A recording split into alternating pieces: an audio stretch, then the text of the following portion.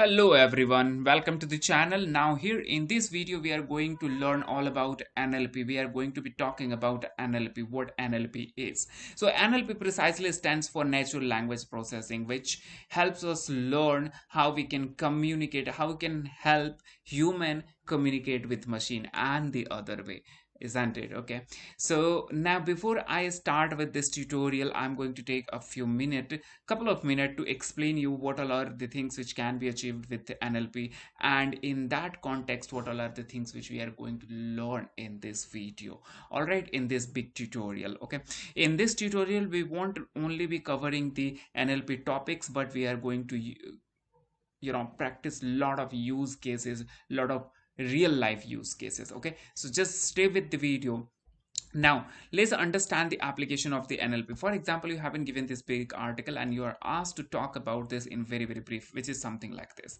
Now you know what exactly this is called. This is called summarization, right? We all have done it while we were studying in school or in colleges, right? So this is something which you can achieve and with NLP, with the help of NLP, very quickly, and that's something which we will be covering in the video. Again, you just apply a topic over here using NLP. You can generate a big article. Over here I have repeated the same paragraph again and again, but don't worry, you can generate a big article just by giving a topic to the NLP module, right?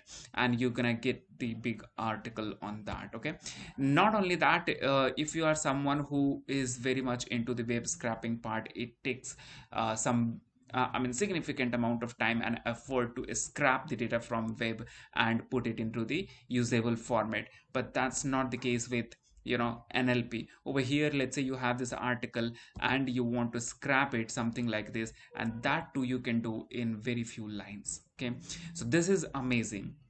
At the end, nowadays the buzz which we are hearing, it's almost the birthday of none other than chat GPT, right? So I think across the globe everybody would have heard about it. Whoever is in technology would have definitely heard about it, and I'm assuming that they would definitely have used it significantly, right? So this is also not nothing other than application of NLP. It has also used the NLP thing extensively. Yes, you heard it right, and that's what we are going to learn into this video. Of course, to make a chat model like chat GPT, it's gonna take a lot of effort, but yeah, that's something, the base of it. All right, so in this video we're gonna be talking about the introduction. We're gonna start with the introduction, then we will learn what tokenization is, what lemmatization is, what is called as stop words, right? What are the bag of words? What is word cloud? How can you create the word clouds the way you are seeing over here? You might have seen on many of the posters, right? Which simply gives you the idea what exactly this content is about, right? So this is called word cloud. Then you're gonna learn how you can generate the article by just supplying a specific topic. Then you would also see how we can create a question and answering model, and not only this, many more. So just stay with me in this video, and we're gonna start with basic, and I'm going to take you to the advanced level where you will be generating many use cases of the NLP. Thanks, and just stay with me. Let's start with the NLP. So let me take you directly to the point. NLP, what does it stands for? This means natural language processing. What is it actually? So let me try to help you understand with some context. Here, if you see, these are the words: learn area, platform, collaborative, learning. Does it make any sense to you? The answer is no. This doesn't make much sense. So what a human does is they uses grammar into it and transform these words in combination of words to connect them with each other and brings a meaning into it. Okay, now if you read it, let's say learn area is a platform for collaborative learning. Now it is giving you some sense, right? It is giving you some meaning out of it. So this language is natural language which humans understand. but this language is not understood by the system. What system understands? When I say system, that means machine. So system only understands 0 and 1. Then how can we make this entire sentence a system to understand? For that, we have something called NLP, which is nothing but natural language processing. So what exactly happens is NLP package facilitates you to easily take this natural language and process that in the form of these binary digits, and whatever response comes out of the system, it also help you to transform that in human language. So that's what we learn under NLP. Now, what are the use cases?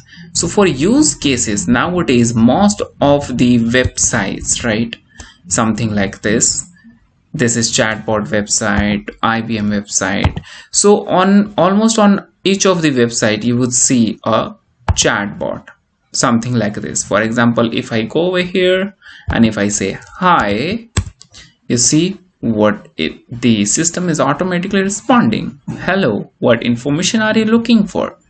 So here are some of the options which are given. Either you can choose any of them, or just let's just say play music. Okay, now if you see play music, let's see what it says. Oops, sorry, I didn't understand your question, please rephrase it, or something, right? Because this chatbot is not designed to make play music, right, to play the music. But what I wanted you to notice is how this is responding automatically. There is no human behind it. It is understanding your language. Despite of being a machine, it is understanding your language and responding it accordingly. How is it possible? This is because of NLP, right? If you use a smartphone, you must be having, let me take you to here, you must be having Google Assistant. So that is also an example. What else? We have Alexa, Google Assistant, Siri. These all are the example which are based on, which are using the natural language processing. Okay, so I just hope that by now it is clear to you what is natural language processing, what are the applications of it. Okay, now let me take you to the Jupyter notebook. So to perform the natural language processing, what we first require? We first require the human languages, human text. Then we will perform the processing on that, and then we will make it in a form where computer can understand it, and then we can move forward, right?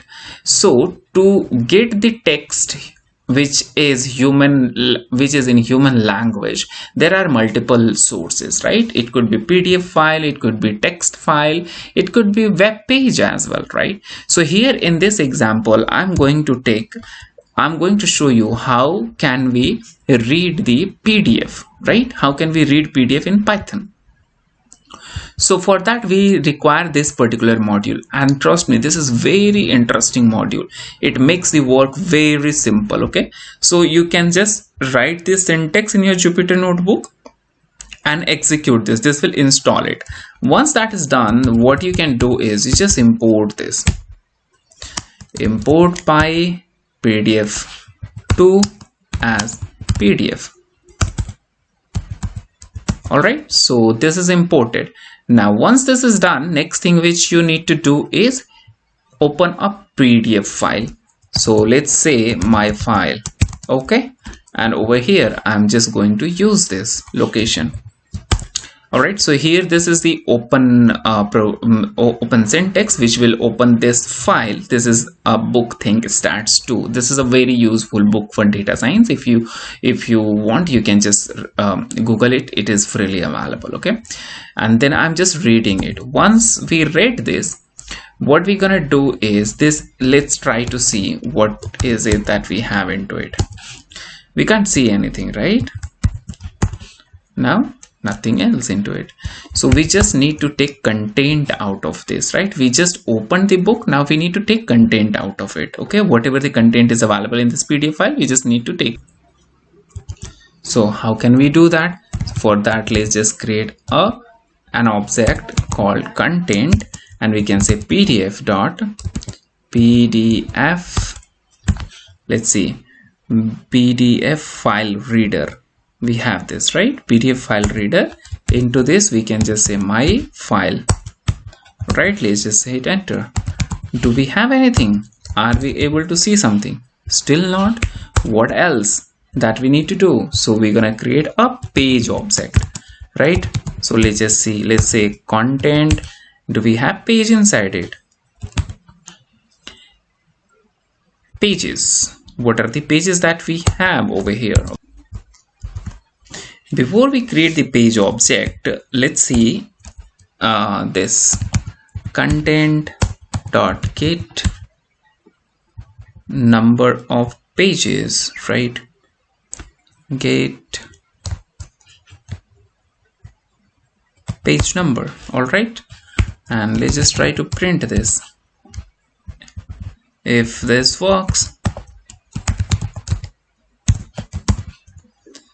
All right, let me just do this. Missing one requirement.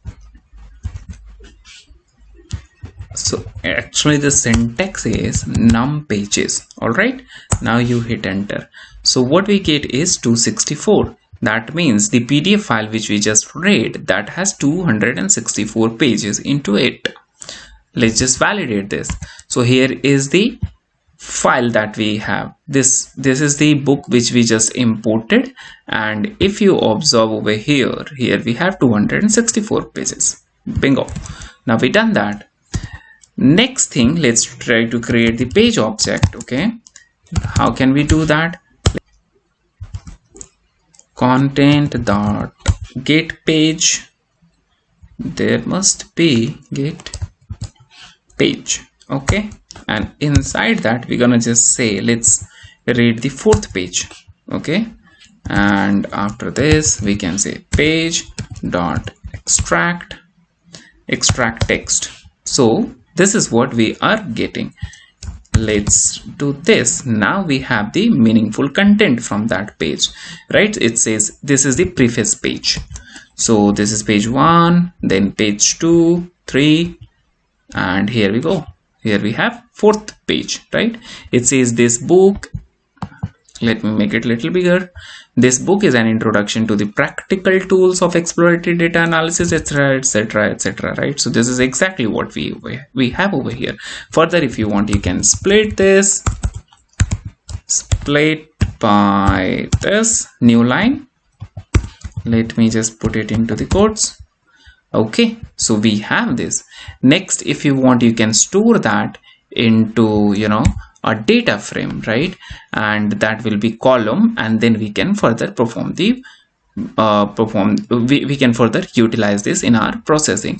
Now what you learned into this, how to how to proceed and read a PDF file, fetch the text from a PDF file. In the same way, you can, you know, import CSV file, Excel file also, that can also contain some already processed text, which we generally do using pd.readcsv.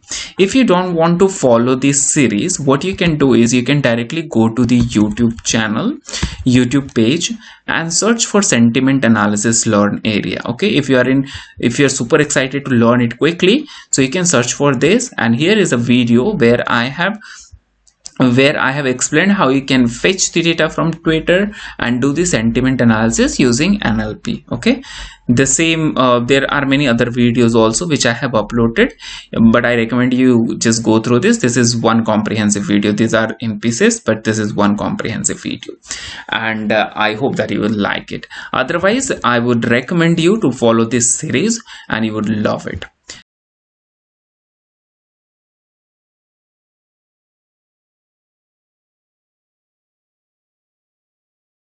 We'll be talking about tokenization. What tokenization is? Consider you have been given a big pumpkin to eat this. So in the very first place, it may not be possible to eat this entire pumpkin.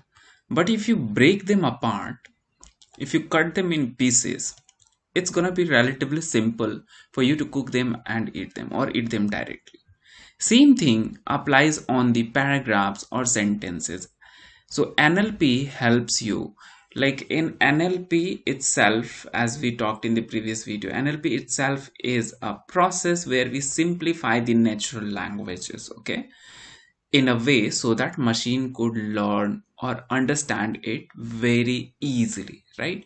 So here in this segment also we are going to learn how can we simplify the big paragraphs and big sentences in a way so that machine could learn it. For example, if you have been given this kind of sentence, and if you directly if you directly expect machine to understand this, it may not be feasible for the machine.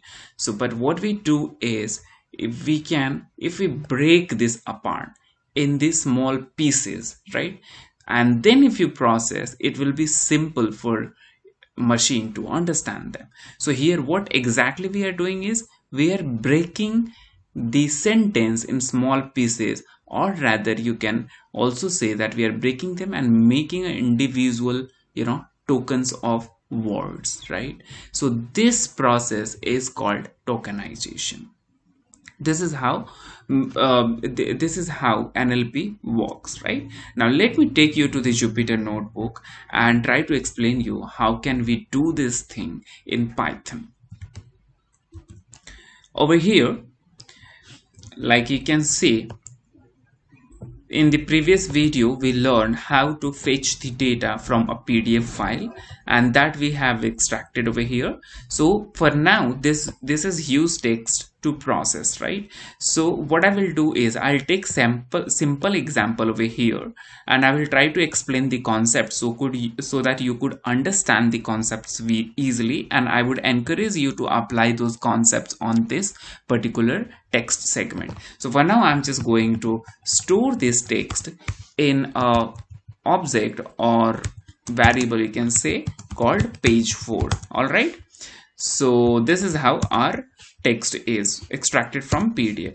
Now I'm going to take a sample text over here. Here I'm simply creating a variable in which I'm storing learn area is a platform for collaborative learning. This makes learning simple and more practical. All right, so if we supply this whole big sentence, it might turn out to be difficult for a machine to understand. So what we're gonna do is, we're gonna break them apart and make token of these words. How can we do that? So for that there are two ways.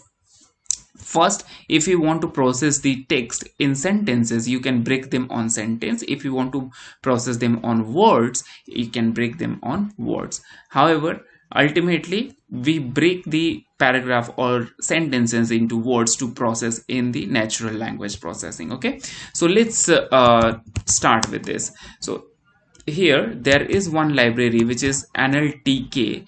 That's what we're gonna be using to do all this kind of natural language processing. If you don't have already it installed, I would say you can simply say pip install NLTK, and that will be installed in your machine. All right, now from NLTK there is one function which is called sentence tokenize. I'm just going to show you first sentence tokenize. This is the function, very simple. You just put your sentence or whatever paragraph you have, you just put inside this. All right, either you can write this entire paragraph into it, but for me it is already stored into a variable, so I'm just going to supply that variable, and you do this. What you can see over here is, here it was a string, but here it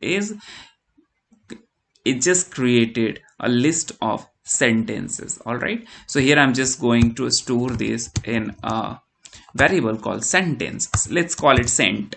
All right, and the next one is NLTK dot word tokenizer. There is another function which is called word tokenizer, right? And when you do this, you see how it is breaking up your sentences into pieces, right? And I'm just going to say it words. All right, let's call it words. And if you print this, so here is what you get, list of words.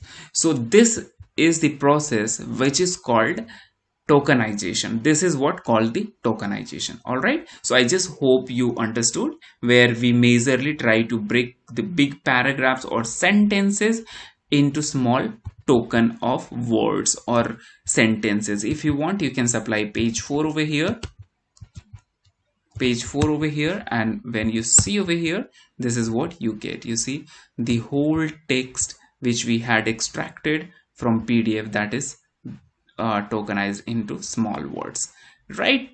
So here what I'll do is, because I said that I'm just trying to I'm just going to keep it simple, so I'll use my simple sentences only. All right, this is it in this video. See you in the next one. In this, we're gonna understand what is stemming and lemmatization. Consider this whole sentence, and here is a word called learning, right? So this is actually derived from the word learn and have a suffix as ing. So this is how the word looks like actually. Learn plus ing. That's how it becomes learning. But for machine, this does not matter. Ing gives it a sense in human language, but for machine, all that it matters is we are trying to say something about learn. That's what matters to machine. So in this process, we will learn how can we treat this or process this kind of splitting or words. This processing is known as stemming. All right, so this is here we have in learning, same could be in studies, flight, growing, etc. This is called stemming. All right, now let me take you to the Jupyter notebook, and over there I'll try to help you understand how you can do this in Python. So now here we have these words created, this words variable list. We have this words list created, in which we have broken down our two sentences in tokenization. In fact, we can say that we have tokenized the words. Now we will try to process these words and do the stemming on this. We will also see what are the words where stemming was required. Okay, now let's just start with this. So to start with stemming, first we need to import that. So for that, how can you import that? NLTK dot, you have one module called stem, and out of that you need to import porter stemmer. All right, so this is done. Because I already have it installed, then that's why it is not giving you any error. Otherwise, if you're doing it for the first time, it might ask you to download this particular part, wordnet, nltk.download wordnet. Okay, it might ask you to download that. So just download that. You don't have to do anything, just type this and hit enter. It will download it automatically. Okay, so because it is already done in my system, so I'm not going to do that. Now once you are done with importing this successfully, the next thing which you need to do is create an object for this, right? So let's call it porter stemmer, and this I'm just going to say stemmer. Just consider that I'm creating a device for it. All right, now let's call stemmer dot stem, and into that let's apply a word called learning. Okay, and let's see what happens. You see learn is populated. Same way, if you supply running, what it does is running. Because looks like there is something incorrect I have supplied. So it is converting it to rune. This is what it finds the nearest closest correct word, or whole word rather, I can say, right? Then if you want to make this, then now you see it is returning run. Same way, let's try to type the name of our channel. Let's see what happens. So it is returning whole because it understands it is not finding any close base word, right? A base close word it is not finding. That's why it is taking it as a new word and showing you the whole as a showing you this thing as a whole. Now let's try to apply the same thing on whole list of these words. Okay, how can we do that?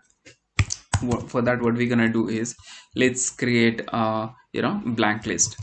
Stemmed, let's call it stemmed, and over here I'm going to say for I n, what we can do is I'll just take this over here, and we have list of words over here, print, and over here I'm going to say I, and let's say this, and then I'll just take this and just put over here, instead of learn area I'm just going to say this. All right, so this looks pretty well. We can just run this. Okay, here it gives some error. What is the error? Let's just see. This word is actually words, right? So now let's just try to observe what all are the things which have been changed. You see, learning has been changed to learn, collaborative has been changed to collaborate, and then practical has been changed to practical. So basis on how this thing has been built in Python, basis on that it is finding the, for example, if you see makes, it has converted to make, right? So this is what called the stemming. But with stemming there is a problem. Let's try something. Stemmer dot stem, and if you supply, for example, studied, let's apply this. You see what is it returning, what it is returning. Okay, so this is not giving you any meaning. All right, or maybe if you say cried, so you see it is returning cree. All right, so it is not giving it any sense. How can we make it, let's say if we have cried, we want to make it cry actually. How can we make it? Right, so to fix that we use Lemmatizer. What Lemmatizer does is it also acts like stemming, but when it does the stemming, right, when it removes the suffix or prefixes, it finds a meaningful base word. For example, if you write over here copied, right, so what it is giving you is copy, which doesn't have any meaningful purpose, right? I mean, this doesn't have any specific meaning which gives the same purpose for which it is being used, which gives the same sense for which the user want to use this, right? So what we need is, if we are stemming it, it should return copy, right? Then it makes more sense. Okay, so how can we do that? So that is also very simple. Like I said, it can be achieved using Lemmatizer. Okay, so how do we use the Lemmatization? In the same library where we had imported this stemmer, the same way we can import one more module which is called WordNet Lemmatizer. Just import this, and the way you created an object for stemmer, same way we're gonna create an object for Lemmatizer, right? So here I'm just going to say lem equals to WordNet Lemmatizer, and this is done. After that, what we're gonna do is we will just try using this. We will just try this on it. Okay, how can we do that? So for that, what we're gonna say, lemm dot lemmatize, and into that let's apply copied. So when we supply copied into it, it is writing copied itself, because it is not finding the closest meaningful word. Otherwise it will return it will return it will return copy, copy. Okay, let me try saying this instead of copied, let me try saying this copies, right? I know this is not a correct spelling, but let's try this. So when you do this, it is finding a closest correct word which gives more meaning to it, and that is copy. Same way, if you try studies, and when you run this, it says study, right? But if you try the same thing over here in stemming, what it says is study, right? Doesn't make any sense. So same there, that's why instead of a stemming we use the lemmatization. Okay, we do the lemmatization of the things, right? So what I'm going to do next is I'm just going to create a data frame in which in the first column I would have the original words, in the second column I would have the stemmed word, and in the third column I'm going to keep the lemmatized words. How can I do that? So for that I would just require to have three lists. So over here I created one blank list, and now what I'm going to do is here, because I have to store the stems also, so what I would do is I would say stemmed, sorry, I misspelled it. Okay, let's go with this same spelling. Let's call it append. Inside that I'm just going to put this whole bunch of thing. Okay, put this whole thing. Okay, and now I can comment this, and if I print stemmed stem, it is giving me the same thing, right? So one list we are done with creating the one list.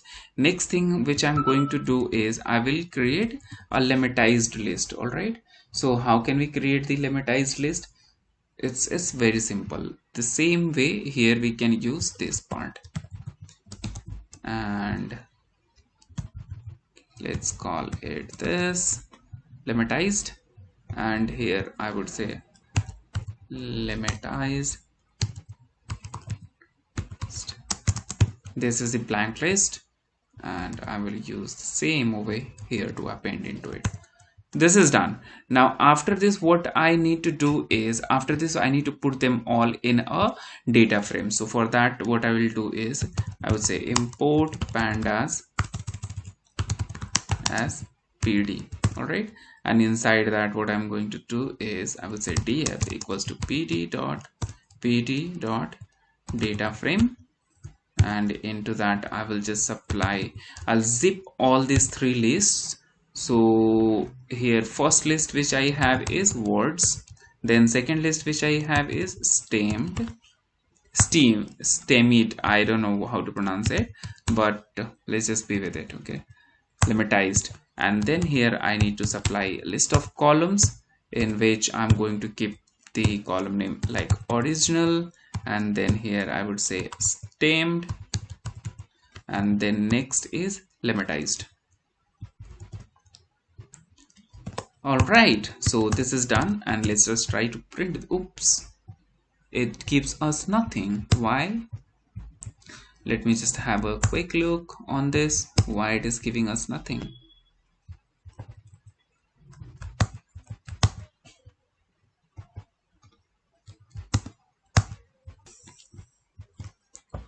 So the main reason was I had just not executed this particular batch.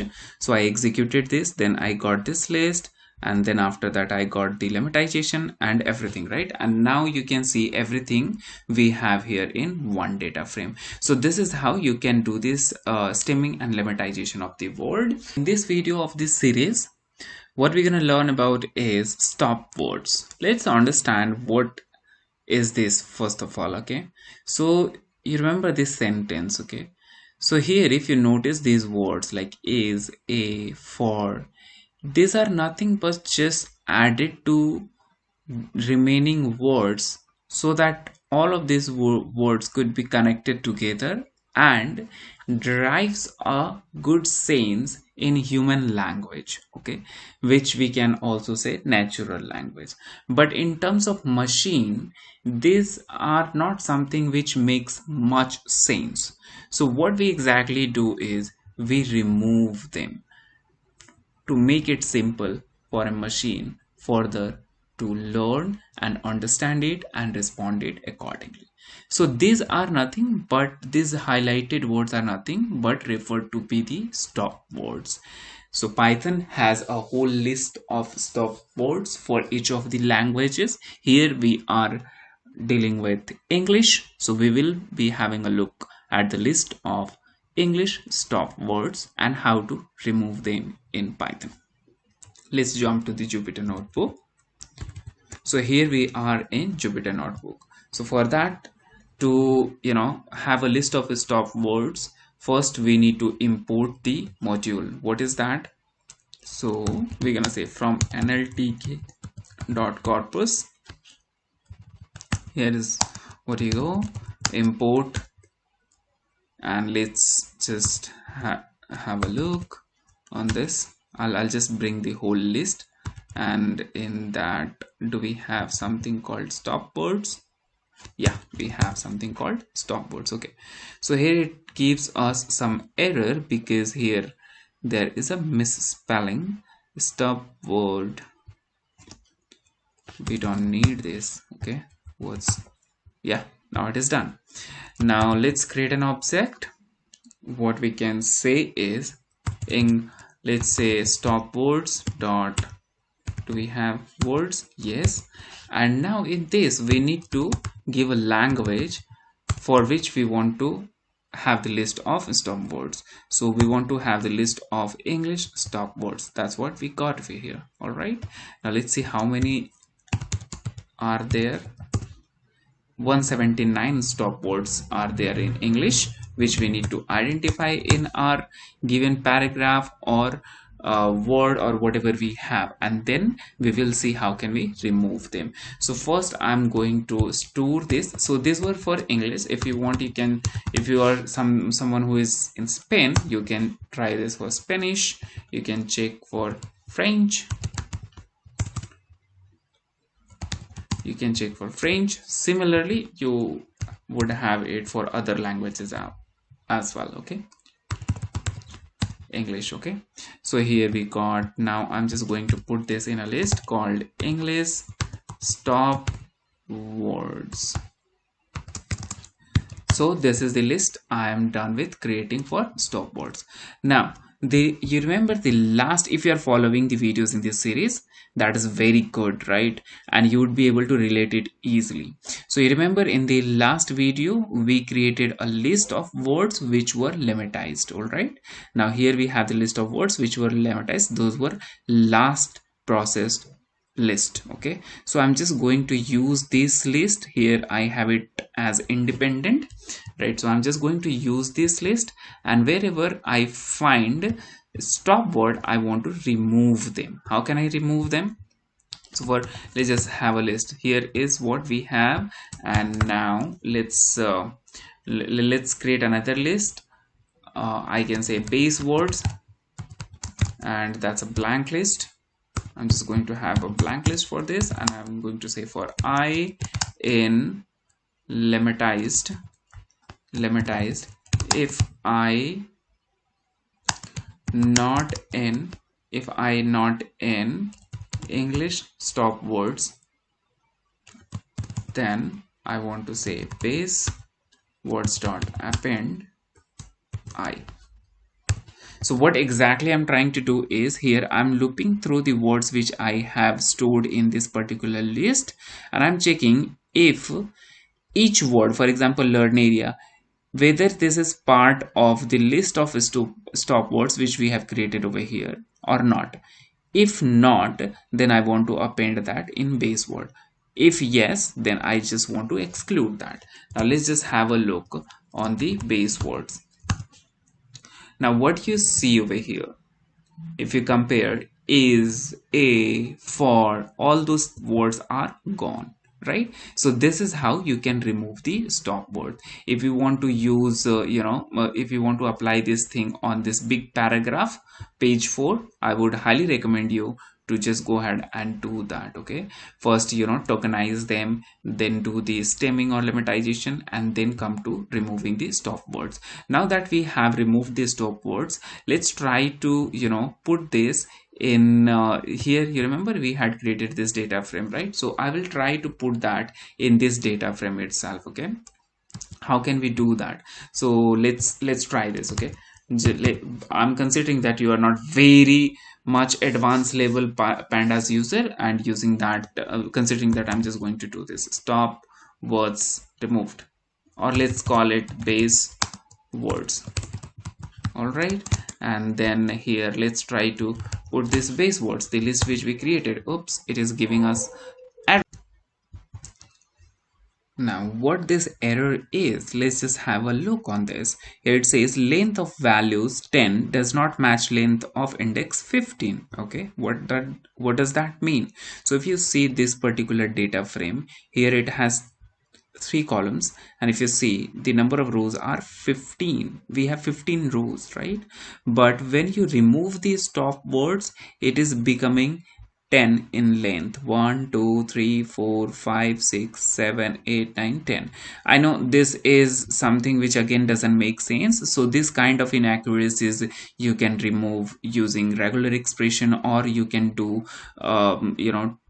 you can treat all these bases on your own sense, right? We need to apply some R sense as well. Okay, even in fact, if you want, you can have your own customized list of stop words. It's not necessary that you use this list only. You can just store all those words which you want to remove. Okay, and then you can follow the same process. Now the point is how to fix this particular part. So for that, what we're gonna do is we will use df, and in the df, the column on which we would like to apply this condition or this stop word removal is, column name is this dot apply.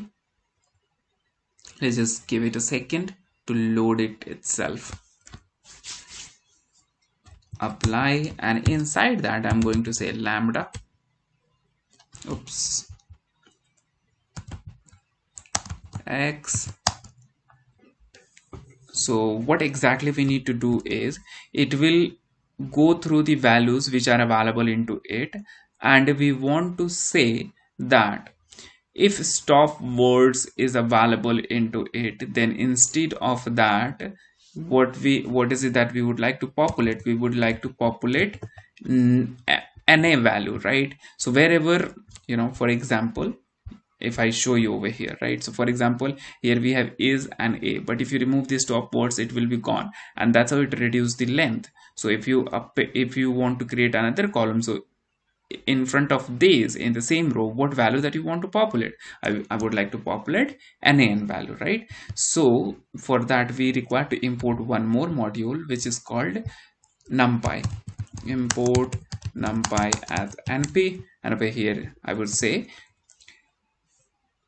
apply lambda np dot nan if x not in,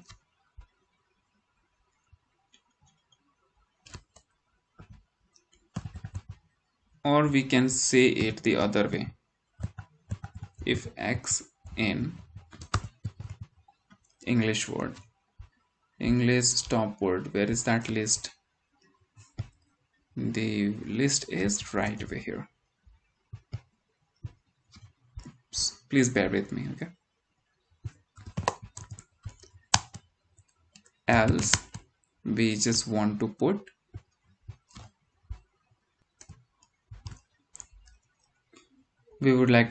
x itself. Okay, so this x is nothing but it is directly indicating to this variable. So we are simply saying in this variable, if this variable contains any value from stop word list, instead of that just put np.nan, otherwise just populate x. Let's try to run. What do you think? It's gonna work? Yeah, it just worked. Let's just see that. So this is the output. If you see over here we had is, so is a stop word. Instead of that, we're gonna have nan. Same goes for a, etc. So this is how you can remove these stop words. You can apply it on your own series, and if you want to practice, I would highly recommend you to apply all these things on this big set of words. All right, hello everybody. So in this part of the series we will be talking about one of the NLP modeling technique, which is called bag of words, right? So let's have a look what Wikipedia says about it. So as per Wikipedia, the bag of words model is a simplifying representation used in natural language processing or information retrieval, right? So if this makes sense to you, it is well and good. Otherwise, I'm just going to explain you in detail. So like any other, bag of words is just one of the modeling technique. Using any other or many other rather we can say NLP modeling technique, we can do amazing things. For example, let's say you went to Amazon and you want to purchase something. For that, first thing which you do is find the product and then you check out the reviews. So let's consider that you have this review. Like you can see, this is such a big review, right? So you may not have time to figure out what exactly this customer is trying to say. So we require something which could tell us whether it is a negative review or a positive review, right? So that's something which you can achieve using many of the NLP technique, and bag of word is one of that. Let's have a look how does bag of words work. So to make it simple, what I'm going to do is, let's say we have, all right, before we proceed further, so when we do bag of words, how does this work? So entire activity you can split in two parts. First part is listing down all the words or creating a vocabulary, right? Creating a vocabulary. So this is something which is called bagging the words. What, let's say you have been given a very big sentence, which I'll be covering in the next, right? And then you break them down and you pick out these specific words and make a strong vocabulary. Okay, that's one part. Then once you're done with that, then next thing comes is encoding them. Let me give you an example. Let's say you have this kind of data. We can consider it, let's say that it's a training set. Okay, training data set. So here you see you have reviews about Learn Area channel, right? So here it says Learn Area is the best channel, it is just awesome, it has great content. And the last review is something, someone says I just hate it, right? So here is the analysis, sentiment analysis, which has been done on this sentences, right? So this in terms of learning, or machine learning language, or modeling language, we usually say this is the target variable. This is target variable, which we generally refer as y, and this is your independent feature, which we generally refer as x. So using this, we have to train the model to give the result something like this. So how we gonna work on this, right? So what is it that we're gonna do in bag of words modeling, right? So in that, what we do is we have a look at whole sentences, whatever the raw data is being supplied, and then we break them to the smallest unit. You remember we learned in the previous video where we saw how to do the tokenization. So that's exactly what we're gonna do over here. So like you can see, we have broken them to the smallest unit, which is words, right? Of course, words is not the smallest one, letter is the smallest one, but letter will not make sense, right? In terms of this bag of word or NLP language, we will consider that word is the smallest unit. Okay, so now once you are done with tokenizing all the sentences, all the text which has been supplied, the next thing which comes is, next thing which I will do is I will remove the stop words. Again, this is something which I have covered in the previous videos. I would highly recommend you to check out the playlist, and or I'll be giving the link of the video in the description section. Okay. Now I'm done with removing the stop words, right? And then the thing comes, is there anything else that we can filter out of it? So yeah, there could be certain situation. For example, here the word NLP doesn't make much sense, all right? And sorry, not the NLP, means this particular word Learn Area doesn't make much sense. Other than that, we can perform lemmatization or stemming to simplify this kind of words. Other than that, what else that you can perform is you need to make sure how that all the texts are in one case either small or capital, okay, so that it will the model will not get confused. Otherwise it will start treating the same word as different. Let's say if you have written learn area in a small letter and in capital letter both, so that both of them will be treated as separate item, okay. We will be seeing as we progress in the videos, okay, how to take care of this, but for now I'm just going to be with these kind of words. So once we are done with filtering out the specific words, so this is what our list of words will be or vocabulary will be. All right, so here to make it clean, I'm keeping it at one side. Now once we are done with making all these things, what we're gonna do is this all will be called features. We're gonna make them as features, right? So we also say this feature extraction. Now you can see learn area, this learn area is over here, based is over here. Next thing which we're gonna do is we're gonna, now once we are done with having all these features created, next thing we will start looking at the supplied sentences or documents one by one. So let's pick the sentence number 1. So in sentence number 1, what you see is learn area is available, right? Best is available, channel is available. So when you encode this, so this is what you get. Wherever you find a match, you put 1. Wherever you don't find a match, you put 0. Same thing we're gonna do with sentence 2, where we see that it has it and awesome. With sentence 3, which has it, great and contents. Then we do the same thing with sentence 4, where we have I and hate. Now this is a very perfect data ready to train your model. Now when you train the model, so to train the model you also have to supply the target variable. What is it exactly that we want? So this is the review. So here we are simply saying if there is any word, if there is any sentence which contains learn area, based and channel, that is a positive review, okay. Same goes for each of the sentences. All right, so using this you trained your model. Now one thing you should observe over here, in the text here we had 2 it word, but here we see only 1. That makes sense, right? Because here we are just creating one column and wherever it matches in the sentence we are putting 1 against that. I just hope that it is clear to you. Now let's take a new sentence where it says great to learn from awesome channel. So you see there are 2 things which are matching over here, 3 things in fact: great, awesome and channel. Let's put it in this table. So sentence 5, and that comes something like this. So here you see channel is something matching, awesome matches and great matches. So we see that these wherever we had word great, we got a positive review, right? Wherever we had awesome, we had a positive review. Wherever we had channel, we also had positive review, okay. So here you can easily predict or consider, or maybe you can guess that it's gonna be a positive review, right?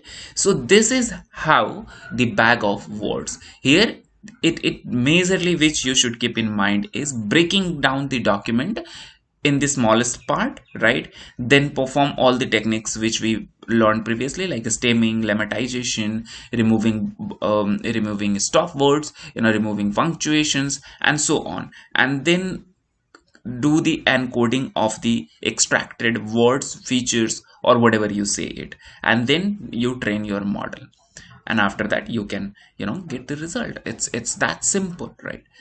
Video we're gonna learn how to create the bag of words, okay, and do the modeling on that. So primarily here we will be trying to achieve the sentiment analysis, and for that what I'm going to do is on Kaggle we have one data set which is for IMDb IMDb review data set. That's the IMDb data set, right, which we're gonna take, and in that we have the reviews written by the customers.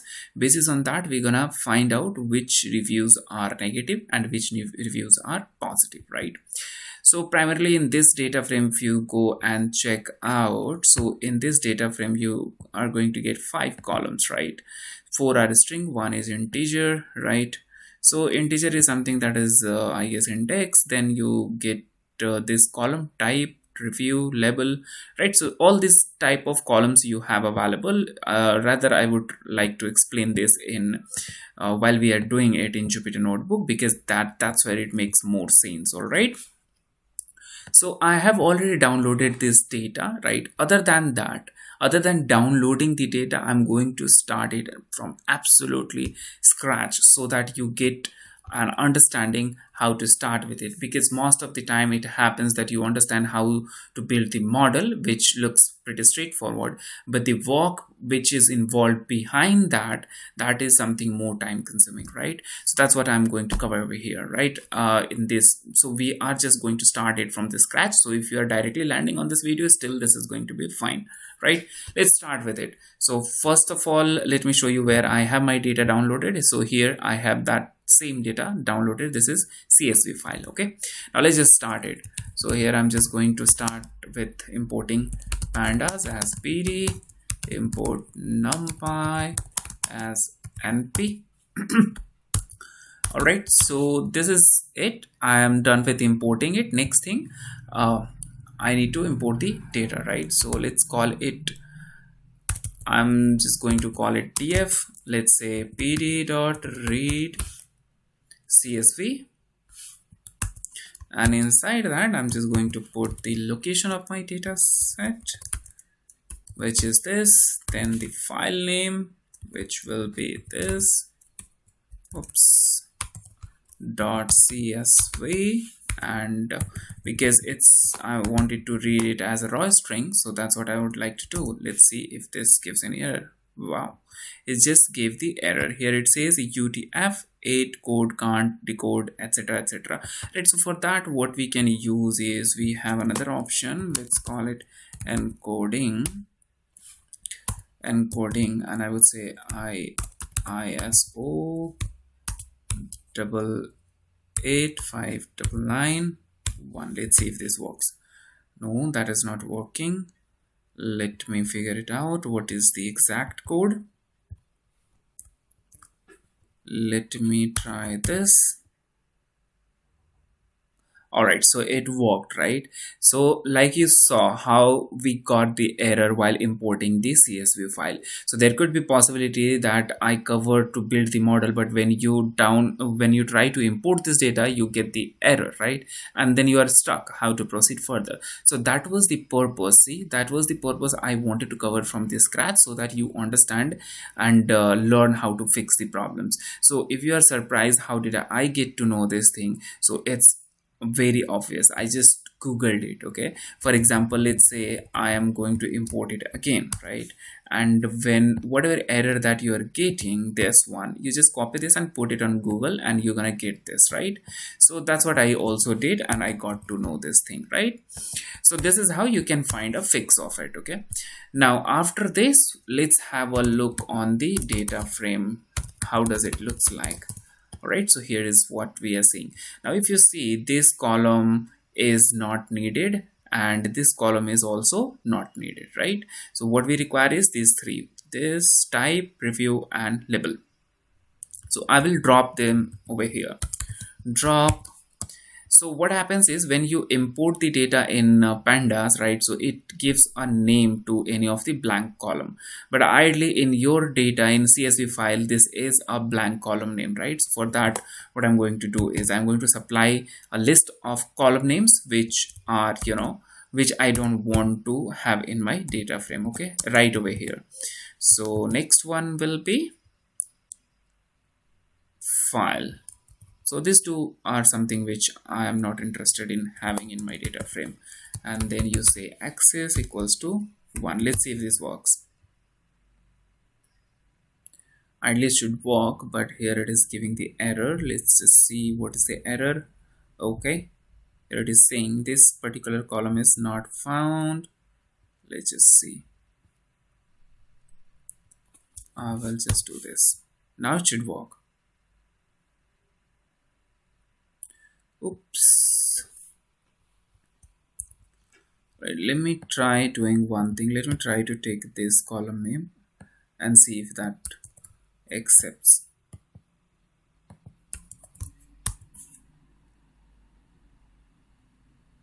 Looks like it's gonna work. Yeah, it just worked. All right, so here we got that. Next thing which comes is, now we need to think from this column, for this column. So this is type. So in this data, if I show you this shape of this data, okay, let me show you the shape of this data. Display df dot shape, and over here display this. So the benefit of using display is you would be able to see both of these two things together. Okay, so now in this data, if you see, we have these many these many rows and 3 columns. Okay, now you want to see what all that we have over here. Okay, so let's just try that as well. I'm going to say, let's say display, and into that I would say display dot type dot value count. Value counts. Let's see if this works. Okay, values count. I think that's what the function is. Okay, here is the problem. Oops. UA. All right, we got that. So you see over here it has 2 values, right? Train and test. So train has 75,000 records and test has 25,000 records. So what we will do is we will split this data, because in this data itself it has given the flag which set of data you can use for testing and which set of data you can use for training, right? So we will be splitting the data in the same way. So I hope that you would have tried some basic modeling techniques, right, initially. So the way we split the data in train and test part, same way we will be doing it here. But here in the data itself it has given the test segment and train segment, so we will be using that only. So now I'm going to see what all are the values that we have in this label column. Okay, so let's just try that as well. Instead of type, I'm just going to say label. All right, so here we got that value as well. So in label we have 3 type of values: unsupported, negative, and positive. So unsupported is something which doesn't make much sense for us, right? So what we will do is we will be keeping negative and positive values only. All right, so let's just remove the negative unsupported from this data, and then continue with negative and positive values. All right, so if you see 50% of the data is unsupported, right? So we're going to remove that. Let's just try that.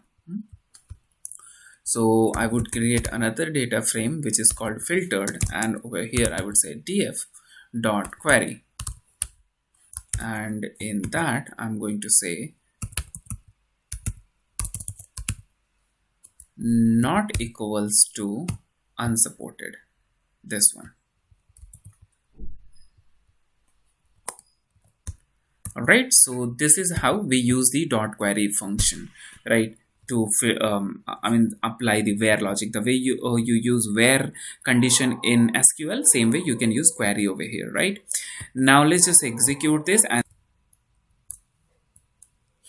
right, so here we are done with writing the query. Let's just execute this and see what is it that we're gonna have in filtered data now.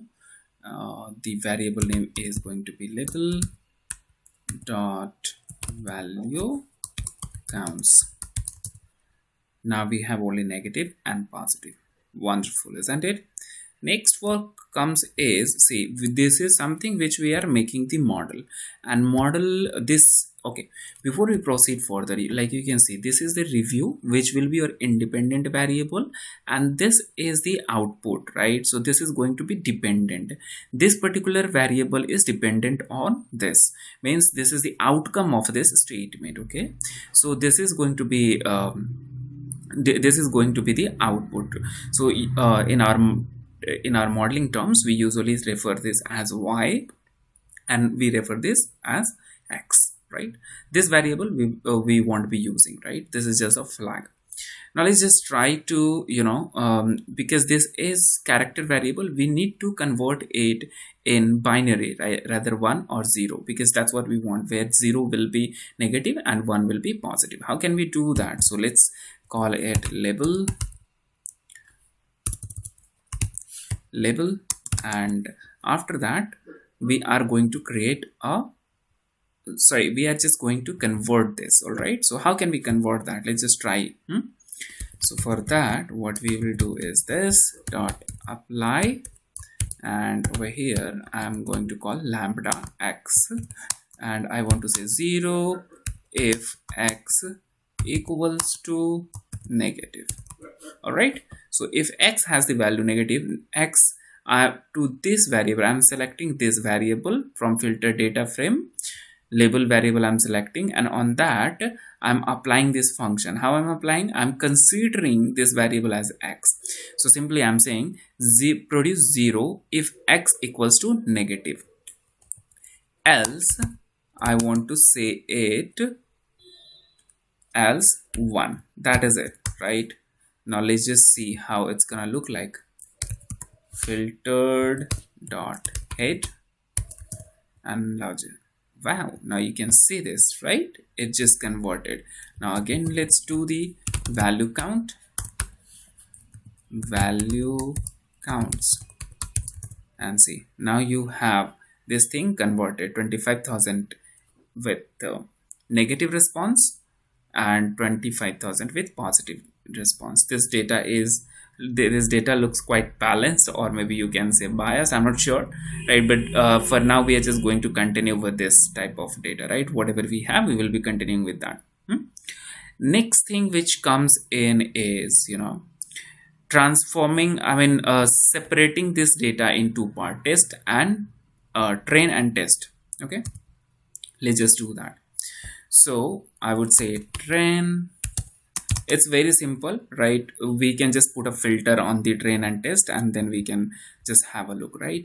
So here I'm just going to say train, and for that I would require to call this particular data frame name train dot query, and inside that I'm just going to say where type equals to train, right?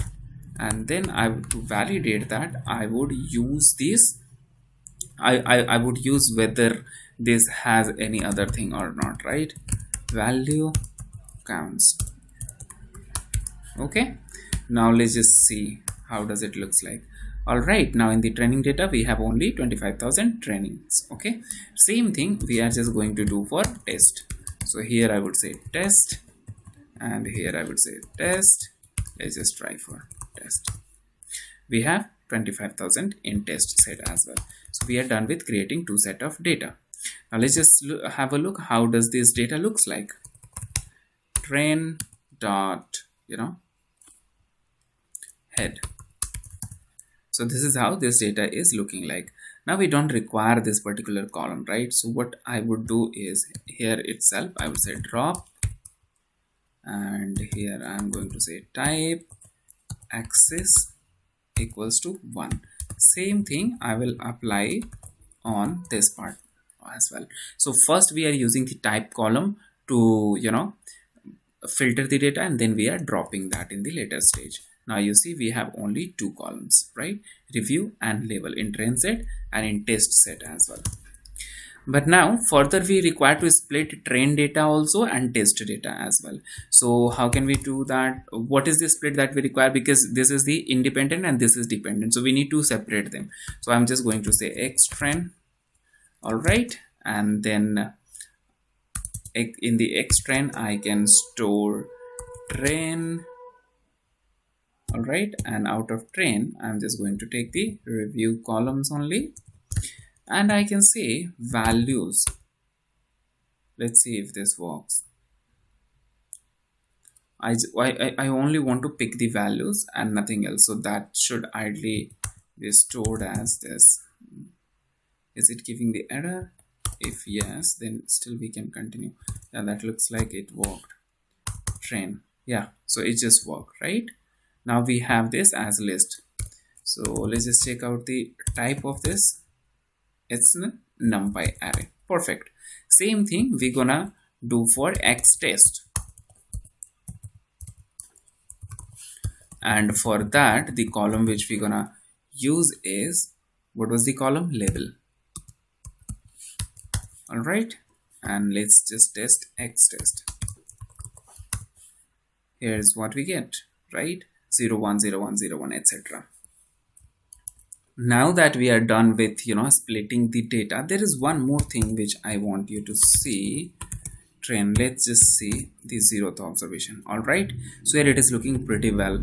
Now if you remember, we in the previous videos we learned in the previous videos we learned what exactly that we do in bag of words. Basically we create a vocabulary, right? And basis on that, once we are done with creating the vocabulary, we score that, and basis on that we can apply any of the modeling technique, right? Either naive bias, or you can apply decision tree, whatever fits well, right? That you can apply over here. But for now, our first purpose is to do the feature extraction, right? How to do the feature extraction. If you don't understand what feature extraction is, I would highly recommend you to check out the 5th video, which is this, right? This video, right? This will help you understand that. Now let's just start with that. From sklearn dot feature extraction dot text import this. All right, so now we are done with importing the count vectorizer. All right, now we will vectorize this train data, and then we will perform then we will take it forward from there. All right, is we're gonna get start to do the feature extraction, which is also called creating the vocabulary list, or we also say it creating bag of words, right? So how can we do that?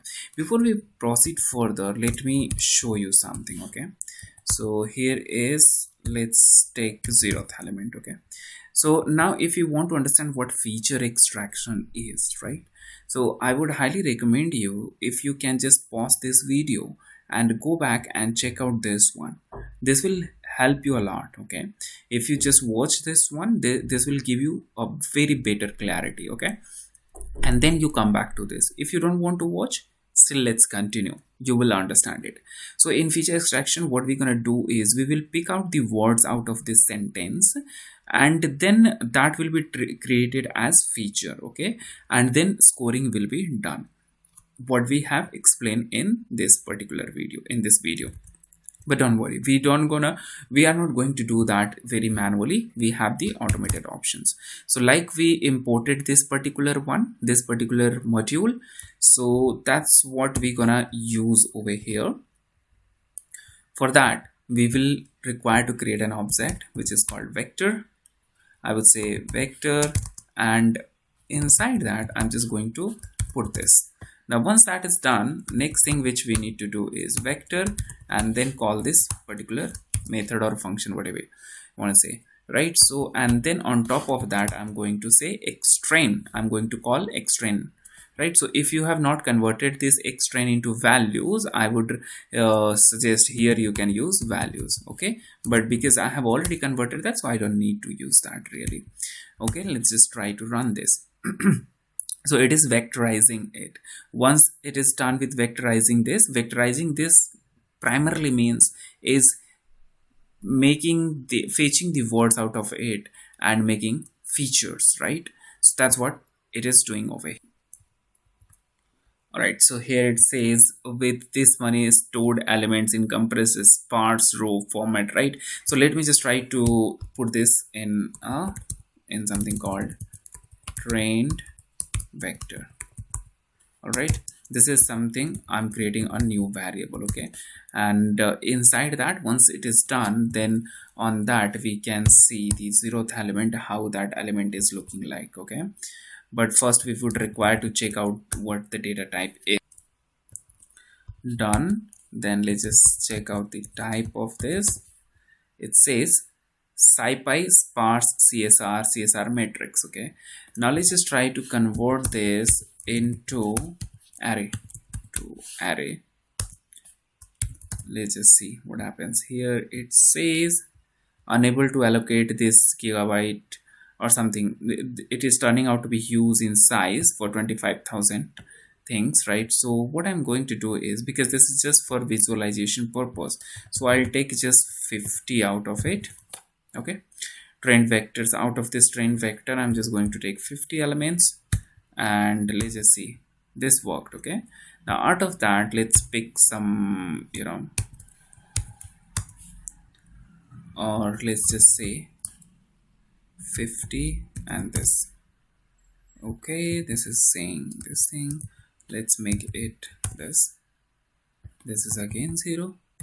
All right, let me just try 100 or 1000. This is again giving us the 0 element. Okay, let's just try this 40. Anyway, all right, let me just do this. Okay, so this is what it is giving us. We have so we have these values available over here. Let's just try to figure it out. So here we have this vector created. Now that has one method called get feature names, right? Let's just try to see what is it that we have over here. All right, like you can see over here, the the reviews which we had available in Xtrain, here you saw, for example, here we picked one item from the list, training list, right? And that was this whole complete paragraph, right? Now that has been broken down, and that process is called tokenization, right? So that has been tokenized, and this kind of value which we are going to get over here, right? So let's just try to see the length of it. All right, so you got 75,000 plus words, right? 75,000 75,532 features you got. So this is your list of vocabulary, right? This is your bag of words. Now if you want to see some of it, what you can do is, let's just take this int object. Okay, so here, because I have taken length, which doesn't make much sense. Now let's do this. All right, so what you see over here is 50 elements are this. Okay, now let me just put this way. Let's see what we have at 500. Okay, now here that makes some sense. After 500 we have all these words, right? So like you can see 20 video, 20x, 20 year, right? All these things that we have over here. Now if you put this, let's just see this. So you are getting 20s. These all are the words which we have. These all are the features which has been created. Now if you want to see if this really exists in the data or not, what you can do is, let's say train data, we're gonna say head, and into that what we can say is review.str.contains, and inside that let's put this, and what we see is this. All right, so here we got this sentence which has, in our training data frame we got one entry which has this particular word 20 minutes. All right, now if you want to, because this is not clearly visible, so what we can do is we have one option which is called pd.setOption, and inside that you can say it is play.maxCallWidth, and let's just put that here equals to 0. All right, here it says equals 0. Oops, there seems to be some worry, some issue. All right, let's just make it comma. This worked. Now when you come down and when you see, now here is what we got. All right, so if you see over here in this whole paragraph, somewhere you would find this 20 minutes written into that. Okay, so it has taken out, like you can see, it's right over here, right? 20 minutes. So this is created over here. Now there are two things. If you want, you can start building your model using this part itself, right, from here itself. But if you want, you can make this data more suitable, right? Because these all things doesn't make much sense, right, to come up with a particular sentiment, right? So what we can do is we can think of removing these words, right?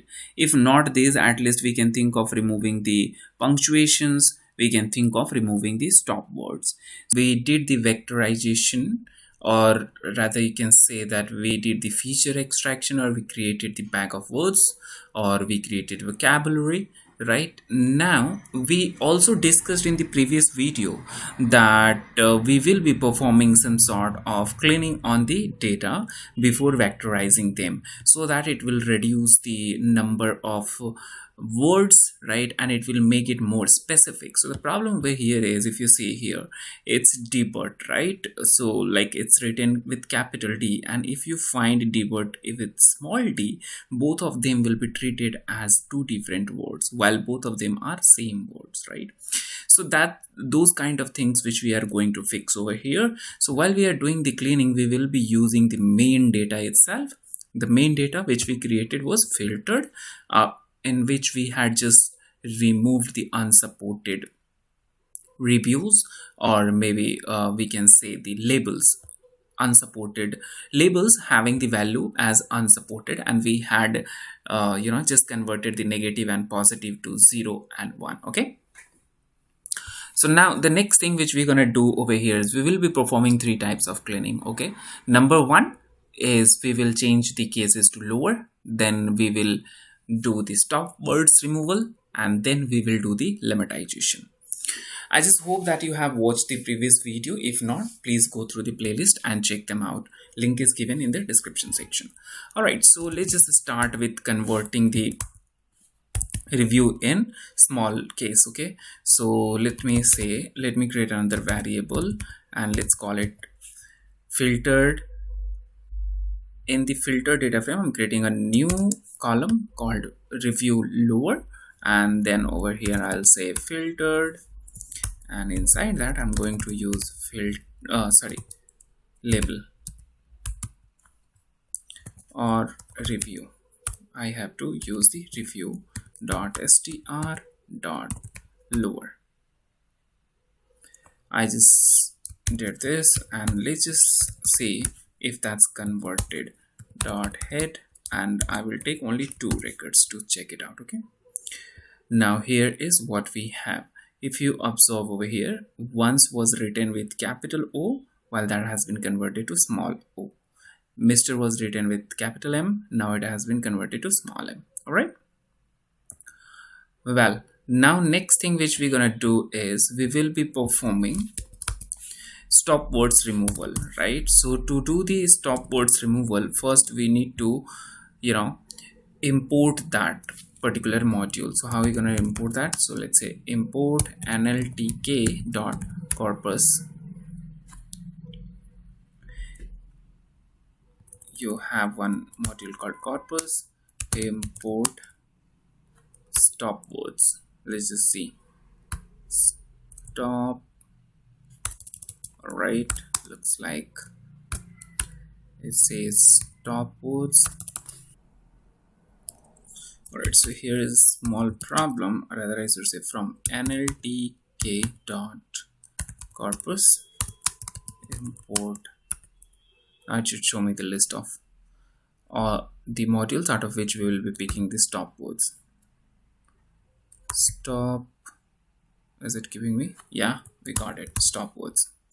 All right, so this, all right, so here is some spelling problem. Okay, now this is correct. Next thing which we're gonna do is we're gonna import the English list of stop words. In the previous videos I have explained about it. English stop words. All right, and here I'm going to say stop words dot words, and over here I will say English, and let me show you what all that we have over here. Bravo, we got it. So if you are person from different language, you can put your language subject to availability. For example, Spanish and all those things are available over here, so you can use them. Now stop words are done, created. Okay, now next column which we are going to create over here is in the filter data frame, we are going to create another variable or another column which we would say that stop words are removed. So let's just say filtered, and here I'm just going to say review no stop words. All right, and here I would say filtered, and here I would use this particular variable where I have converted it already in the small letters. All right, now the next thing which we need to do is I would say apply, and inside that lambda x, and here we're gonna say word for words in I would say x dot split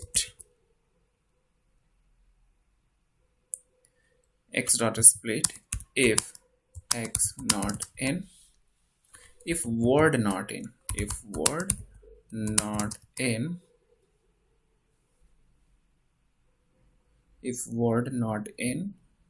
we can say that word for words. All right, so I guess I made some small word for word in, sorry, let me just come back over here, in x dot split, sorry, if word not in English stop word. All right, so what I'm trying to say over here is I'm just running a for loop. First I'm splitting the each of the row of this particular column, right? I'm doing a word split, and then through each of the word I'm trying to check whether that's part of stop word or not.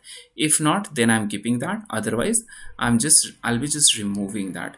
But again, I'll have to do the joining as well. Okay, so what that joining means is, if you observe over here I'm splitting the data, right? So I need to bring that in again the actual form, right? So that's why I will be doing this. So what I'm saying is, first run this, and whatever comes out, just join them and then put them into this, right? Let's just try to run and see if it gives us any error. All right, so it is taking some time, so till then I'll just pause the video. Looks like it is completed. Now let's just check how does it looks like. Filtered dot head is going to see 2 out of it, right? So there seem to be some bit of unexpectation. Yeah, I can see it. All right, so you see there is no space at all. So what I need to do actually is just right over here I need to supply one space and then again run it.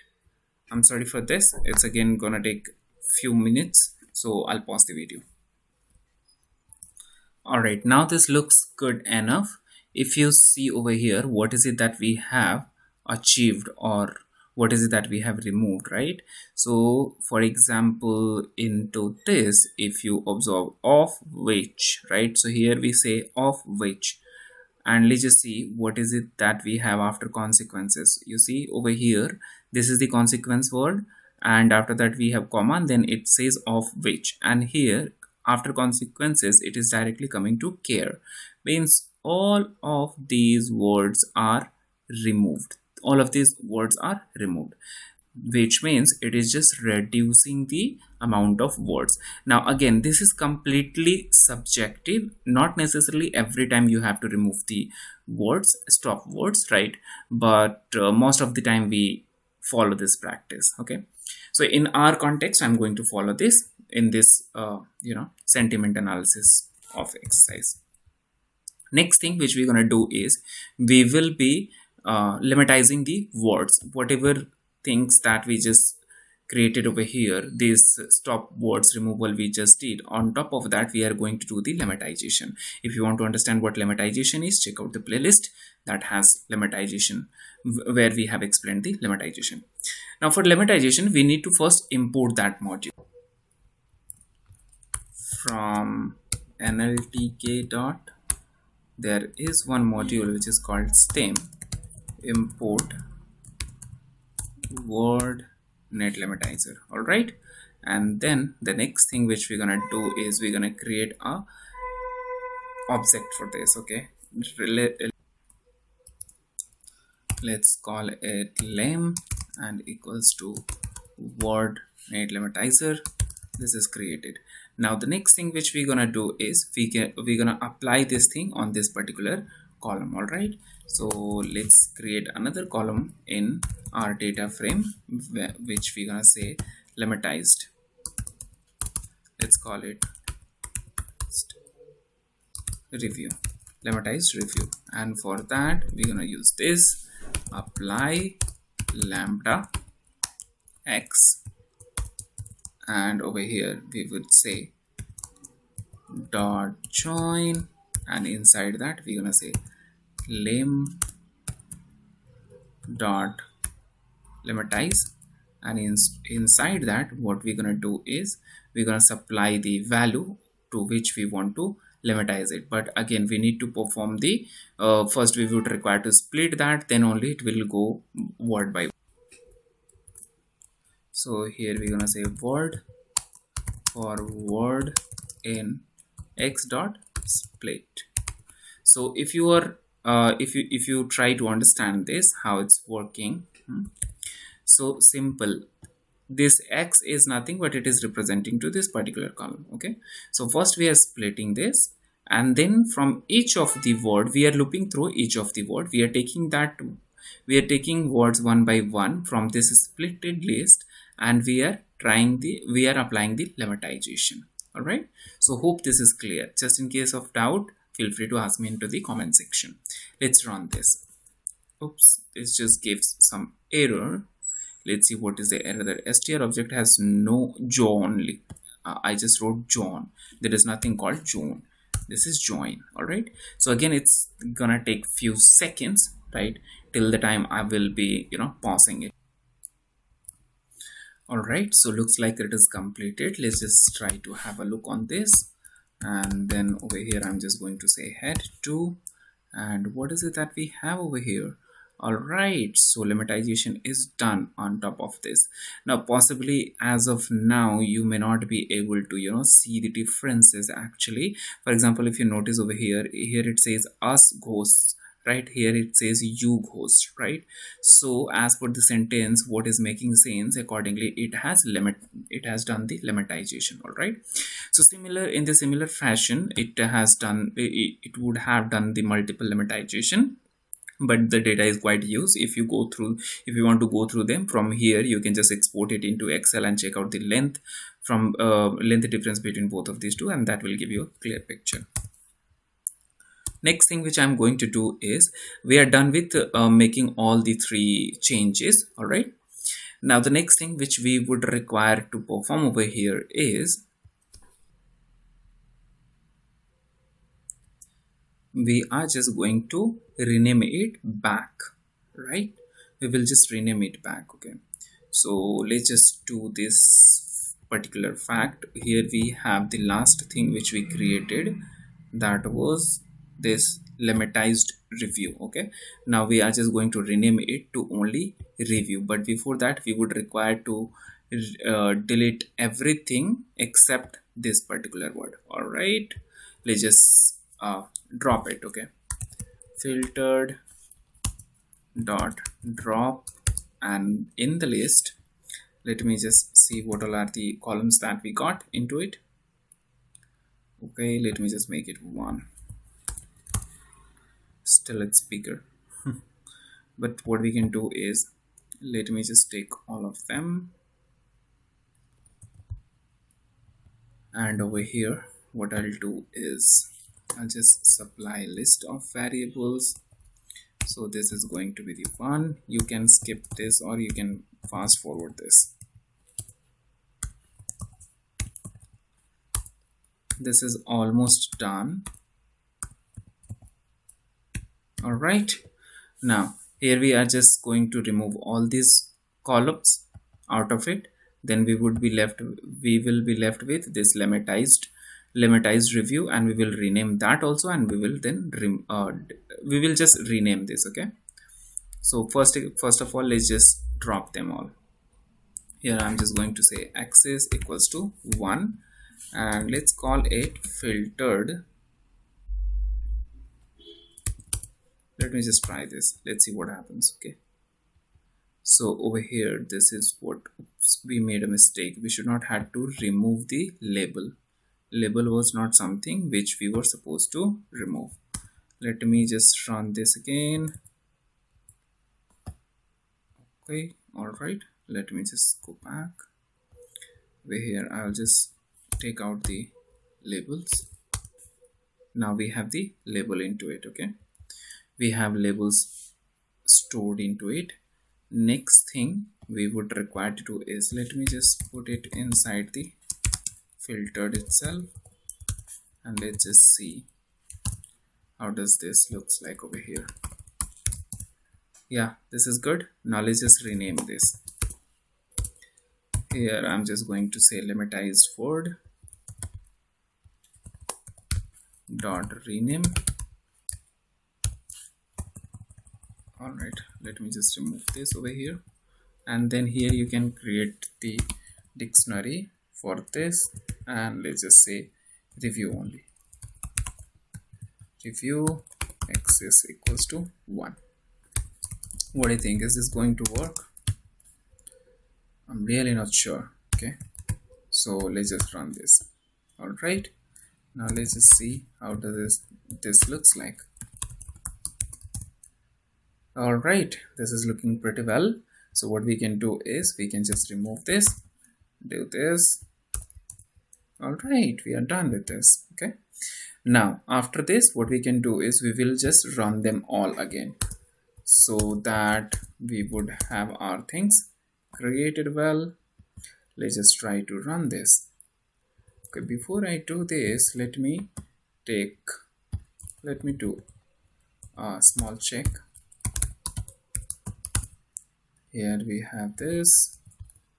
Let me take a note of it. I'm just going to take a note of it, so that we will just try to see if it reduces number of words or not. If this reduce, then that means the efforts which we just gave into it, that has created some difference. Otherwise it's gonna be same. Let's just try. I believe till this point we had executed it. Now again we are just going to train the vector. It is taking time. I'm going to pause the video. Oh no, it is done. All right, let's just see.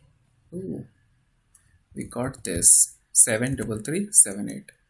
I guess it has done the reduction of the words somewhere, significant amount, rather I can say somewhere 2000 words have been reduced. All right, now let's just try to check them out. Over here I can say 500, and let's just try to find 4. Oh, you see, now we have only 20 video, right? Previously we were getting something more, right? You see, that has been changed, right? So this is how it will just make differences. Okay, so you know, we just reduce the number of words into it.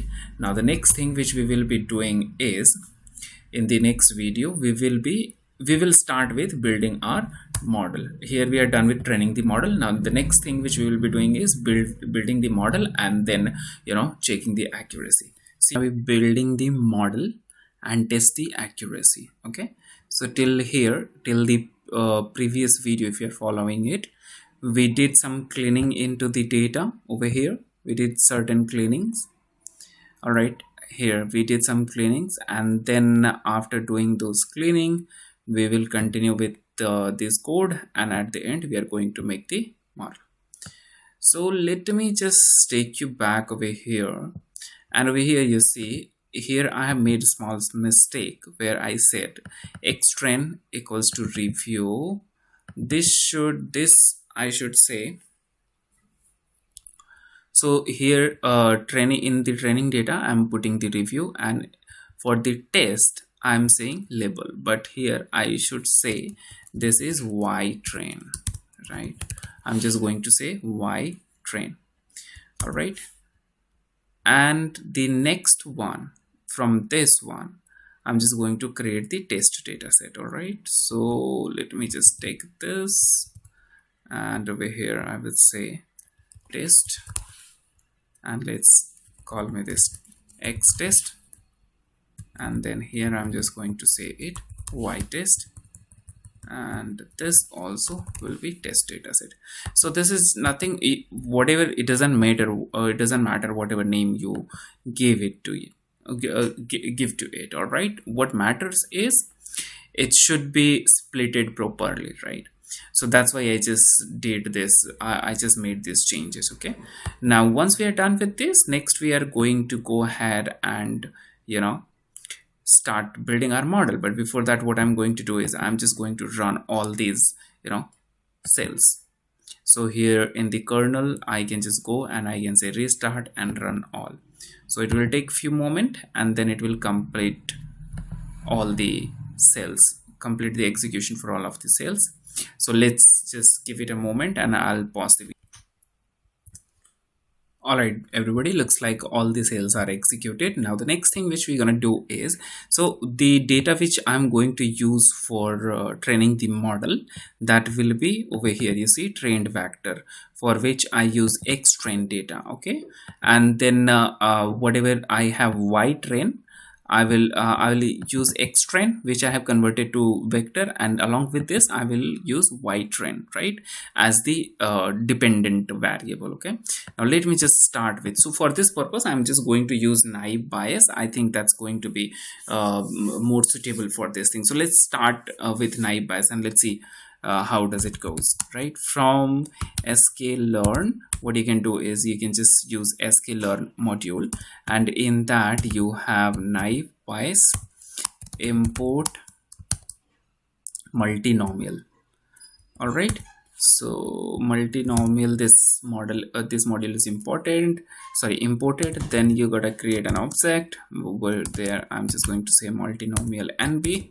This will be this, and then let's call it model.fit, and into this the trained vector. You remember here we created an object which says trained vector. This is what we are going to use over here. All right, and then along with this we are just going to use Y train data, the one which we created right over here. You see Y train, which contains label from the training data set. Okay, so if you are following the video, following this series, that's going to be very useful. All right, so we are done with training the model. Next thing which we need to do is do the prediction, and to do the prediction we require to use the test data. All right, so the test data which we have is over here, right over here, just right over here. There's X test and Y test, but you remember before, because this is bag of words thing, right? So before using that we need to we need to vectorize it, right? So let's just vectorize it.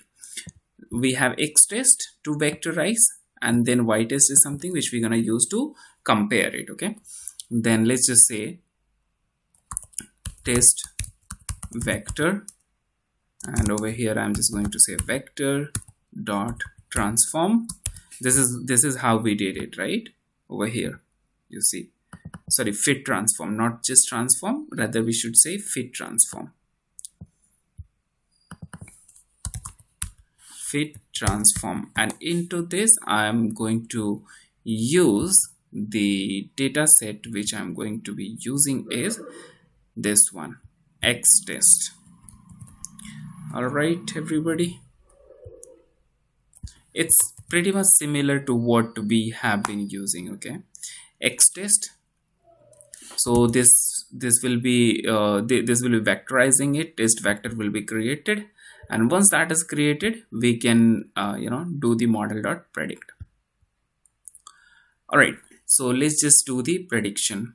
Model dot predict, and inside that this is one thing which we're gonna use.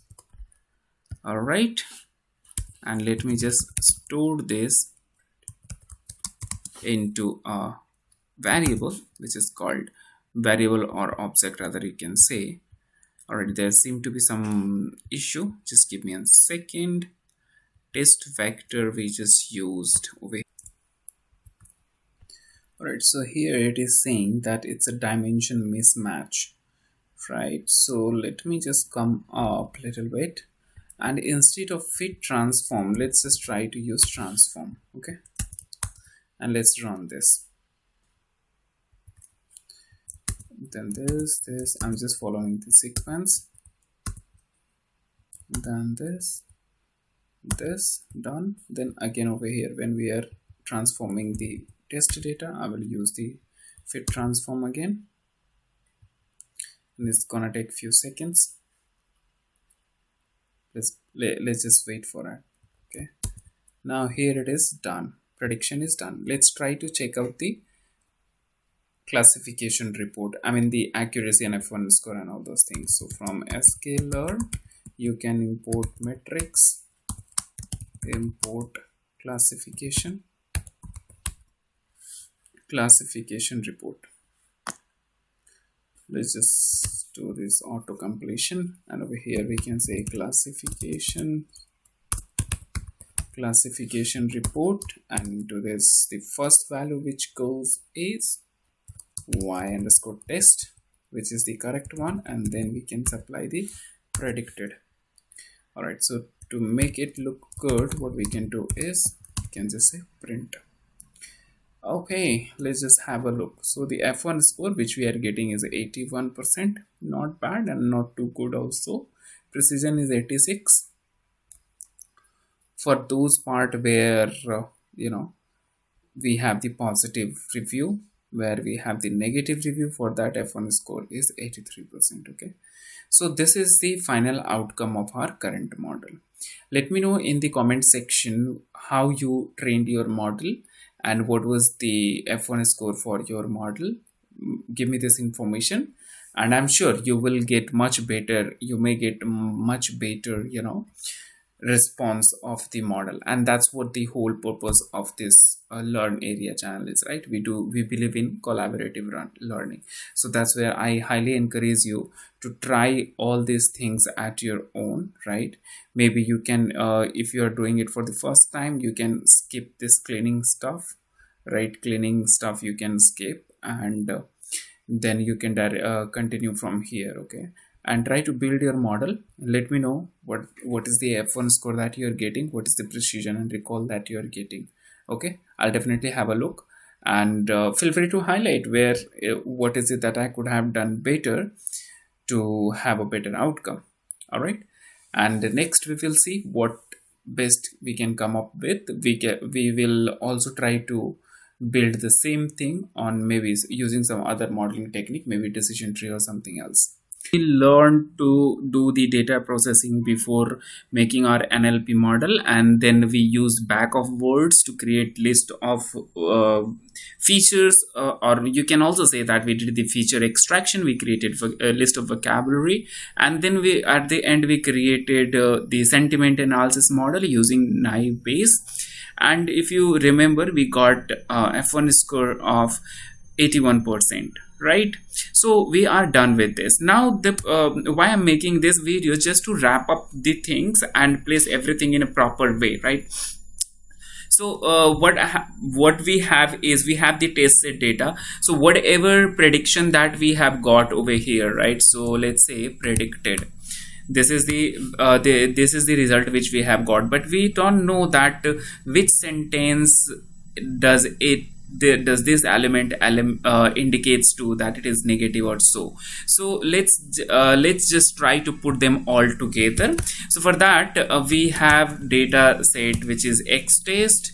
Let's take one element. We have x test, then we have y test, which is the actual sentiment, and then we have the predicted value, right, which we just saw. So I'm just going to put everything together and have a complete data set, and then see where our prediction is not matching with the actuals one. Okay, So final, let's call final sentiment equals to pd dot data frame. By the way, this pd is indicates to pandas data frame. So if you don't have it already imported, so I would say just say import pandas as pd. All right, but I already have it, so I'm not going to do that.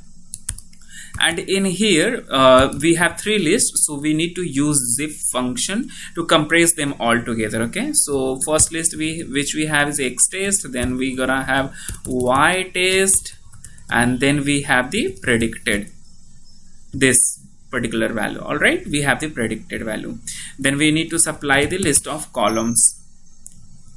Let's just see columns into that. I'm just going to say x test is nothing but our test set data set for reviews. Okay, then y test is nothing but the actual sentiment. Okay, actual sentiment, so I'm just going to say actual sent. Then this predicted is nothing but the predicted sentiment, so I'm just going to say predicted sent. All right, and then over here I will just try to take final sentiment dot head and two observations, right? So here we got. Now what you see over here is the actual prediction and actual sentiment and the predicted sentiment, both of them are same, right? So let's just try to see where it is differing. How can we see that, right? So there is, you know, a function called query, which you might have learned if you have followed my pandas videos. If not, then the link is given in the description section. I highly recommend you to check that out. Okay, now here we have final sentiment, and next thing which we're gonna do is we need to find where our sentiment does not matches to the actual sentiment. Right, and for that we are going to say actual sentiment not equals to, you you should notice this particular, you know, operator. All right, this is for not equals to. Then it's, let's say, pred sentiment, and let's just have a look here. It would give me a lot of things, so I'm just going to see only two. All right, so here you see this particular review here, actual sentiment is negative, but what we have predicted is positive.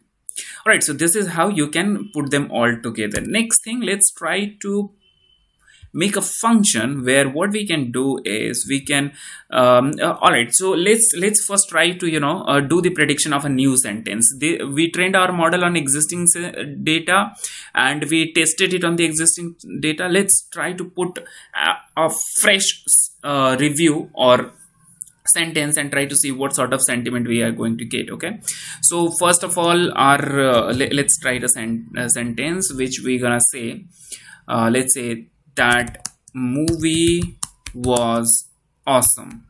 Okay, and here I'm just going to say review. Let's call it review. All right, so this is done. We need to convert this in form of, you know,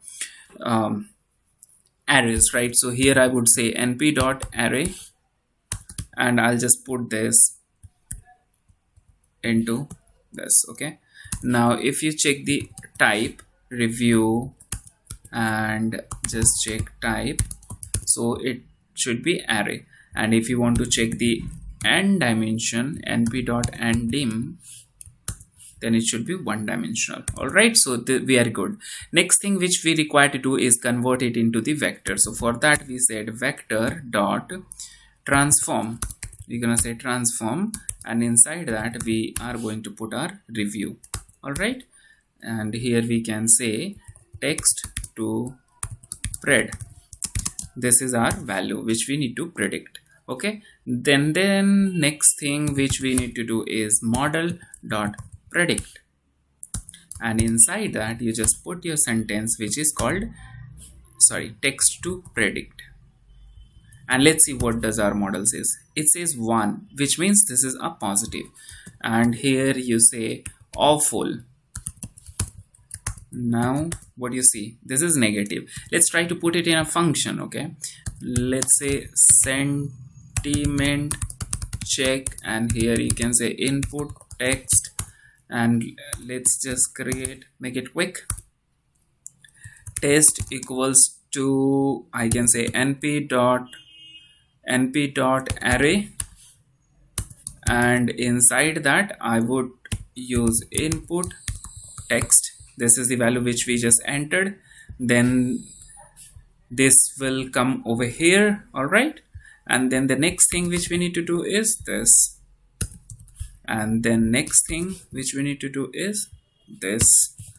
Next I will just put this into, let's call it predicted value. Okay, and here I would say if predicted value equals to 1, then print the review is positive.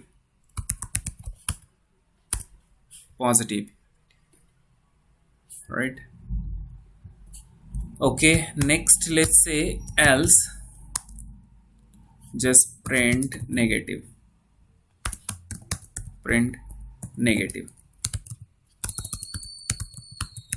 Because here we can only have either 0 or 1, so that makes sense, right? So now the next thing which we're gonna do is let's try to use this function sentiment check, and inside that I'm going to put my text which is called the movie was awesome.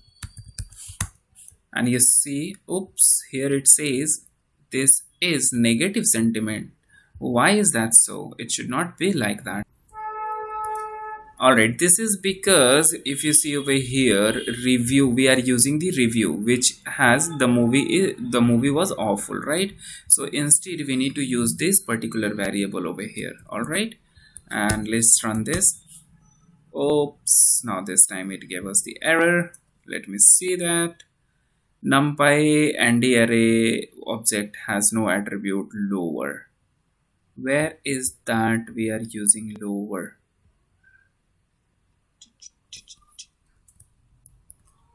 Alright, so here what I feel is this square bracket, I can remove this square bracket and let's just try. Alright, we got it. Okay, the review is positive. Now let's just say awful. It says the review is negative. So this is quite interesting, isn't it? Now we made a model, we created a model, and then we just make a function. Now you can put whatever sentence you want, you can just pass that into it, and then that's gonna give you the sentiment. Alright, so I hope that it was interesting and you found it useful. Just in case of any doubt, put that into the comment section. If you have any suggestion, put that into the comment section and I'll definitely try to help you out on that. The F1 score which you got was 81%, right? So is there a way that we can try to improve this score? What are the, we saw multiple ways like tokenization, lemmatization, stemming, stop words removal, etc. Okay, and after that we did the modeling and we got a score of 81. What else that we can do? So that's where we are going to see this video, right? Today we are going to learn about POS. What does this POS stands for? It's nothing but parts of a speech. Oh, just hold on. Here, parts of a speech you saw. That doesn't mean we are going to learn the English grammar. Okay, so yeah, you're right. Parts of a speech is the same. The parts of a speech which we learn in our school, back to school. So it's going to be the similar thing, but parts of a speech tagging we are going to learn over here. So if you just Google and check out the Wikipedia, on Wikipedia you get all these 9 types of parts of a speech, but this is for English grammar. So what we're going to learn today is for natural language processing. For computer also, it is important that we make the computer understand the parts of a speech, the speech which we are supplying as input. Okay, why is that important for the computer? Okay, so let's consider this sentence where it says the cheat didn't help to pass the exam. And let's see the other sentence, it is not good to cheat in the exam. Now you see the same word cheat over here, it is used, and here also it is used. But in the first sentence, it is used as noun, and in the second sentence, it is used as verb. Now, if you supply these two sentence to the computer, so the computer will not understand where it is verb and where it is noun, and it might get confused and end up giving you incorrect output. For example, if you're using it in sentiment analysis itself, right? Or maybe for any question answering, if you are building any question answering system, in that if you don't do the POS, right, so you might end up making a model which doesn't answer the question correctly. So that's why it is important to do the POS tagging. POS tagging means parts of speech tagging. There is a whole list of POS tagging in NLTK that you can just Google and check that out. You would get a big list of that. Now let's just see how can we do this in Python. Okay, so here I have this Jupyter notebook open. All that you need to do is just import NLTK. I'm just going to keep it very specific to the context so that it doesn't consume much time, but just in case if you get in doubt, do not hesitate to put that into the comment section. NLTK, and after this here we have our sentence. Let's call it, what was the sentence? The cheat didn't help to pass the exam. The cheat didn't help to pass the exam. All right, we are done with this. Now we need to do the tokenization. The first thing which you need to do is tokenization, which we learned in the previous video. So how do we do that? NLTK dot word tokenize, and into that you're gonna supply the sentence. Here we have that sentence. All right, so our sentence is tokenized. Let's put that into a variable called token. All right, we are done with that. Now the next thing which comes is doing the POS tagging, right? So how can we do that? Let's say NLTK dot POS tag. That's it. Okay, and now you put token. Here we got that, right?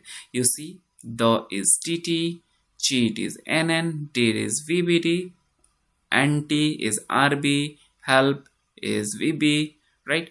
So if this all words looks like a jargon or some alien language, don't worry, I'm just going to help you understand what does this mean. Okay, let me show you.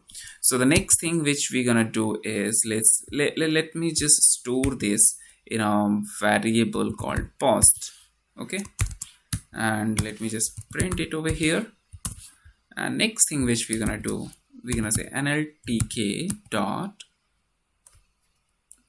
help dot this module. I pronounce it as appentaxit. I'm not sure if it is pronounced differently. You can check it out. Okay, so NLTK dot help dot appendtext. Now what's next? Let's just try to see what does this mean. DT means, what does DT means? So it says determiner. Okay, the is nothing but determiner. What does NN means?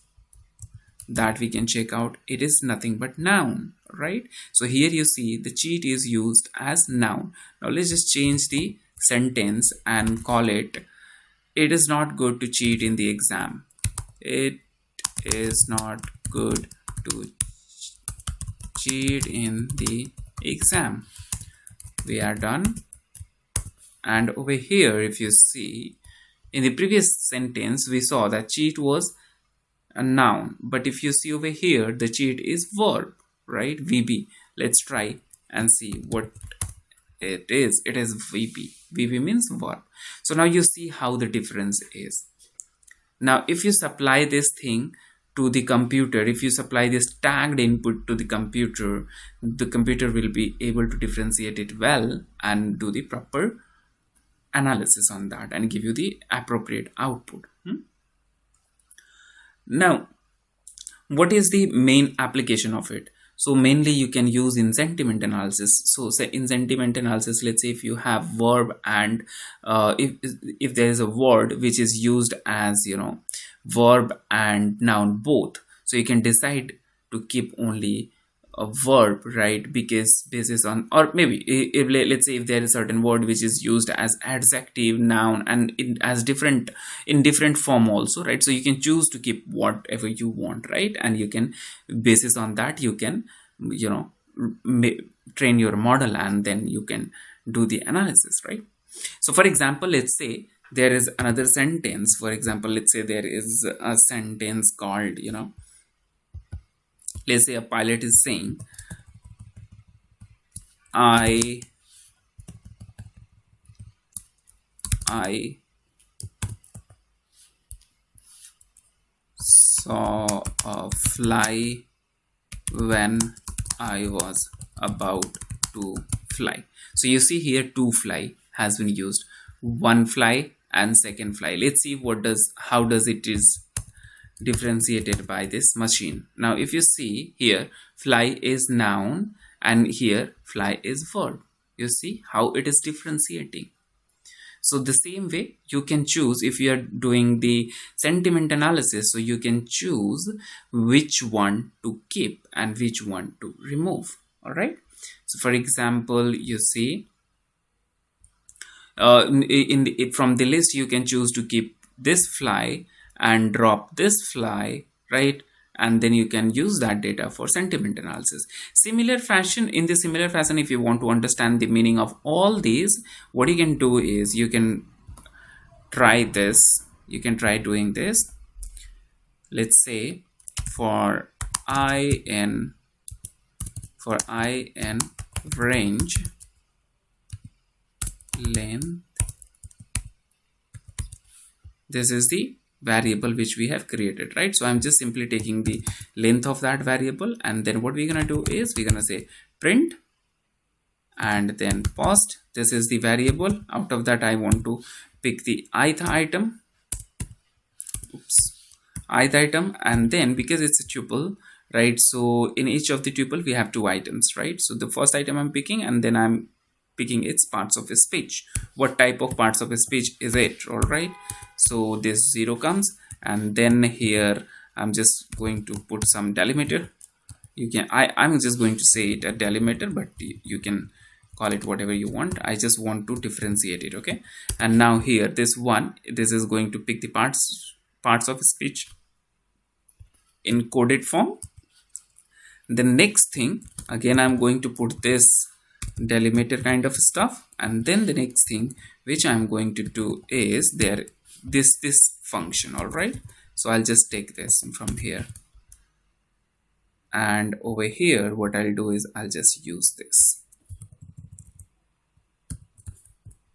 So instead of putting one individual thing, I will run a loop, and then I would have the whole list. Okay, so you see over here, I is pronoun, PRP. It is written as PRP, so which means pronoun or personal.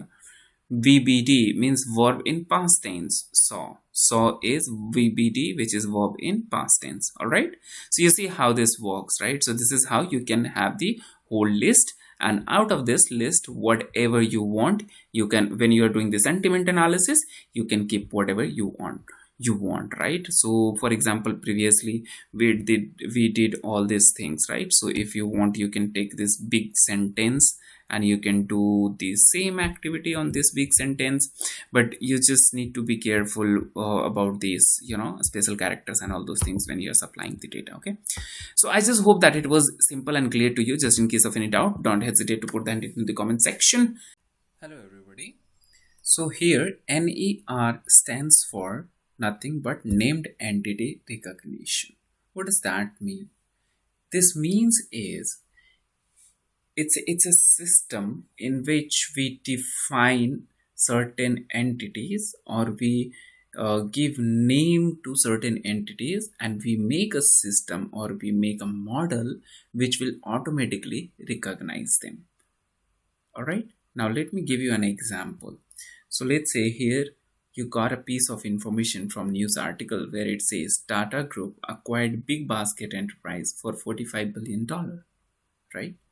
So let's say you have built a model to name the organizations and recognize them. So here if you see Tata, Tata is the organization, Big Basket Enterprise is the organization, right? So these two are organizations. So these two can be, tagged as organization, and whenever needed, you can implement this thing in the model, and whatever input you supply, wherever it finds these particular entities, it will give you those articles, right? So what is the uses of this, where we can use this? Consider yourself, you're someone working in customer support in Microsoft Corporation. You are working in the customer support, right? And this kind of complaints you are getting, so you want to build some system where machine automatically understands the emails or chats and automatically, you know assign those complaints to a specific group or to a specific team. For example, you might have a specific team supporting to Microsoft Excel, Microsoft Word, PowerPoint, Power BI, etc. All right. So how can you do that? For that, what you will do is you can use the NER system. Using that, let's say if you have these all kind of complaints received either by chat or email, the model will automatically recognize the entities into it. For example, the product. Okay, so here first, in the first chat, if you see, this complaint is related to Microsoft Word, this is Power BI, this is Excel. So once it automatically recognizes it, then next which it can do is it can forward or assign this particular complaint to the team which is dedicated to support on Microsoft Excel, and those all things can be done automatically. All right, isn't it interesting? Yeah, it is. I can hear that. Now let me give you another example. For example, you go on YouTube and you see these all tags. For example, you click on news and you start getting all kind of news. How does this system, YouTube, know that this particular video is related to news? Because it has been tagged somewhere, right? This particular channel or this particular sentence, it has been modeled as news. So, and basis on that, you get a named entity over here, and when you click on that, related items just comes in front of you. Okay, same way, if you just click on live, you're gonna get all the live videos, right? So this is how this named entity recognition helps you in multiple ways. Now let me take you to the Jupyter notebook and show you how you can implement this in Python. Okay, so here I am in Jupyter notebook.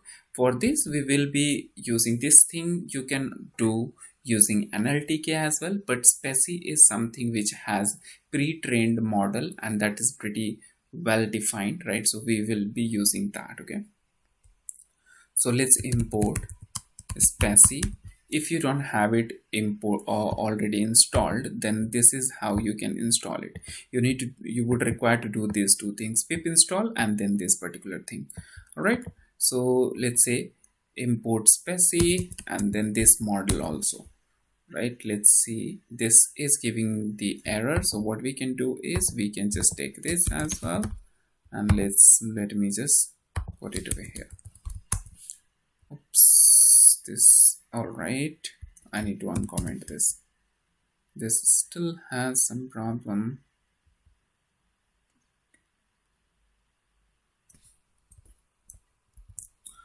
Alright, so the error was some Jupyter specific error. We can ignore that, right? That's not something which will come to you, but if it comes, what you can do is you can restart the Jupyter notebook. Now once we are done with importing this Speci, the next thing which you need to do is you would require to import this particular model. Alright, so let's just say this.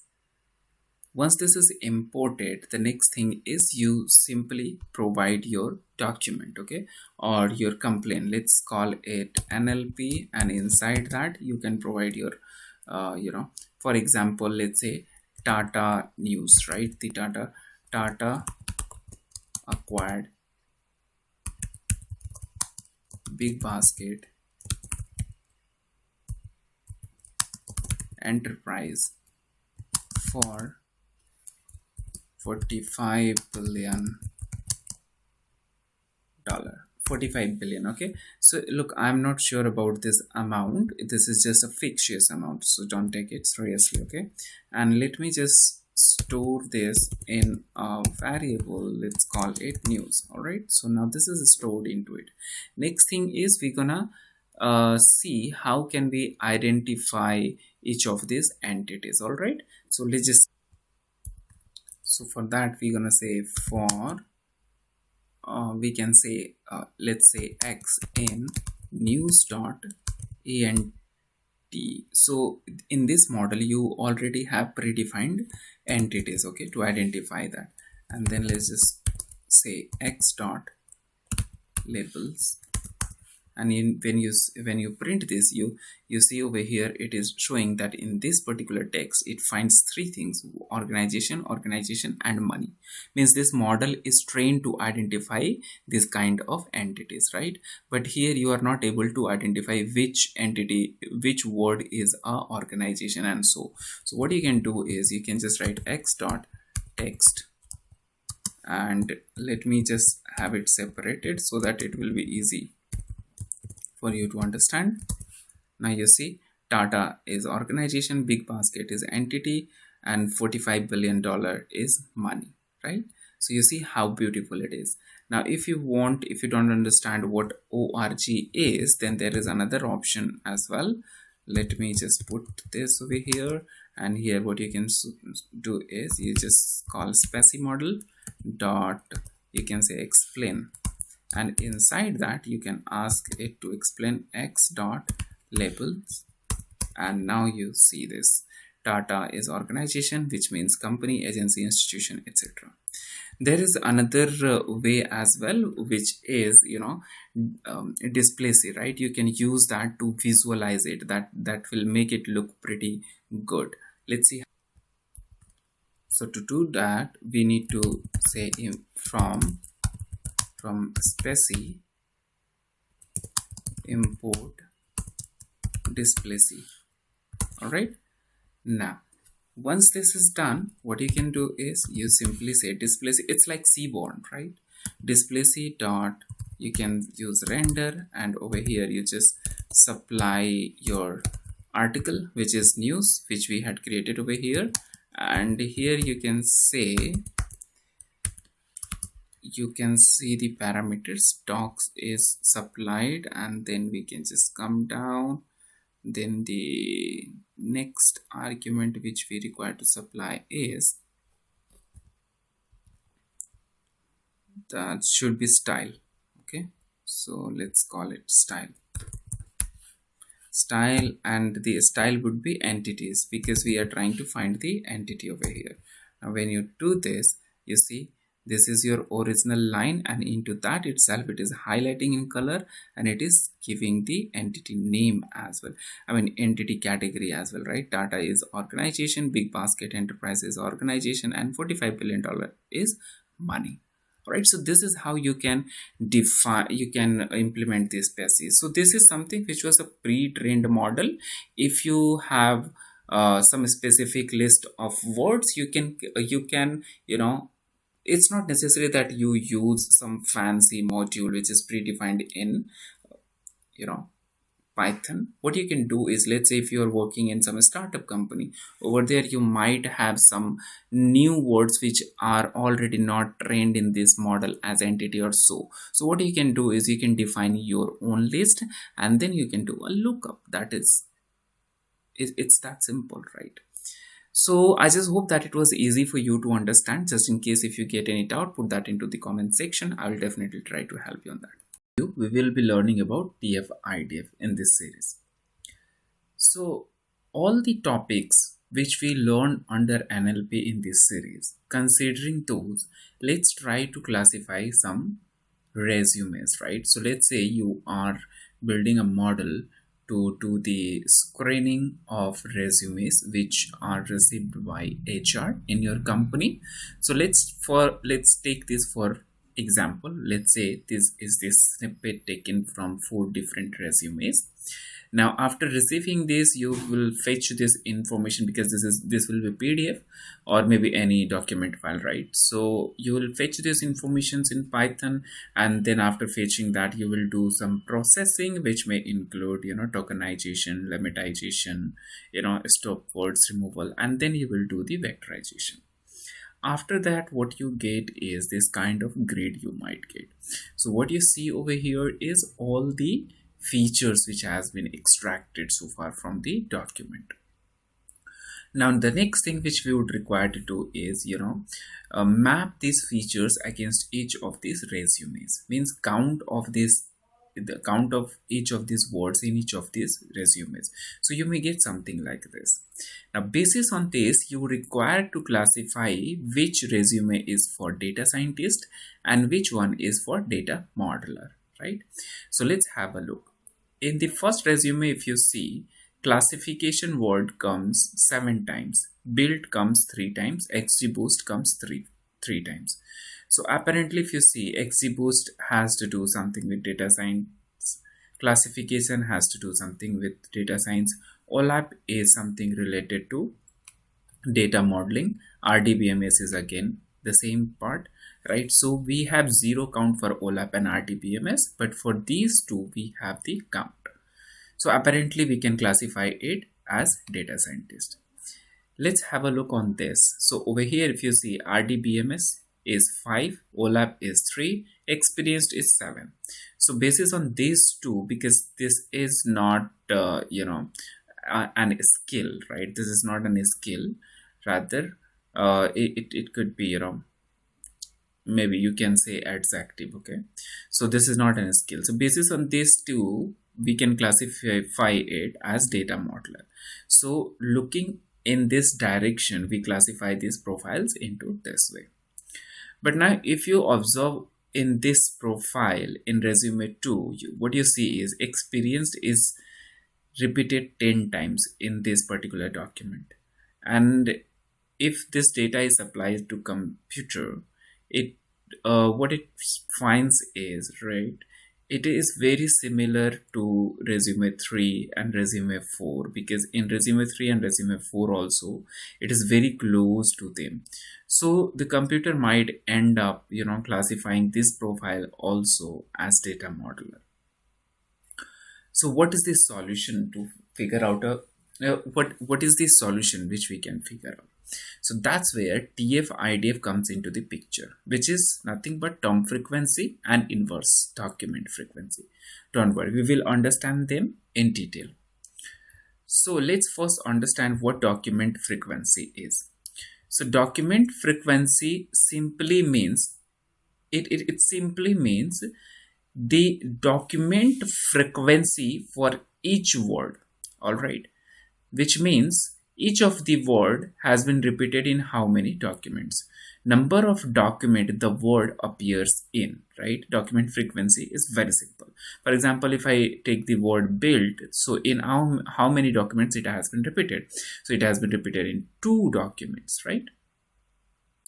So number of documents the word appears in, so it is simple too. It won't be 7. We are not asking how many times it is repeated in each of the document, rather we are saying in how many documents this word comes in, right? So it comes in 2 documents. So what is inverse document frequency?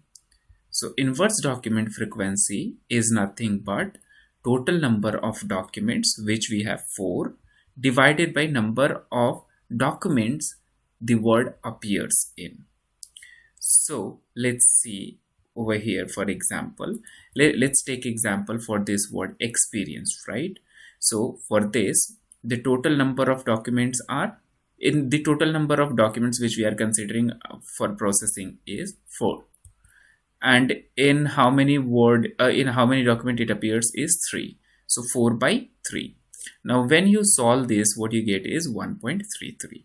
So by default, if you see, its impression is reduced, right? Its effect is reduced, which is less than this, right? So now we won't have problem classifying this as data scientist. There is one more thing which we do. We find the log of this. So if you find the log of this, then the new value which you will get is 0.12, which is further lower, down. So this is inverse document frequency. I hope this is clear to you. Moving forward, next thing which comes into the picture is term frequency. What is term frequency? So it is simply count of the word in the count of the word W in the document D. Okay. So divided by total number of words in the document. Okay. So for example, let's take an example of experienced. Okay. So count of the word W. So here W is nothing but the word experienced. So what is the count of this? 10 in the document D, which means resume 2. So in resume 2, the word experienced comes 10 times. Then comes total number of words in the document. So for example, let's consider that these are the only words which we have in our document 2. So how many words are available?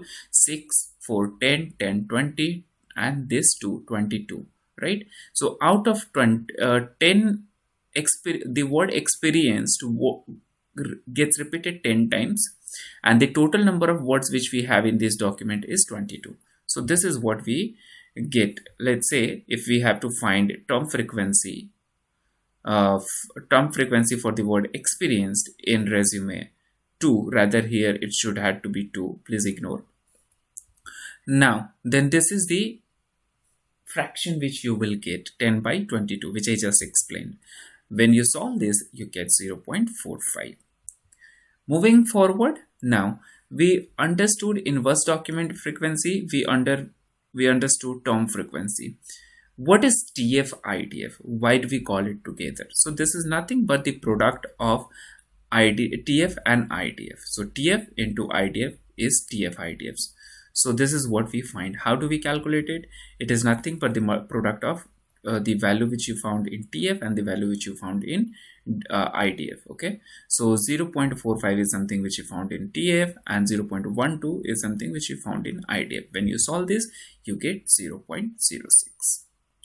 So this is how you can solve a problem using TF-IDF. Right? This is nothing but just another way of representation. So let's have a look at the real example. Not real, the actual example which we had this actual value. So when you find IDF, right, inverse document frequency, this is the value which you will get.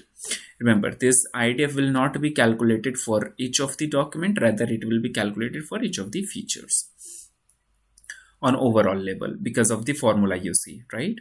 Then when we calculate TF, this is what we get, and then further we need to find TF into IDF. So this is what you get. Now if you observe over here, the experienced word is its effect is lowered down, right, compared to classification right? So apparently it will go into the data science, right? The maximum effect which has is classification, 0.08. so we can put it in data science, right? So hope this was clear. Now in the next part we will see how we can solve this in Python using sklearn library. See you in the next one. Now in the previous video we learned the theoretical part of TF and IDF. Here we are going to implement that in Python. Here, like you can see, here we have the same set of dummy data. Now we will try to do the TF-IDF on this data in Python right over here. So before we start further, I will do some sort of pre-processing, which includes lemmatization, stop word removal, and so on. Okay, so the first thing which I will do is, let's take this variable, and first of all I will change this into the small letter. Okay, because if we have it in different cases, the Python might end up treating each of those as different word, right? So that's what I'm just going to convert over here first of all. Okay, So here we say lower, and here we will just keep on printing that. Now we have this converted into the lower letters. Next thing which we need to do is do the lemmatization. So to do the lemmatization, we require to import one library that will be from nltk.stem import lemmatizer. I'm just trying to do the autocomplete for this thing, otherwise we might end up doing the spelling mistake, so that's why. Right, we got this. Now after having this imported, we need to create an object for that. So I'm just going to say lemma equals to, oops, sorry, here it should be lemmatizer.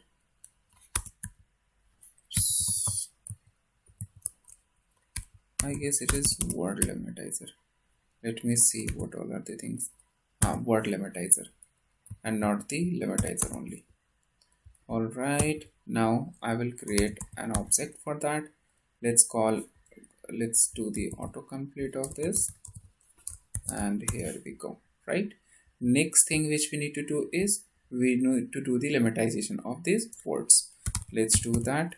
Let's call it lemmatized, and over here we will say tf dot contents. Let me rather do a copy paste of this thing so that there will be less chances of spelling mistake. And into this you can just do the same which I am doing, or I'll try to explain the function as well. Right, so here I would say lemma dot lemmatize, and here I would say word for word in x. Oops, here I just need to say lambda x, and then in x dot split.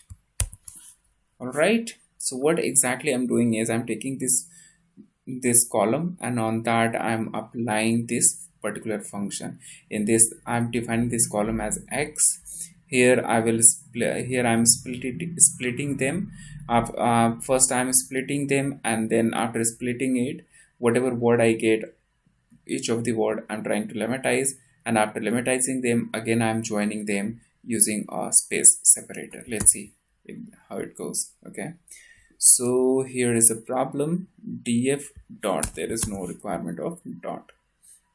Like you can see, it looks like working well, so that's why it is taking some time. After this is processed, we will have to remove the stop words. Okay, so looks like it is done. Lemmatization is done. You may observe if something has been changed or it is same. Right, now the next thing which we need to do is we need to import the stop words from nltk dot corpus import stop words.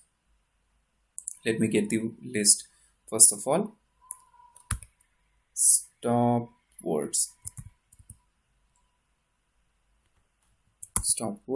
and then once we get that stop words, I think this is correct. Okay, now here what we need to do is we need to create English stop words, stops, and then here we would say stop words dot, let's say if it has the word function. It is too slow at my system, so please bear with this. Well, so to avoid the delays, I just did this. Stop words has a functions words, and into that we just want to say that we want to create a list of English stop words, and let's run this. Now this is done. After doing this, we need to run the similar function once again. Here I'm just going to say lemmatized. It's not let's call it words, or let's call it final words, final list. Okay, and here I'm just going to say this particular column I will be taking over here under consideration, and then I will say apply lambda x space dot join, and into this I will say, you know, let me do this. Here I would say word in word, sorry, word for word in x if if x not in English stop words. Okay, and let's run this. Oops, it looks like there's a problem. Just 1 second. X dot split. Let's try this. Yeah, now it worked. Now the stop words are removed, right? And here we have the final list. What we need to do is we need to convert it into an array. So here I would say my doc, and over here df, and here I will take final list dot values.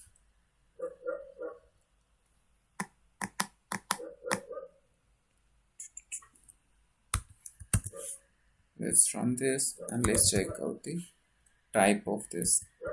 Oops. Type of my doc. It should say an array, right? So this is done. Next thing which comes is from sklearn we need to import this TF-IDF vectorizer. Okay, so from sklearn dot feature extraction dot text. Alright, so here what I did is I just imported this TF-IDF vectorizer. So this is the simple syntax. You can do that, right? Now after that we will just create the model. Okay, now let's say model equals to TF-IDF vectorizer. This is done.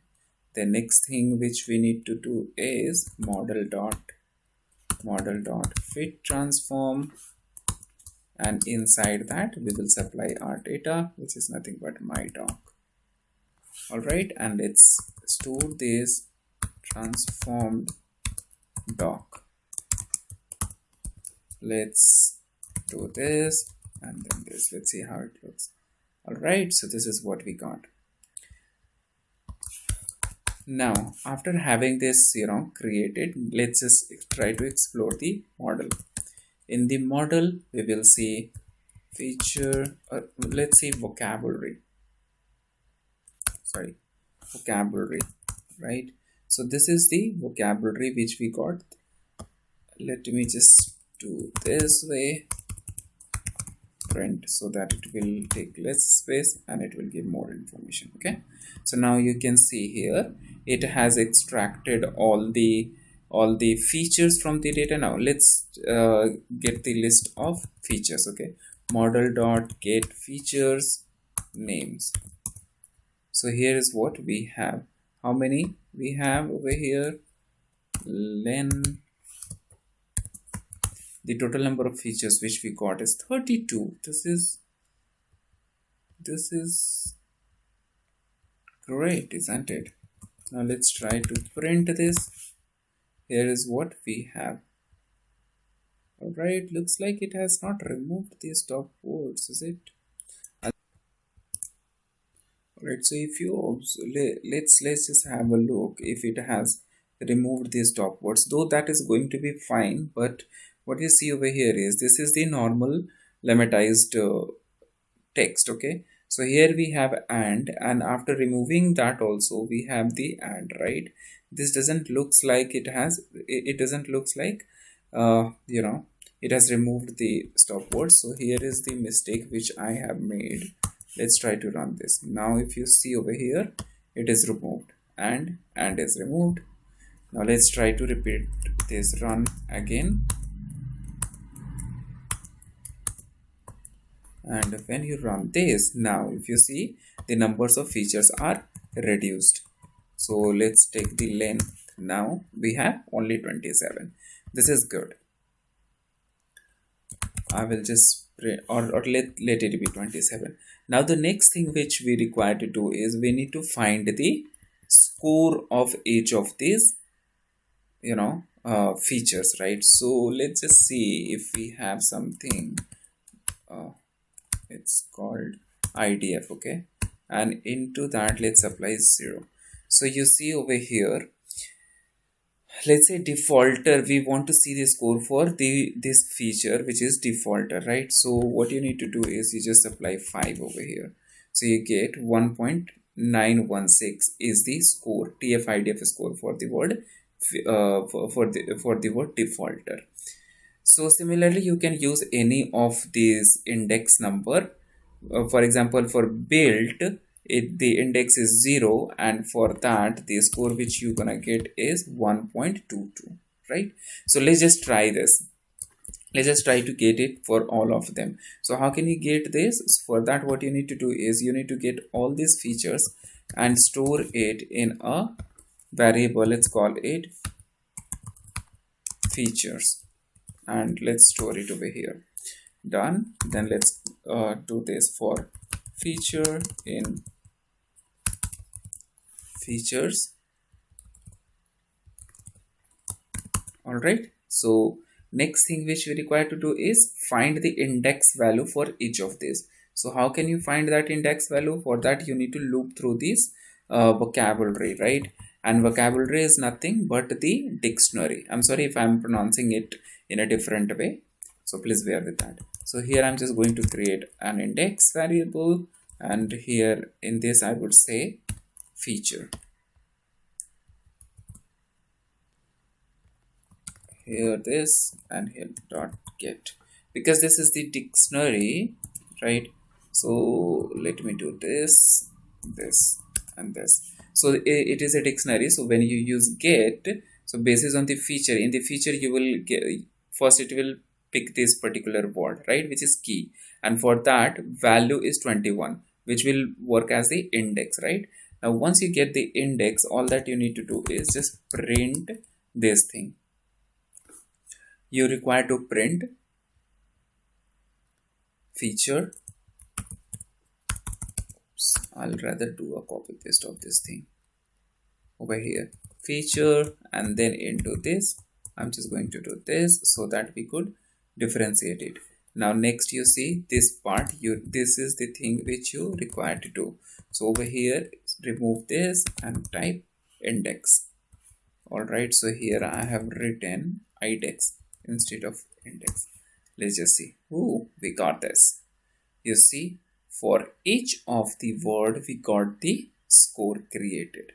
Now in this, if you see the score for experienced, where so you see the score for the word experienced is 1.9, wherein this is pretty much cool, right?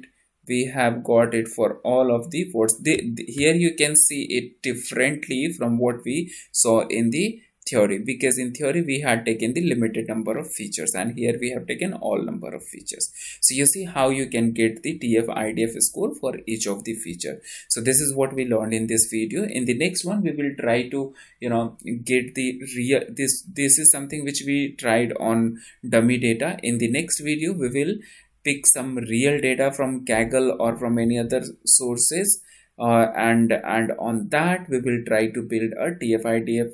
We will try to do the TF-IDF scoring, and using that we will build a classification model. So now here we will take a project to do with TF-IDF.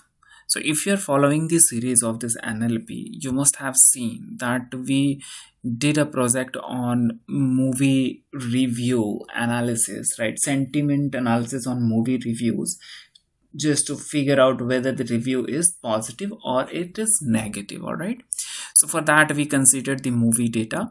So same thing we are going to consider for TF-IDF as well. It's just that instead of using the bag of words, we will try to use TF-IDF vectorizer, and we will see if that helps in improving the accuracy and all those things, right? F1 score and all these things. So let me just take you over here. So like you can see over here as well, here I have taken the data and I have performed all those sort of analysis, I mean data exploration and filtration of the appropriate data, and then cleaning includes lemmatization, stop words removal, and all those things. So I have performed all those things, and then I did the split of train and test data as well. Now the time comes in when we need to start with vectorizing the data, right? So for that, what we're gonna do is from sklearn dot feature extraction, we can say feature extraction dot text import TF-IDF vectorizer. All right, you don't need to import the transformer. Okay, now once we are done with importing this, then we need to create the vector for it. All right, let me call it model. I'll call it model. Okay, and then I gonna say TF-IDF vectorizer. This is instance created. Now we need to train our model on this. For that, we're gonna say model dot fit transform. Okay, and into that the data which I'm going to use is xtrain. Then over here I would say trained vector. Let's call it trained vector.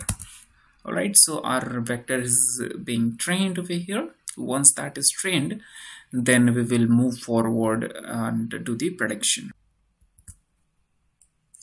or rather let me call this vec, because model is something which I will be creating next. Okay, so let's just call it vec, and again it is training. Looks like it is trained. The next thing which we're gonna do is we're gonna import the model. So I will use the naive bias a naive based model over here for the sentiment analysis, same as we did in bag of words. So how can we get that? So for that, we're gonna say from sklearn dot, let's call naive base import multinomial nb. Okay, and now we're gonna say model equals to multinomial nb.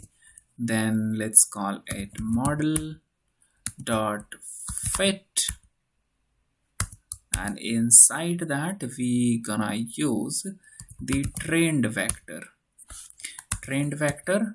This is the vector which we just created over here on xtrain, and then we're gonna say x trained vector, and then we're gonna say y train, right? So let's just execute this. Looks like it is done. Then the next thing which we're gonna, so our model is fitted. Okay, our model is trained. Now the next thing which we need to do is again create another vector, and then we will be using that vector for prediction. Let's do that. Okay, so for that I'm going to say test vector, and over here I would say vec dot fit transform, and inside that I will use x test. All right, fit transform. So I will be putting the x state data. Now once this is done, it is using just n over here. Let's just give it few seconds. All right, so this is done. Next thing which we're gonna do is model, which we just trained over here. On that I'm just going to call model predict, and inside that I would say test vector, and over here I will call y test, and let's just see. Oops, predict take 2 optional arguments, 3 were given. Let me try this, and then this. Let's just see if this works. Now I just made a mistake here. I just don't need to provide this, and with this we can keep it to fit transform only, and let's just call this. Okay, so over here this thing the prediction will be done, and then we will check the accuracy. To check the accuracy we would require to put this along with the data. Now let's see what is the problem that we got over here. Dimensions mismatch. So let me just do a rerun of these things. Sometimes it just works. So I'll all right, so we are done with this. Over here I will say prediction, and let's have this prediction printed over here. Okay, now we have the prediction, we have the x test data fit into that, and now we have the y test. So we are just going to compare prediction and y test value, but for that we require from sklearn dot metrics import classification report. Perfect. Now the next thing which we're gonna say is classification report, and inside that I'm going to say prediction, and then we're gonna say y test.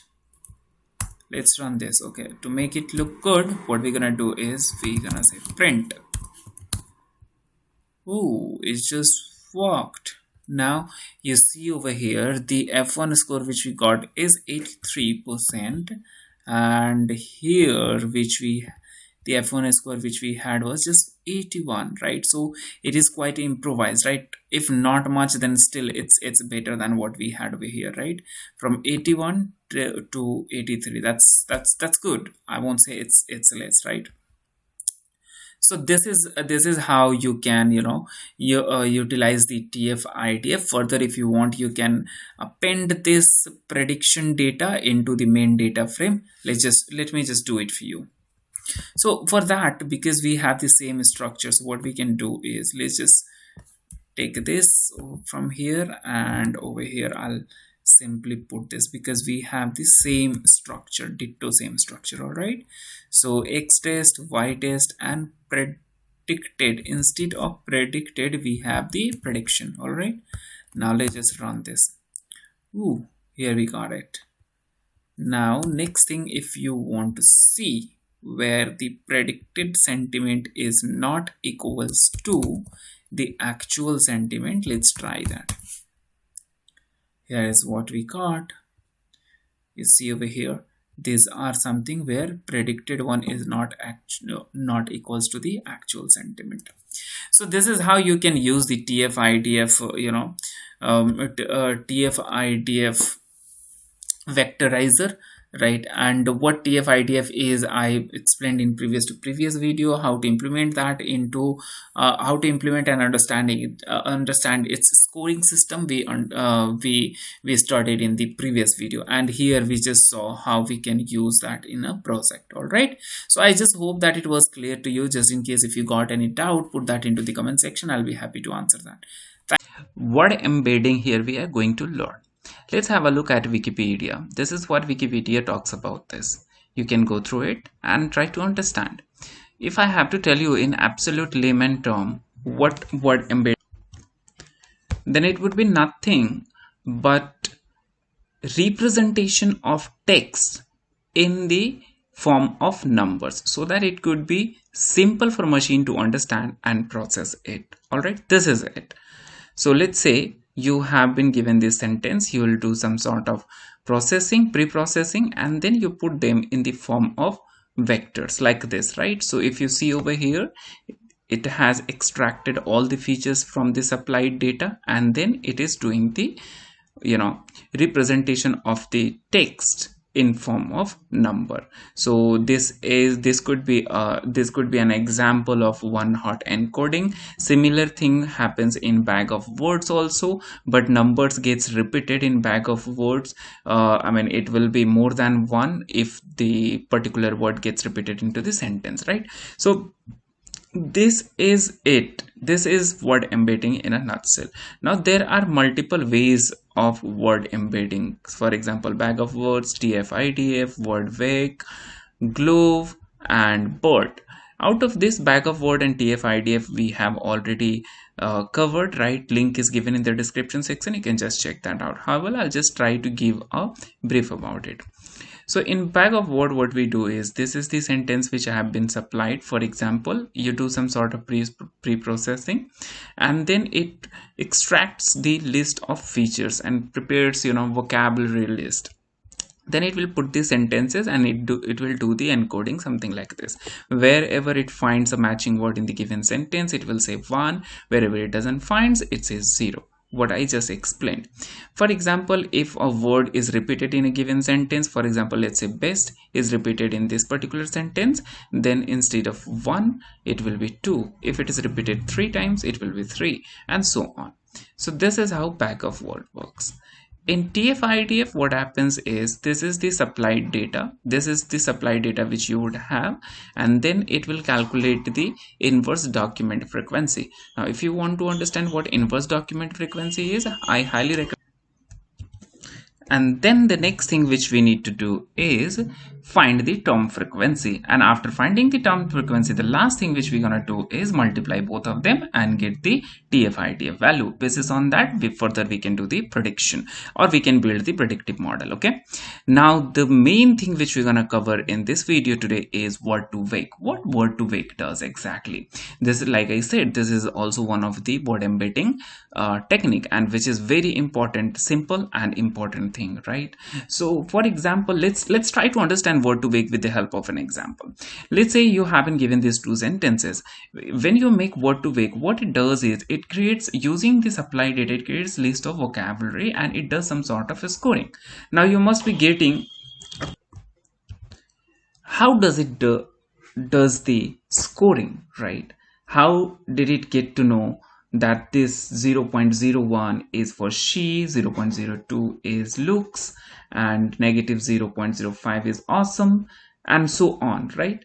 So okay, before I proceed further, let me tell you, these scores given over here are completely synthetic. This is not the real score which word to wake has generated. Just for the understanding, I have given it over here. So now coming back to the point, how it does the scoring. So to make you understand this concept, let me tell you that word to wake is based on two, I can say, sub models, right? Which is nothing but CBOW plus skip gram, right? CBOW is nothing but the continuous bag of words, and skip gram. These two techniques are at the core of word to wake. What these two techniques are, we will see in upcoming videos in detail. Over here, let's understand how these two works. So both of these two technique works on cosine similarity. Basis on the cosine, both of these two techniques use cosine similarity and does this kind of scoring. Now what cosine similarity is, we are not going to get into the mathematics in this video. At least in upcoming videos, if you are interested, I will cover that.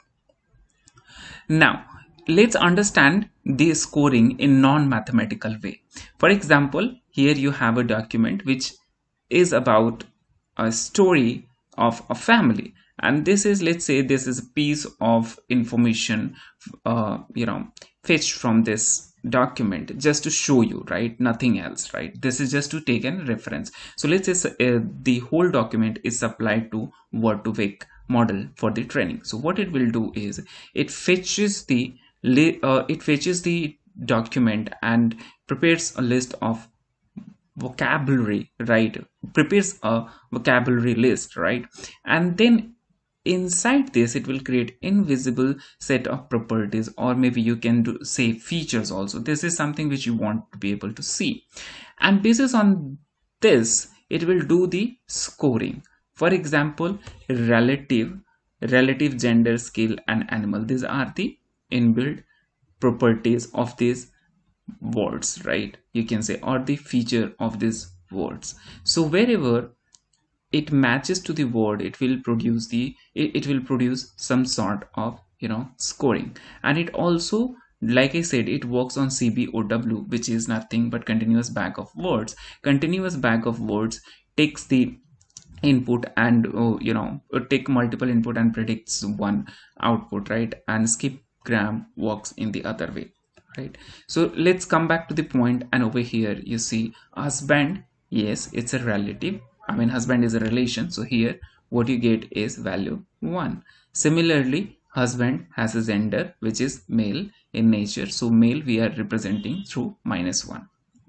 Similarly, we have the score for each of these words. Now what you see over here is, none of the word has a value of 0, the way we used to have in bag of words.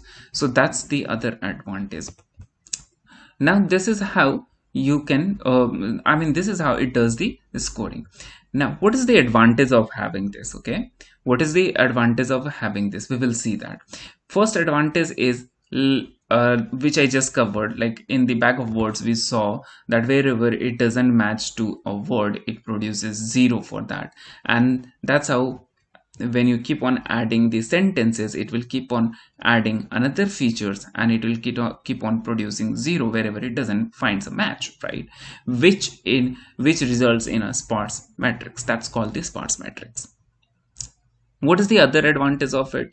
That's really interesting thing, right? Let's say here you take the word husband, and it I mean, you made a vector of it, right? And here you take this vector, you subtract the vector for male, and you add the vector for female. This will result you this vector, which is equivalent to, almost equivalent to, the vector which we have for wife. So what you see over here, whatever result you see over here, that is equivalent to this. So this is also an interesting thing. After training this model, if you take the vector for husband and subtract male and add female, means husband minus male plus female equals to wife, right? Isn't it interesting?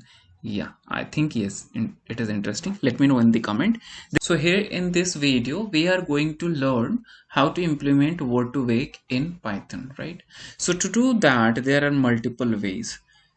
What we're gonna see over here are two. One, you can supply your own list of documents or sentences or text, and you can train your own model using word to wake library. The second method is you can use pre-trained model. In this video, we'll see the one trained by Google on Google News.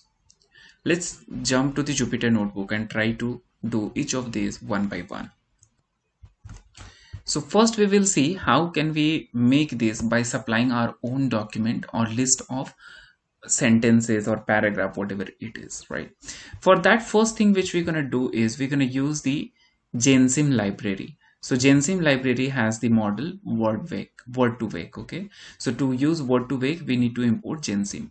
If you are going to do this for the first time, just make sure that you install this. You can just type this kind of syntax and you just run that. It will install, it will do the installation. Okay, once you're done with importing the Gensim library, you supply your text over here.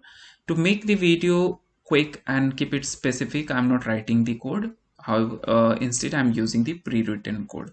I just wrote these codes and trained the model. I'll be repeating the same thing over here. So here I supplied my data, which says she looks awesome, she looks awful, she looks amazing, right? These three sentences I have supplied over here. Now after that, what I'm going to do is from Gensim library, I'm going to use this particular function, which is simple pre-process, right?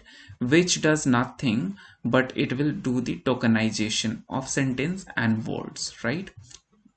So here you see you have supplied just one list, and when you do the pre-processing, what it's gonna do is it will iterate through each of the sentences and it will create a separate list for each of the sentence, and it will break each of the sentence into words, and each list will contain the list of words. Let me show you how it works. So when you hit Control Enter, so it is done. Now here I'll uncomment this and I'll show you. So what you see over here is she looks awesome. This is just one sentence. Over here, if you see, that has been broken down, means that has been tokenized, right? This is what we learned in the tokenization. Link is given in the description section. Check out the playlist for that also, if you have not seen that. Now once you are done with this, the next thing which comes is making your model. Okay, so when you say making the model, you need to supply these parameters, which is mainly Windows. What does Windows means is, so word to wake does the prediction. Okay, so it will find similarity basis on its neighbor. For example, when you supply looks and when you give the value for Windows 1, then it will look to it will find the neighbor 1 back and 1 after, minus and plus 1. If you say 2, then what it will do is, let's say for this, let's take this word. Okay, so for this it will find the neighbors 2 behind and 2 after. Okay, so this is how and basis on that it will find the similarity score, it will generate the similarity score. Okay, so here I'm just going to keep 2, windows equals to 2, and minimum count equals to 1. So usually you should I mean we can use 2. That means here we are asking model to consider only those words which has been repeated at least twice, right, not once. So because here our input is too low, so let's make it 1. Okay, now train this. Then you, when you come over here, so what it does is build vocab. Now the model is created. Now we will see what are the words that has been created. Okay, we will supply the data into it. If you see over here, we have doc processed the list which we created over here, and then we are providing this progress per parameter as well. Okay, now let's run this. Once this is done, then what next thing which we're gonna do is we just see, you see what all are the words that we have. What I mean, this you can consider list of, you know, vocabulary, right? So these are the words which has been created, which is apparently clear, right? Now how many corpus that we have is 3. Corpus count is 3 over here. Okay, next thing, corpus count 3 means here we had supplied 3 list, if you see over here, right? So that's what it is saying. Next thing which we're gonna do is train the model. So the model is trained over here. Now once the model is trained, you can pick any of the word from the supplied input, and then you can see how I mean similarity score for other words with this particular word. So when you see looks is, she is the closest one to looks, right? And that's how it shows for other words. For example, if you want to check the similarity of amazing with rest of the words, then awesome is the closest one to amazing. Now you can, if you want, you can also find the similarity score between 2 words. You supply 2 words over here. For example, here I supplied 2 words awesome and amazing, and it is giving me the result 0.17, which you see over here. Now if I supply awesome and she, right, so what it gives me is 0.004, right? So this is how you can find the similarity score between 2 words. This was the first method where we supplied our own data and use word to wake to train this. The second method is using the pre-trained model. Like I said in the beginning, here we are going to use the Google News model, right? I mean Google News, which has been created or trained by Google itself. And so how can you do, where can you get? Well, if you see over here, I have taken this from this Kaggle page. Okay, the credit goes to this particular user who has uploaded this over here. However, if you want, you can do the Google and you will get it. But I'll, to be on safer side, I'll supply I'll put this link into the description, and you can use that and you can download it. The size is 3.64 GB, so you should be careful about it. Okay, well, we are back over here. Once you are done with downloading that, put that into your folder. Here I have here I have saved that into this location, and supply that with this particular function, right? And it will create it will create the object for pre-trained model. Once this is done, all that you need to do is just check out the similarity. So for example, I'm checking the similar words to study. So studies is the most similar word. Next thing, let's say if you want to find, you know, player, right? So you see this is the players word is the closest one. Let's say football. What we're gonna get? Saucer is the closest one. Let's see if we get something for FIFA. Yeah, for FIFA, Bafana is the closest one, then IPL is the closest one, and so on. Okay, FIFA World Cup itself comes over here. Okay, so this is how you can use the pre-trained model. Now, like the previous one, you can also check the most similar words, right? For example, you say football, and here use FIFA. What you see is 0.3. that is the similarity score. So well, this is how you can, you know, implement the word to big model in Python. In word embedding technique, so far we learned about back of words, TF-IDF, and word to vec. Next we're gonna learn or understand about glove. Like the way this is written, you can clearly understand it's combination of two words. So yes, that's right. Globe is nothing but combination of two words, which is global and vector.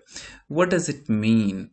Right, so it definition simply says, let's have a look at its definition first. Okay, it's nothing but it just helps in deriving the semantic relationship between words using word to word co-occurrence matrix. Right, so possibly you found many new words over here. First of all, let's have a look at this. What does this mean? Word to word co-occurrence. This means nothing but occurrences of two words together, right? So global vector does nothing, it creates a matrix where it gives you the count that how many times two words are occurring together. All right, lot of lecture. Let's try to understand this with the help of an example. Let's say here we have been given two sentences: I love learn area, I love data science. So what it does is, how globe creates the co-occurrence matrix. It will simply take all the words in the supply data, make it unique, and create a unique list of words. And let's put that as column heading and as the row heading, and then you come up with this kind of grid. Okay, before we proceed further, let's understand what is window. Window is nothing to do the count of occurrences. Globe required a window parameter. How does it helps? For example, let's say here we want to check how many times I appears with I, or let's say we want to check how many times love appears with I. Okay, this word love, how many times it appears with I. So given the window size 1, we can say that love appears with I twice. All right, now if, because this in the second sentence also love is appearing with I, and in the first sentence also love is appearing with I. Now given the keeping the window same, which is window equals to 1, if you try to figure out how many times learn area appears with the word I, so the answer will be 0. Same goes with, same way, if you try to figure out how many times the word data science appears with I, the answer will be 0. But if you increase the window size to 2 instead of 1, right, so what will happen is it will see two words backward and two words forward to find its neighbor. So when it goes backward, it will find that data science appears with I once, right? So the answer will be 1. So I just hope that it was clear to you. Now considering this, let's try to fill this grid. So let's first see how many times I appears with the word I. So because the window size is 1, here the window size which we have taken is 1, so it gives the answer 0, because in both of the sentences you see neither of the time I is coming with I, which makes sense, right? Let's have a look at the other next word, which is love. How many times love appears with the word I? So it is happening twice, once over here and then once in the second sentence. So that's why here we put the value 2. Next, let's have a look at learn area. How many times learn area appears with the word love?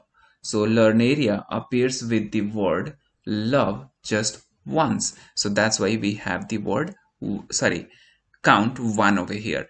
In the same fashion, you can fill the whole grid. Okay, so over here you also see it's going to have the same thing. So what you see is this is equivalent to this. Similarly, this is equivalent to this. This is equivalent to this. So here we also say that x equals to xt. X is nothing but the whole grid and xt is transpose. So normal X, this X is always equals to the transpose of this. Okay, this is nothing, just simple technique of saying things, right?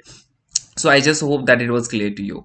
Next, moving forward, let's take this grid, and in this grid, if you take all these columns and indicate them using the letter I, and take all the row headings and let's indicate them with J, and the whole matrix is indicated using X, so the equation you come up with Xij, this is nothing but the simply means how many times the word I occurred with the word J, right, in this co-occurrence matrix. So given for an example, let's say you want to check how many times the word data science comes with the word love, the answer is 1. In the same way, if you want to check how many times learn area comes with the word let's say data science, right, so the answer is 0, because here it is intersecting to each other, right? So this is how you can put the equation if you want to ask for any I with any J. What else? Sometimes you also given this kind of metrics and these two sentences, right, you can also find the probability of ij. What does that mean? This is nothing, means we are simply trying to say what is the probability of word I is occurring with the word j. So this is different from the count. So how would you find this probability? It is nothing but simply using this formula. Here you are taking the count which we just discussed in the previous slide, and here you are taking the count of occurrences of word I happening with the word J, and here you are taking the total count of I in the supplied data.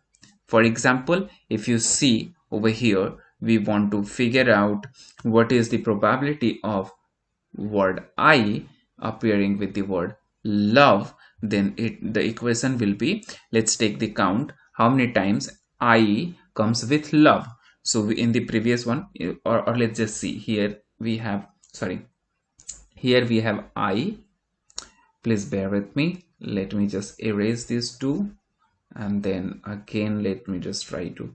So here we have I, and here we have word love, which is J, and this is I, so it is appearing twice. So the answer for this, the value is 2.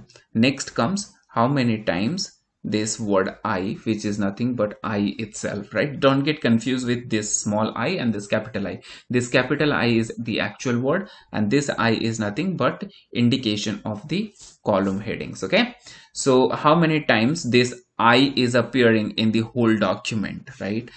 So it is appearing twice in the whole document, so here the answer will be 2, right? And then what is the final answer? Final answer is 1, means there is 100% probability that the I would appear with the word love, right? I just hope that it was simple and clear to understand. Just in case of any doubt, put that into the comment section. I would highly encourage that you practice it more.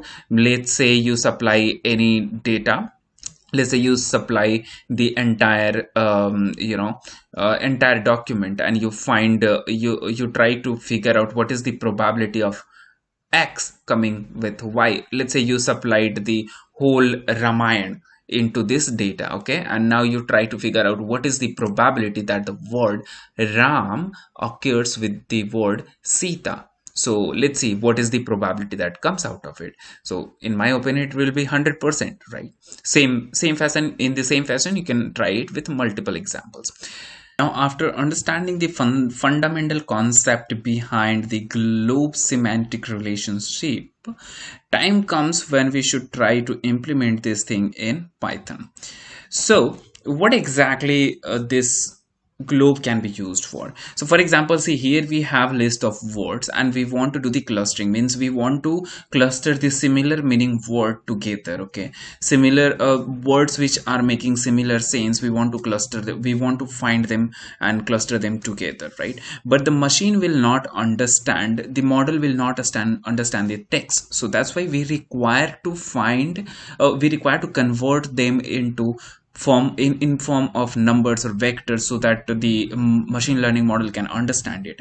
And for that purpose, how would you convert that? For that purpose, here we are going to use globe. Previously we used word to vec, then prior to that we had used TF-IDF, bag of words, etc. Right now here we are going to use globe.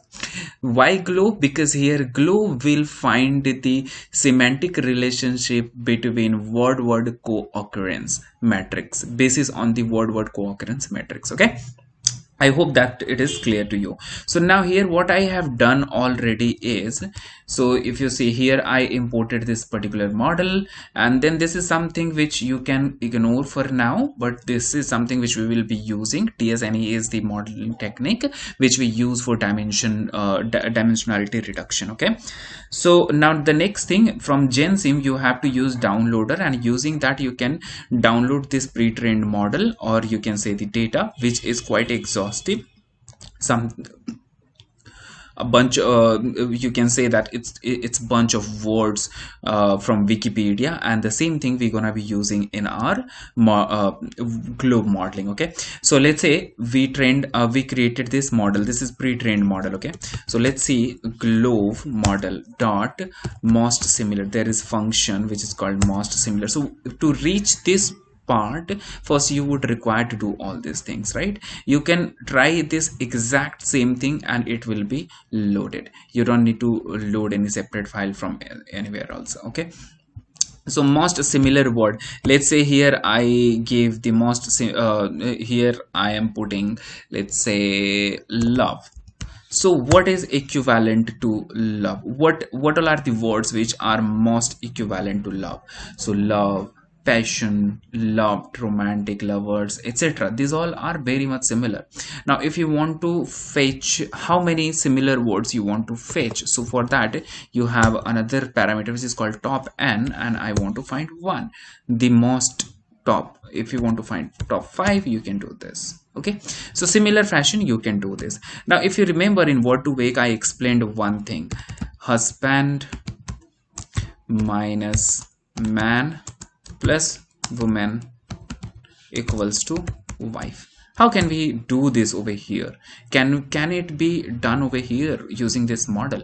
Let's try this. Okay, so here what I'm going to do is, let's say globe, this has this doesn't have much to do with this problem statement, but I'm just trying to give you understanding what all are the things that can be solved using this, right? So let's say most similar, and into this there are two parameters, one is positive, then the other one is negative. Okay,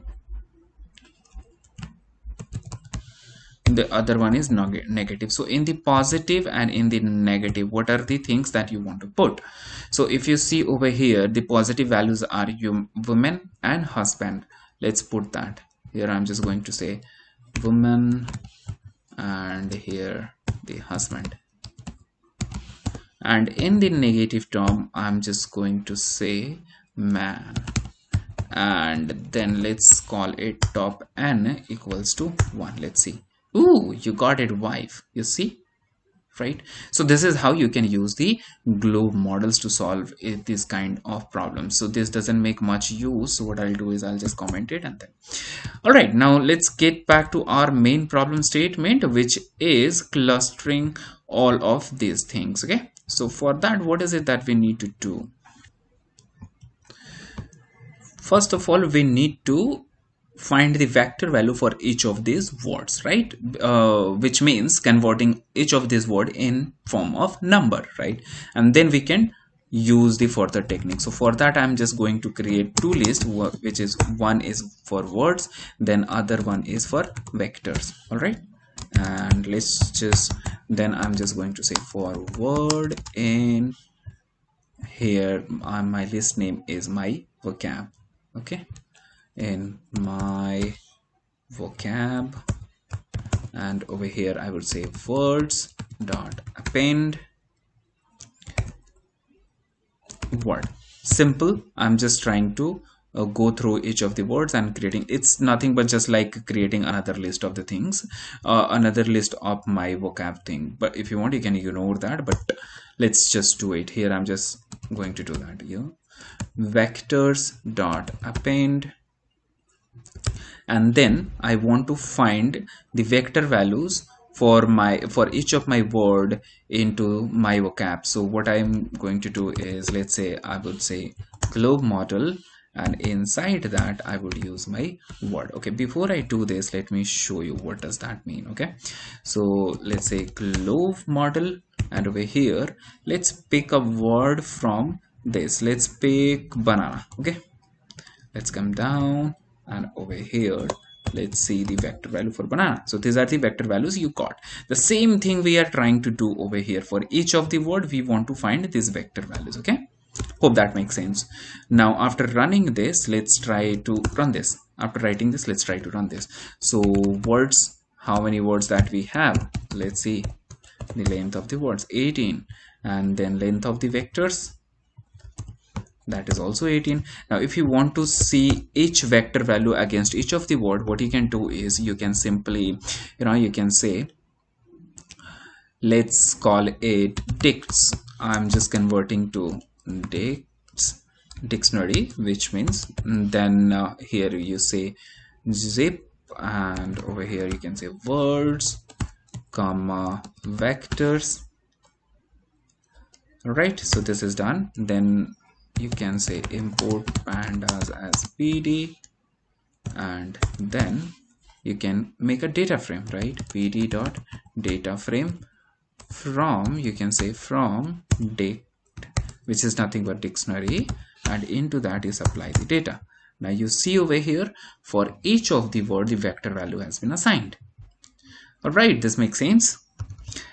Okay, now because that is not of much use for us, so I'm just going to hide that, or I'm not going to be using that thing in my further purpose, right? So now we are done with converting this. The next thing comes is plotting this thing, right? So let's just try to plot that, and then we see how it clusters. But before that, first we need to use this model, TSNE model, right? So TSNE model we will use for dimension reduction. So for that purpose, to make it quick, what I have done is I have already written this thing. Okay, so n components equals 2, then perplexity. So this is the model which we are going to use, and these are the parameters which we are using into it. Okay, so if you want to understand TSNE in detail, let me know into the comment section. I'll try to make a video for TSNE. Okay, now moving forward, let me just execute this first. Okay, so this model is created. Now the next thing which comes is training our model. So here we have our vector value, and now we need to, so how can we do that? So let's say dim model dot fit transform, and inside that I'm going to use my vectors. Okay, and this I will be storing in fit model. Okay, let's just run this. All right, let's just have a look on this. Okay, let me call it model. Fit model. Let's just have a look. Bravo. So now you see here, two-dimensional array has been created. The model is fit over here. Now what, so one is x value, the other one is y value. Let's just try to plot this. Okay, so to plot this, we need to say import matplotlib.py plot as plt. Done. Next thing, we need to make a scatter plot. Let's just try. But to create this scatter plot, before that what we need is we need the value for x and y, x-axis and y-axis. So let's just I just showed you the value of this fit model. Now we need to create x, y using this part will go in x, this one will go in y, right? So let's just say here we have one blank list x, here I have another blank list which is y, and then sorry, in the same one let's call for I in fit model, right? X dot append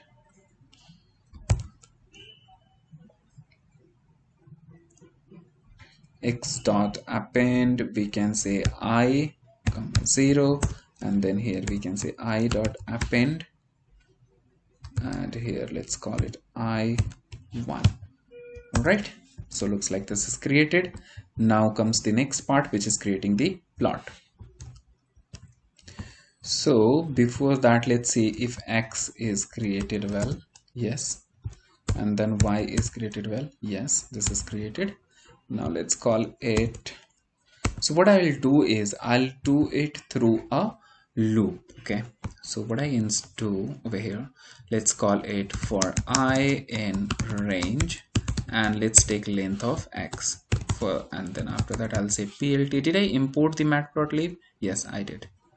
Okay, so here let's call plt dot scatter, and inside that I'm going to say xi comma yi.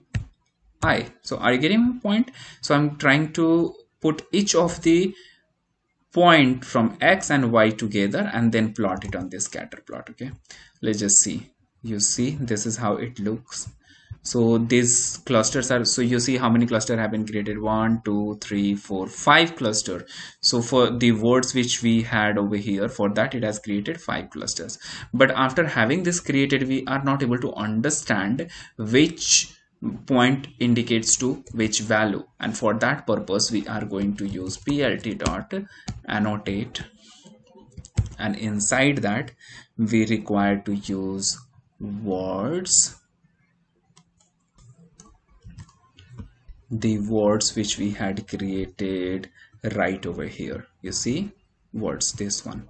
So same thing I'm going to use over here, words, and here let's put I. Now let's just see how does it looks like.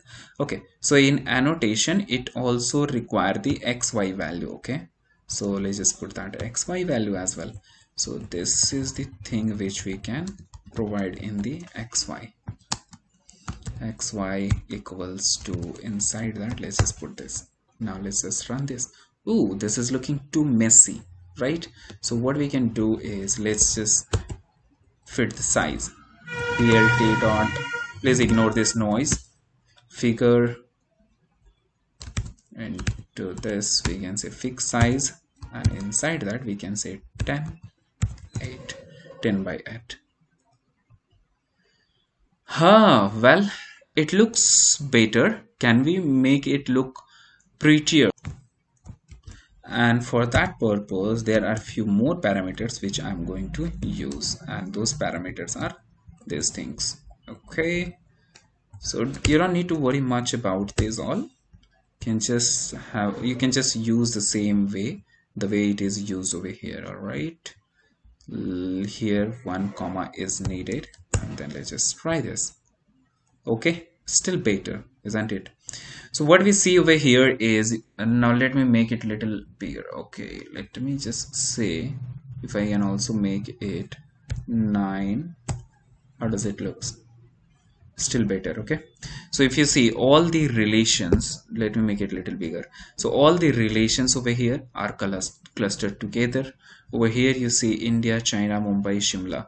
All these locations are clustered together. Maruti is something which is just one word, and that looks very near to the location, but this is a separate cluster.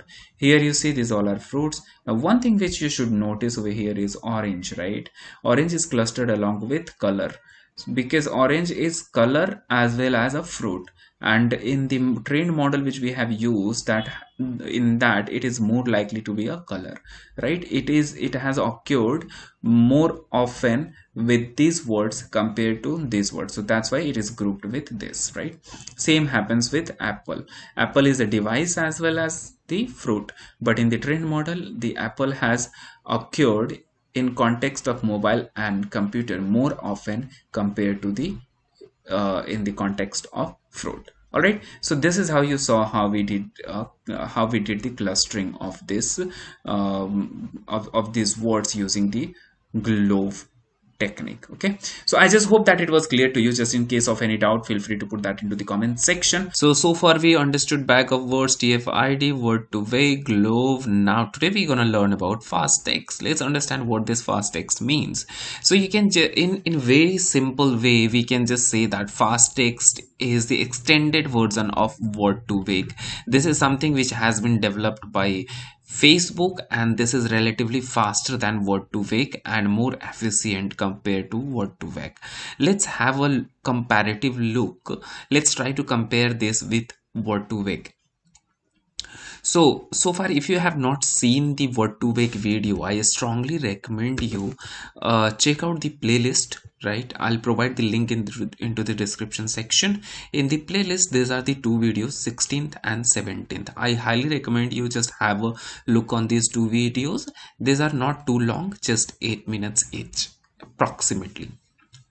After watching this video, you will be able to you will be in very well position to understand this concept. Okay, so I'm assuming that you have seen that. Now let's move forward. What happened in word to wake? In word to wake, model breaks the input by words. So the smallest unit is word in word to wake. For example, if you supply this input, this will be broken down in the words like this: I love learn area, right? Or at the other hand, if you supply the same input in FastText, what it does is it also breaks these sentence into the words, but it includes them into the angular bracket. All right, that's fine. What next? It also accepts another parameter which is called ngram. So you can supply value over here, either 3, 4, 5, 6 or whatever you want. Usually we use it in range between 3 to 6. Now how does this helps, or what does this mean? So let's say we supplied this value, this input, it broken it down like this. Now after this, when it accepts this parameter, it applies on each of the words. What exactly happens? It will just let's consider this word. Okay, so this will just split this word something like this: angular bracket LO, then LOV, then OVE, then VE, angular bracket. So if you observe, it is making pair I mean, in each of the set it is keeping just 3 characters: 1, 2, 3, then again starting from LOV, then again starting from OVE, and so on, right? So FastText, we can say that it works on character level. At the other hand, word to wake we have which works on word level. I just hope that it is clear. Now what is the benefit of it? So biggest benefit is here the chances of going out of vocabulary which we generally face in word to wake are minimized, right? Those chances are minimized. Let me show you an example. So for that matter, let's say here we are in Jupyter Notebook, and here I have trained a word to wake model. Here I try to find the similar words similar to amazing, right? But just in case, if I type amaze, right, and when we try to find something similar to it, it says key amaze not present in vocabulary. Why? Because this was just the part of amazing, and this thing will not happen in FastText. All right, so this is a biggest advantage which we have over word to wake. All right, so I just hope that it was clear to you. Now let's move forward and try to set up the FastText. To set the FastText, there is one challenge. To set up the FastText in this is window environment. I'm working in window environment. FastText is basically designed for Mac or Linux, right? It is compatible over there. So when you install in Windows, you might get some error. Okay, that error could be something like this, right? Microsoft Visual Basic, Microsoft Visual C++, etc. This is not available, and so on. So what you actually need to do is you need to start with fast pip install fast text, right? Because I have already installed it, so I won't install it. But when you do it for the first time, you will get this kind of error. And when you get this error, in fact, I was also troubled with this error, and I struggled a lot, right? I explored the net a lot, and ultimately I got this video. I really appreciate this this person, right? Aditya Thakur, right? He has created this video, and this is really helpful. I also recommend you, when you get this error, just check out this video, right? I will give the link into this video, and the credit goes to Aditya Takral for solving this error. Okay, now let's get back. So after having this installed, I'm assuming that you would have installed it. You just need to import this. So let's import it.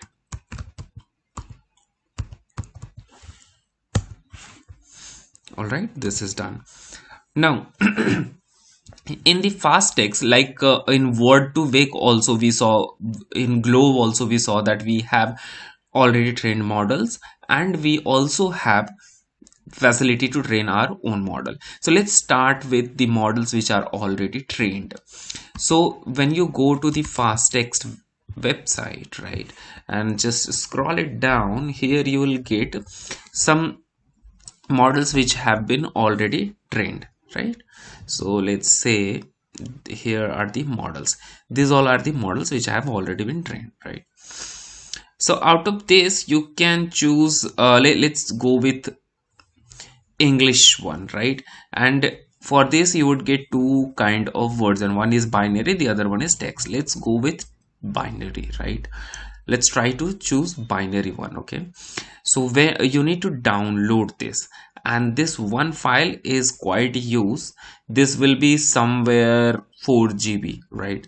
But fortunately I already have it downloaded, so I won't download it. You see here 4.2 GB, so I'm just going to cancel this because I already have it downloaded, and when we start downloading, it's gonna take a lot of time, right? So once you do the download, what's gonna happen is it will give you a file something like this. So currently you see this is bin file, right? But when you download it, it will be bin.zz, right? Something like this. Let me show you its name. The file format will be, or let's just see if it is available over here.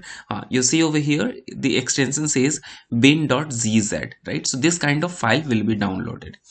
Now how to extract this, that's something which comes into the mind, right? How to extract it. So for that you can use the git bash command. Here you see here git bash command. This is the git bash command I have used to extract it. So first thing you need to do is, once you are done with downloading, that will be available in your download folder by default, or wherever you have kept it. Just use cd command and put the location in the same format. Okay, once you are into that folder, just run this command. Once you are done with running this command, you will have the file something like this. All right, so this is it. Now after that, all that you require to do is just use that over here. Okay, so here I have already created that. Let me try to copy paste so that we won't be wasting the time in typing the things. Okay, now let's run this. So I have just executed it, and it is loading the model. I'll just pause the video till. Alright, so now we have our model loaded. Let's try using this. So first of all, let's say this, and what are the functions that we have to use over here, right? These all are the functions that you can try using, right? You on from this model. Okay, so let's just try to find get nearest neighbors first. Okay, so let's try to put any word. For example, let's say learning. Okay, so when you try this particular word, let's see what all are the nearest word that we gonna get over here. My system is a little slow as of now.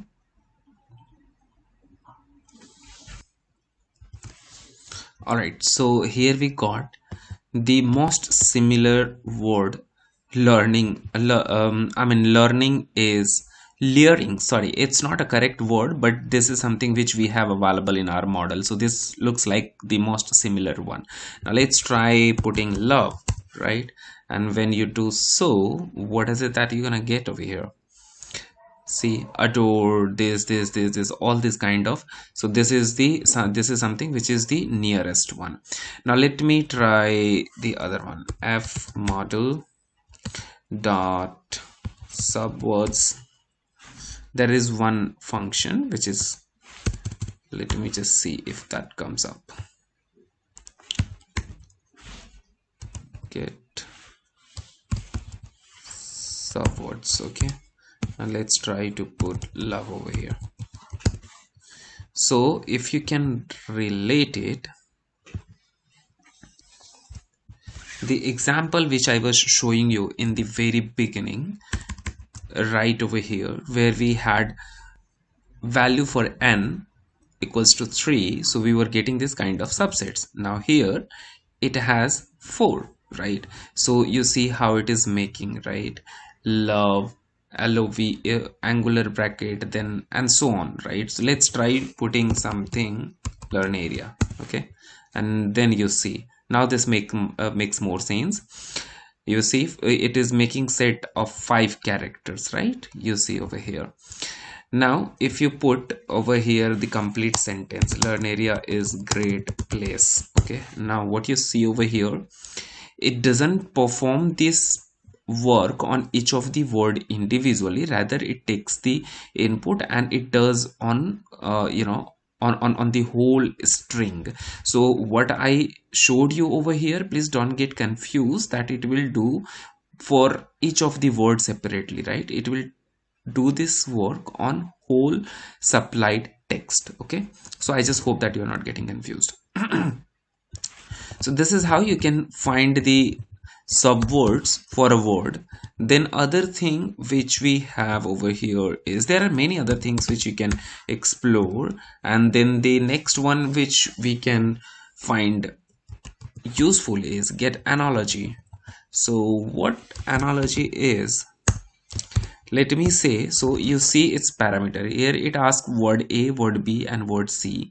So what it does is it will utilize these two words as input and find the relationship between these two words and the third word which you provide over here, right? So basis on the relation between these two words, it will find the relative word for this one. Let me try to give you an example. For example, let's say here you have reading, okay, and here you have books. Then next thing, let's say you have playing, right? So books is for reading. Let's see what we have for playing, right? And here we have to supply the value for k, let's say 10. So what you see over here is playing. For playing, similar thing we have watching, enjoying, etc. All right, so same in the same fashion you can find it for, you can try this for many other things. For example, let's take a place called Delhi, right? And here I would say Noida, and let's supply over here Tokyo. Let's see what happens. So what you see is Noida and Delhi are in India. Tokyo is part of Japan. So you see similar things which are coming over here, right? These are the cities in India, and now you are getting it in Japan. This is the city from capital of Japan, right? So you are getting first the most similar thing or most relevant thing which you are getting is Japan, right? So in the same fashion, there are many other functions available into this one, right? I highly encourage you to go ahead and try to check them all. I mean, not all, if whatever you want you can just try and utilize, right? These are really useful one. Okay, so this is it in this video. I don't want to make it too long, so just practice it. If you don't practice, you won't learn anything. So in previous video we understood what FastText is, how is it different from word to wake, and how to do this setup in Jupyter Notebook, or maybe you can say Python on Windows, and we tried using a pre-trained model from the FastText website itself, right? We also learned how to use Git bash to extract the data from ZZ file, right? And then we tried using some of the functions. Now over here we're gonna be using our own data to train our model. How can we do that? So let's have a look on data first of all. So here is the data that we have. Just let me give you a view. So this is IMDb data which I fetched from Kaggle, or maybe it's widely available on Google. You can just check it. I'll also try to upload it on GitHub, or I'll try to give you the link of Kaggle from where I downloaded this data. So in this data they have classified the data in training and test set, but we will be using the whole set of data. Okay, we will do our own classification. This is the serial number which we don't require. What we require is these two columns. So in the label column we have sentiment for negative, whether the review is negative or the positive. This is IMDb reviews and their sentiment of the reviews. So what we're gonna do is we're gonna use this data to train our model. It has I mean the amount of data is quite significant, right?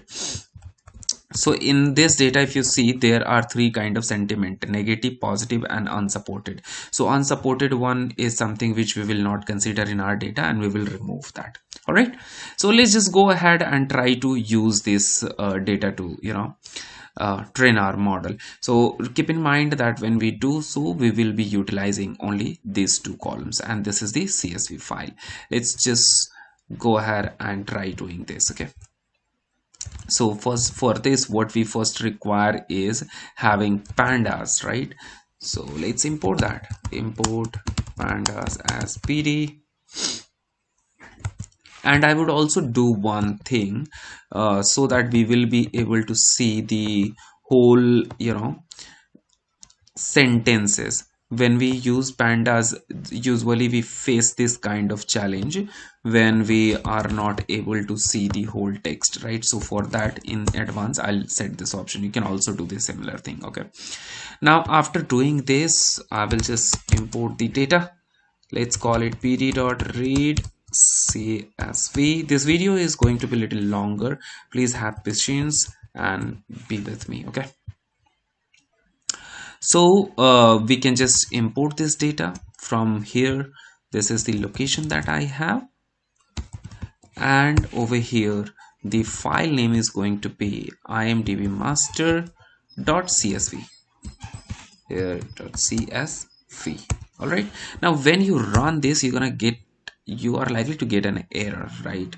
So encoding error, this is something which I have been covering in which I have explained in many of the videos. Here I will not explain it much. I'll just fix that. Okay, so let me just use this code. This is already tried, so I won't waste time in writing that. Okay, and now let's just say tf.head1. okay, because this is going to be used, so that's why I'm just putting this one. Let's see one record only. Okay, so here we got all the columns, but we don't require. What we require is review and label. So let's subset it. I'm just going to say review and let's call it label. All right, and let's just see. All right, we got that.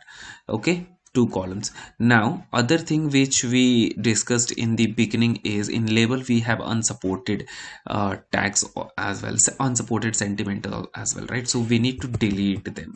So first of all, let's just try to see group by what all are the labels that we have available over here, and let's take account of that.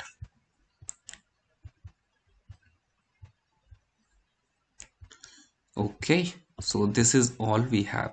So what you can do is here itself you can write a query, right? And into that you can say label not equals to unsupported, right? And let's run this. All right, so now we have only two views, two sentiments. I just hope that it is not confusing to you. Here simply we are picking only those columns which we require while importing the CSV file, and then at the same time we are also putting the filter. Okay, so I just hope that it is clear. Now moving forward, let's go ahead and try our stuffs, right? So df.head, and let's see how the data looks like. So this is how the data is. Now if you see, this would have some special characters, this would have some spaces and all. So what I'm going to do is I'll perform some pre-processing on the data. How can we do that? So for that, let me just take one record first of all to do the pre-processing. Okay, so let's say tf.review, and let's take this one, and I'm just going to store it in, let's call it my text. All right, and let's try this. My text, here is what we got, right? Let me just try getting fifth record. All right, this makes much sense. Why? Because we have these special characters. Now let's try to remove these special characters from this particular string. So for that we will use regular expression. If you want to learn about regular expression, I'll give the link into the description section. Please give it a watch. And that's very simple, right? And let's try this. So regular RE module has one function which is called sub, that is nothing but substitution, right? It takes three parameters: pattern, the regular expression pattern which you want to use, then replacement of that, and then the string. So a string that we have is in my text. What is it that you want to change? So let's say I want to change this star, so I will put that star over here. Now instead of a star, what is it that you want? I want blank spaces, then I will put that over here, right? So let's just try this. So here, because we want everything, if we want to remove everything other than the words, right? So let's just put that. This is the format. So here I'm just simply going to save everything which is not words. Space also I will remove, and the single quotes also I am trying to, I'll try and remove single quotes as well. Okay, let me try. Yeah, this is done. Okay, now sorry. So this is the pattern here. Not, you don't need to get confused here, nothing. I'm just saying everything which is not a word, just remove that. If there are spaces, remove. I mean, I'm saying keep single space, and I am trying to keep this quotation also. Sometime it happens right where we require this apostrophe and all, right? So that's why I'm trying to keep that, and I want to replace this with nothing, and my input data is my text. Let's see this. How does it looks like? You see over here, this quotation is available because I wanted to keep this. Now if you see, this is gone, all the brackets and other special characters are gone. So this look pretty cool.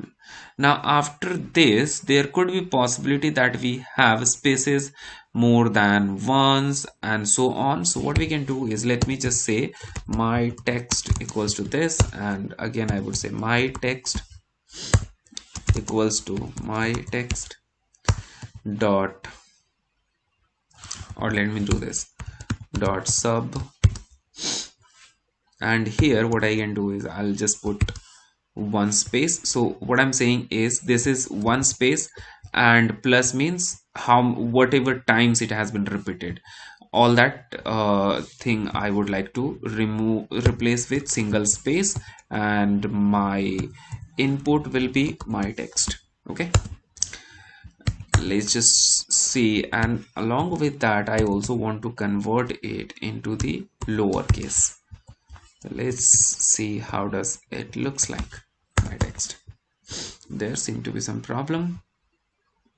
RE has no, why did I write some? It should be sub. All right, this looks pretty cool, right? This is exactly what we wanted, right?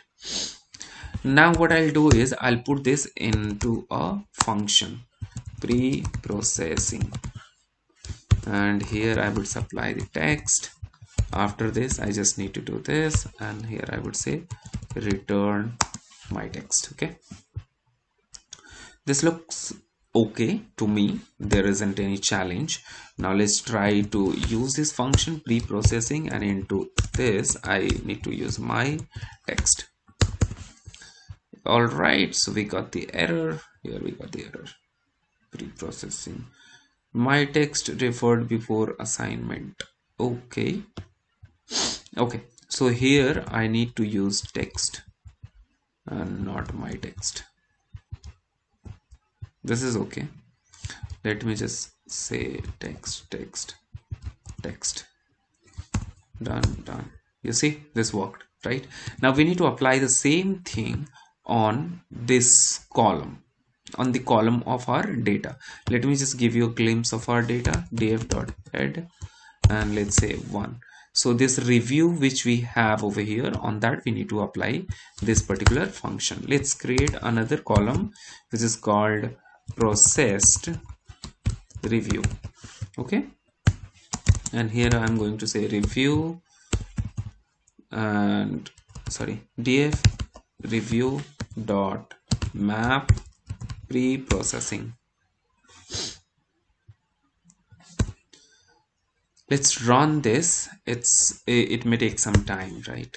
So because the data set is huge, so it will take some time to complete this process. Bear with me, I'll pause the video. All right, so looks like this processing is done. Let's just see. All right, so here we have this particular column created, which has the processing performed on it, right? So like you can see here, it was capital letter, here it is small letter, and same way wherever you find some special character, that would have also been removed. So I hope that it is clear to you. The next thing which we're going to do is, so when we do the when we create the input data for FastText, it has a specification. It will always accept the input in this format: label, and here comes the string, input data, etc. Okay, so if you see over here, this is something which will be prefixed. This will be your label, right? The result which you want. So in our case, label is, let's say okay, so not to get confused, this label is default, which we need to use in our data. We by default need to use, and this label is the column name. So this has nothing to do with data, right? This is something which we have to use. Now the value neg you see over here, that is sentiment, which is given in our data. So what we understand is we have to use this particular string, and along with that we have to concatenate this. This is nothing but the final outcome which we want. That's something which we have to concatenate with this. Plus we have to put one space, and then we have to put the input data. So the input data which we have is this, right? So let's just try to create. Let me not confuse you. Let me just show you directly. So here you see, let's call it final data. Okay, let me call it final data, and then over here in this I'm just going to say label,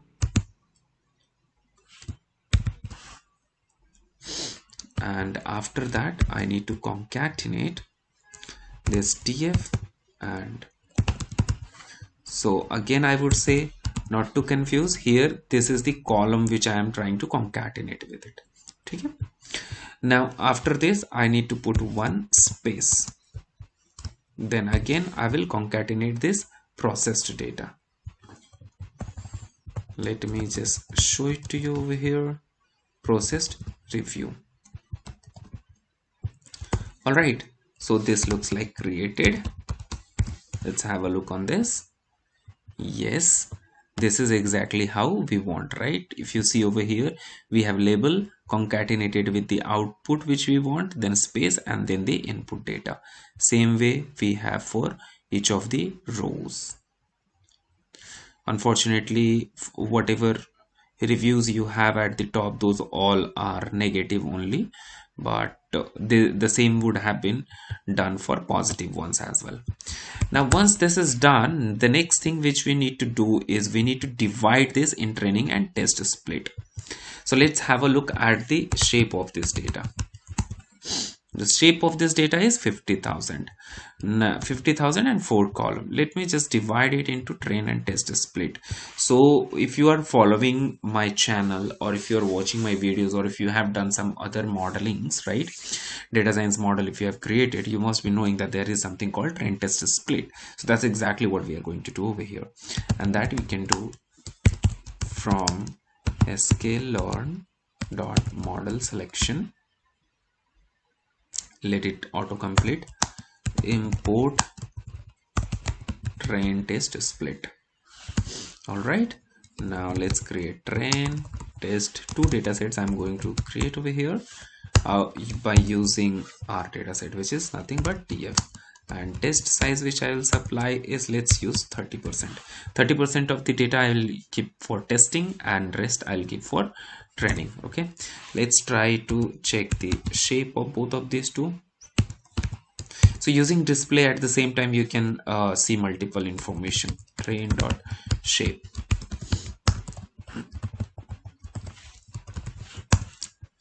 All right, so if you see, in total we had 50,000 records. Now if you see, in training we have 35,000, and in testing we have 15,000. All right.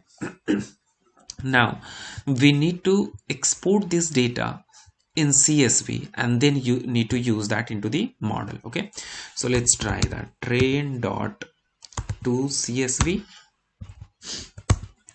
and into that I'm just going, I have one folder created over here, FastText. Inside that I have this folder. Okay, so I'm just going to use this location to put my data over here, and here I would say train reviews dot CSV, and column which I want to export, the column which we're gonna use as input is this, and this is something which have both of the things. It has labels, no, not this one, sorry. Here we have, let's say, head 1, this final data, this one. Here it has the labels also, and it has the input data as well, right? So this is something which we want to use over here. So that's the column I would like to use.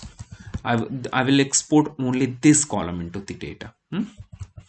Now index, whenever you do the export, it by default exports the index values also, which I don't need in my data. In fact, I don't need headers as well, right? So let's call it false. Same thing I want to do for test as well, right? So let's call it test.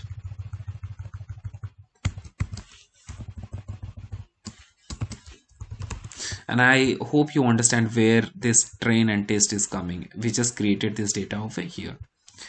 So let's just do this.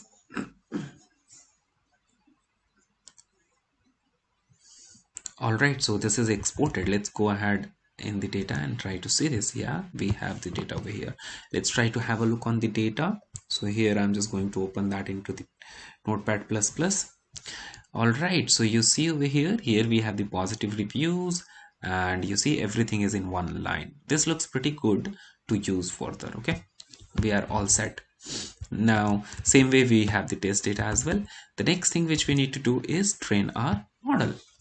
So I will say my model equals to FastText dot train supervised, because this data is labeled 1, so I will be using train supervised.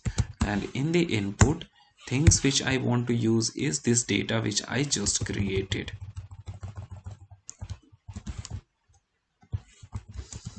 All right, there could be a high possibility that you may come up with some more simplest way, so I would be very happy if you put that into the comment section. I'll go through that and I'll definitely like or comment that. Let's just run this. So it will take some time to train this model. Once this is done, then we will do the testing of our model. Until then, I'm going to pause the video. All right, it was a little quick. My model, so my model is trained. Now the advantage with this is the models which you would have created previously, you would first need to train the model, then test it, then do the prediction, and then you will be able to find the precision and recall. But here you can directly do that, right? So all that we need to do is say my model dot test, and into that you supply your test data, which I have over here. I'm just going to supply this and let's just see.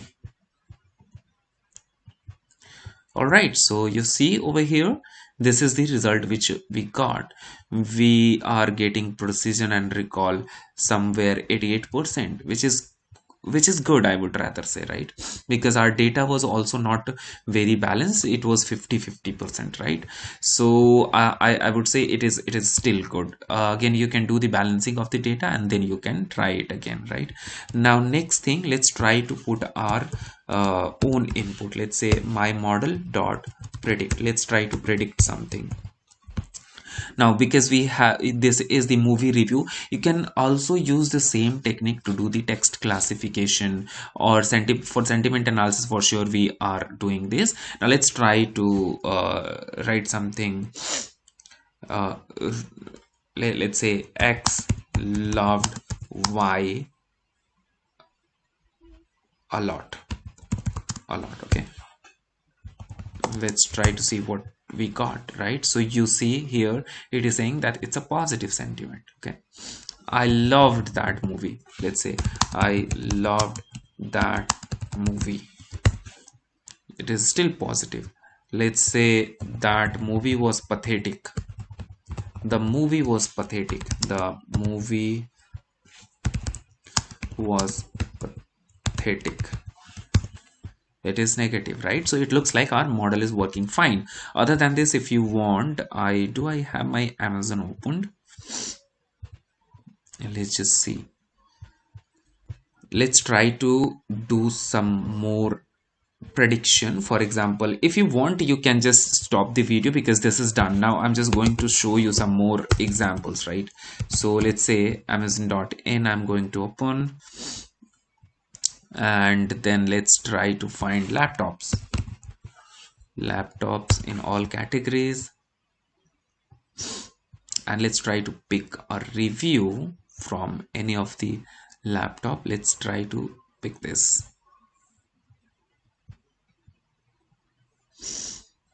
And let's try to see whether our model is in accordance with the reviews given over here or it is predicting something else. Let's just see. It is a little slow, please bear with me. I'm just trying to give you some real life example though, so that's the only reason. So you see here we have 3-star, and here it says my laptop keys are interchanged. If I click a star, I get this, and vice versa. So one person found this one, right? Let's just see how does our model works on this. Okay, so for that, what I'll do is, first of all, let me put it this way. Okay, and then this here we can use single line only, right? For now, let's try to run this. It says positive. There could be possibility that my laptop keys are interchanged. If I click star, I get this, and vice versa. So somehow it is taking it positively. Let's try to find something negative and see if it is working in the same fashion or not. So let's try to take this one and let's try to put it over here and see. Oops, it again says positive. So there seem to be some problem with the model. It doesn't seem to be trained well, or maybe some pre-processing which we did initially, that it worth using that again. Haven't used it yet cause of adapter. The power adapter was missing, but still it says positive. 86% positive. How could it be possible? Man, no software works. Let's try this. Oops, again it says let me say it's a worst product. It is the worst product. Let's try this now. Then it is saying negative. So I think it requires some more data to do this kind of prediction, because the kind of values which we are getting, that is something which is out of dictionary, I believe. Now let's try to put this. It's completely depending on the amount of data which we have supplied. It is value for money based for education. I mean, you can try multiple from multiple combination. You can try different sort of in a different amount of input data, and then possibly you can train the model, and then you can see the performance, right? You see over here it is saying positive. Same way you can also try to use the this what we call that, movie reviews, and you can put that also, and you can try checking that. Let's try to use any comment from this channel. This is the channel I showed you right previously. See, I was trying this. Here it says positive. So similar fashion, you can, in the same fashion, you can try multiple comments over here, and you can see how does that performs for you. Let me know into the comment section how did it work for you. But today we're gonna learn about word clouds. You must be thinking what word cloud is. So like the name itself suggests, it's clouds of words. Well, how does that going to help us?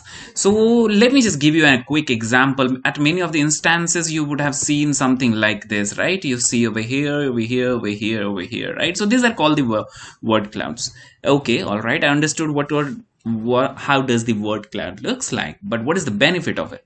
Okay, let me give you a quick example over here. Let's say I took this whole text, all right, and I go over here, and what I do is I'll just put my text over here, and let's run this. All right, now like you can see that looking at this plain text, it's hard to understand what is this text talking about, what is the main topic, what is the crux, what is the analysis of this whole text, whole paragraph, right? But when you just put it in word clouds, what you understand is this text is about Romeo and Juliet, right, where they are introduced to each other, and so they are doing some party and all those things. All right, so this is the importance of word cloud. All right, so now you must be getting a question, how is that going to help you? All right, so it helps, for example, if you are trying to do some sentiment analysis or some campaign analysis. For example, you are doing some political analysis, who is going to win the election of PM, right? So you take the tweets for all of those two candidates and put that into the plain text and put it over here. Whatever is repeated most of the time, you can expect that they are going to win, right? For example, if you see over here, so here we did the tweet analysis at the time when campaign was going on for the PM election between, and the candidates were Liz Truss and Rishi Sunak. So what you see over here is Liz Truss is the most popular word, and we acknowledged and we realized, or we can say that we observed out of this analysis, we got to know that Liz Truss is someone who is going to win, and that apparently happened, right? In the first time Liz Truss won, now that's a different thing, she resigned, right? Ultimately, all that I want to tell you, the importance of word cloud, which I believe you must have understood so far. Now the time is, let's go ahead and see how can we create that. How can we create this kind of beautiful word cloud? Like you can see over here, it is in heart shape. Whatever shape you want, you can make it, right? So let me just take you quickly and let's just start creating it from scratch. So what I'll do is I'll just start open a new Python notebook, new Jupyter notebook rather, I should say, over here. So, and once we got this, first of all you need to have this all, libraries. So just in case if you don't have that, you can just do pip install word cloud, not world cloud. Then you would require pill. I don't think you need to install this, should be by default available. If not, then you can just do the installation. Okay, and then matplotlib, I believe you would already be having. Wikipedia, not necessarily you require, but just in case if you want to use data directly from Wikipedia, you can feel free to do that. All right, so let's just come back over here and start doing let's just start with this. Okay, import. All right, let me just say from word cloud. So you gotta bear with me because my system is a little slow today. Word cloud import word cloud. So one thing you should note over here, if you see from the main module name, I'm writing in small letters, but this module I'm writing in camel case, right? So you should be aware of that. Then the other thing which we want to import out of it is stop words, right? So by now you must have understood what stop words are, right? If you are following the series. Just in case if you don't know, I'll just give you an example. But these are the words like is, are, am, which does not make much sense, so we just prefer to remove them whenever we are doing natural language processing or any sort of natural language analysis. All right, so so this is the library we are done with. The next thing which we're gonna do is import matplotlib.pyplot as plt, then import numpy as np. Let's keep it to this now, matplotlib. Okay, lib. All right, so now here I'll just create my text data. Okay, so here we go. Now the next thing, let's take some text. So the example which I was showing you, let's take this text, this much of the text. Okay, now let's just start with, let's just do a small start. Okay, now here we go with text. Next thing which we need to do is let's call word cloud, and I'm going to create an object which is called word cloud wc dot, okay, let's see this, dot generate, and inside that I'm just going to put my text. And then the next thing which I am going to do is plt dot show. Let's see if this works. Oops, it didn't work, because here we should say image show. All right, so it says the image show missing one required argument. Okay, so here we just need to say what is it that we want to use over here. So here we go.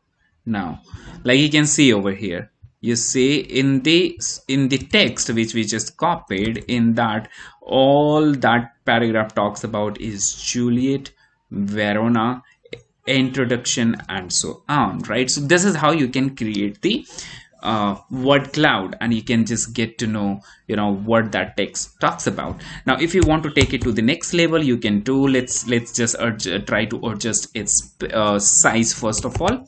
plt.figure,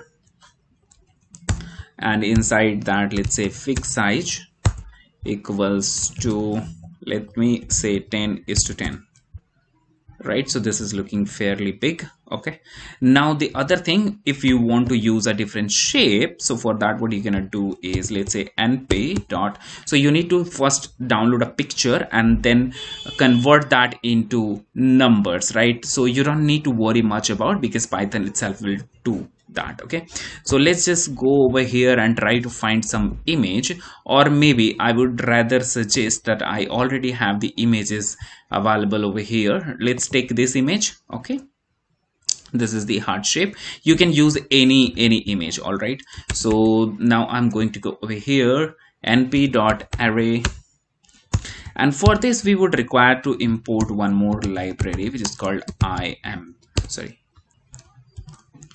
which is called pill dot image, pill.image. Okay, now over here I'm just going to say pill dot image dot open, and inside that what you can do is wherever you have that image available, you just give the location of that folder, just put it over here. Now you're gonna put the image name which is heart, and then you just provide the extension of that which is JPG. So if you want to check the extension, what you can do is right click your image. It is taking longer. Properties, and you see over here JPG. Okay, so this is how you can get the extension of that. Now done. Oops, there seemed to be some problem. Okay, let me just say shape. All right, now let's just see if it works. What it says, no such file. Why? Okay, here the spelling error, I'm missing on T.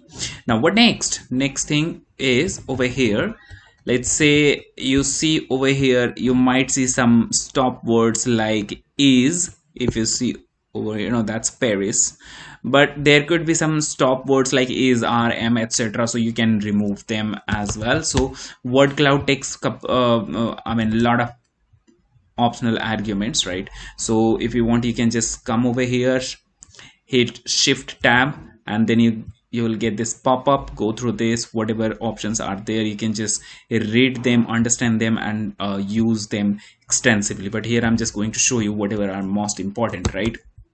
So here the stop words I'm going to use. If you are interested in seeing what all are the stop words that we have, then you can just do this. Let me just take this and put it over here, and let me show you. See, these all are the stop words. So we are going to remove these stop words while we are creating the word cloud. Okay, now the next thing, we are interested in having the image. So for that we have a parameter mask, and into that mask, what is it that we want to use is shape. In the shape we have taken the heart shape. All right, now what is the background that we have, right? So let's just say white, because you see, you remember in the image we had the white background. So in the image we had the white background, and here in our result also we want to keep the white background. Then let's just try with this. Okay, and then let's just see how does it looks like. I'm just going to create this. It's taking some time. Okay, all right, so you see over here it has created the heart shape. Right now you can see this is in heart shape with white background. Now if because this is not looking very good because we can't see the border, so for that there is another argument which possibly is called contour. Let me call it contour color. So let me call it black, and you can also say contour width. So let me call it 5. All right, and then let's just generate this.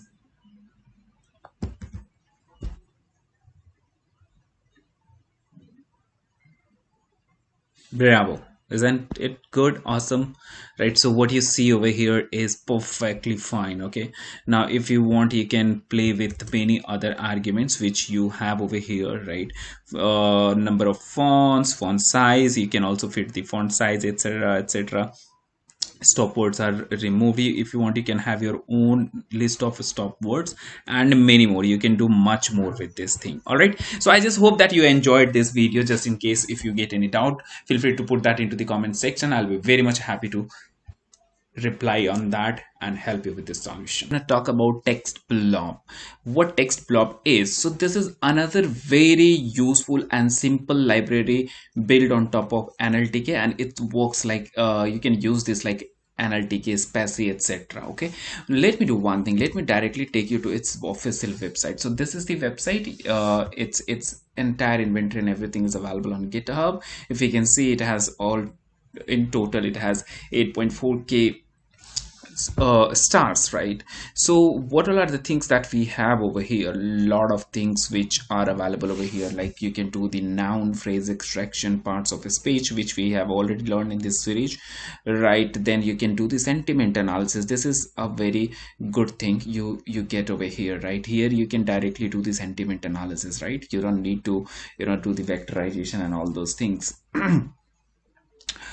Then you can also do the naive based classification and all those things, tokenization, etc. So here are list of the things that can be done. Okay, so out of this, whatever are most frequently used, that's we gonna see in this video, right? Let's just jump to the Jupyter notebook and start using this. Okay, so here I have my Jupyter notebook. The first thing which we need to do is start importing this. So import TextBlob. All right, let's say it from TextBlob import, and then we can say, I'm just trying to do autocomplete using this. All right, so let's just allow it a couple of seconds. All right, so it's done over here. Okay, so the first thing which we're gonna try over here is doing the spell check. Before that, we need to create the text. So when I say text, means the object. Let me say over here, let's say text blob, and inside that I'm going to write my text. Let's say learn area is a great place to learn the things. Okay, all right, so what I'm gonna do next is, so first thing which we okay, so before that we need to store this in an object. Let's call it blobs, and inside that I'm going to store my text. Now first thing comes spell check. So to check this thing, first we need to make some spelling mistake. Okay, so let's call it great this way. Okay, learn area, and let me make some mistake, silly mistake. Let's say a, then let me say it things. Okay, and let's just try doing this. All that you need to do is say blobs, and then over here you can call this function which is called correct, and let it just produce the result. Like you can see over here, learn area is a great place to learn the things. Wow, it worked well, right? You see, it has done the spelling correction. Now next thing which I'm going to do is I'm just going to store this correct blob,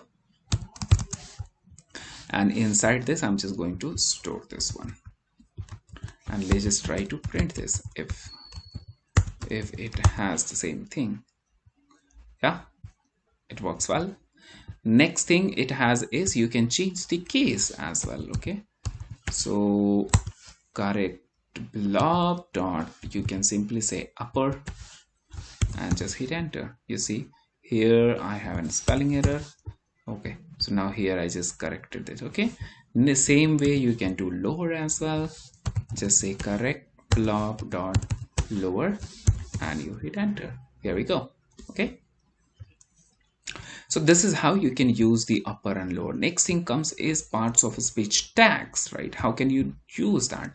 So it's very simple. Let's call it correct blob dot, you can simply call tags, and let's just see what we get.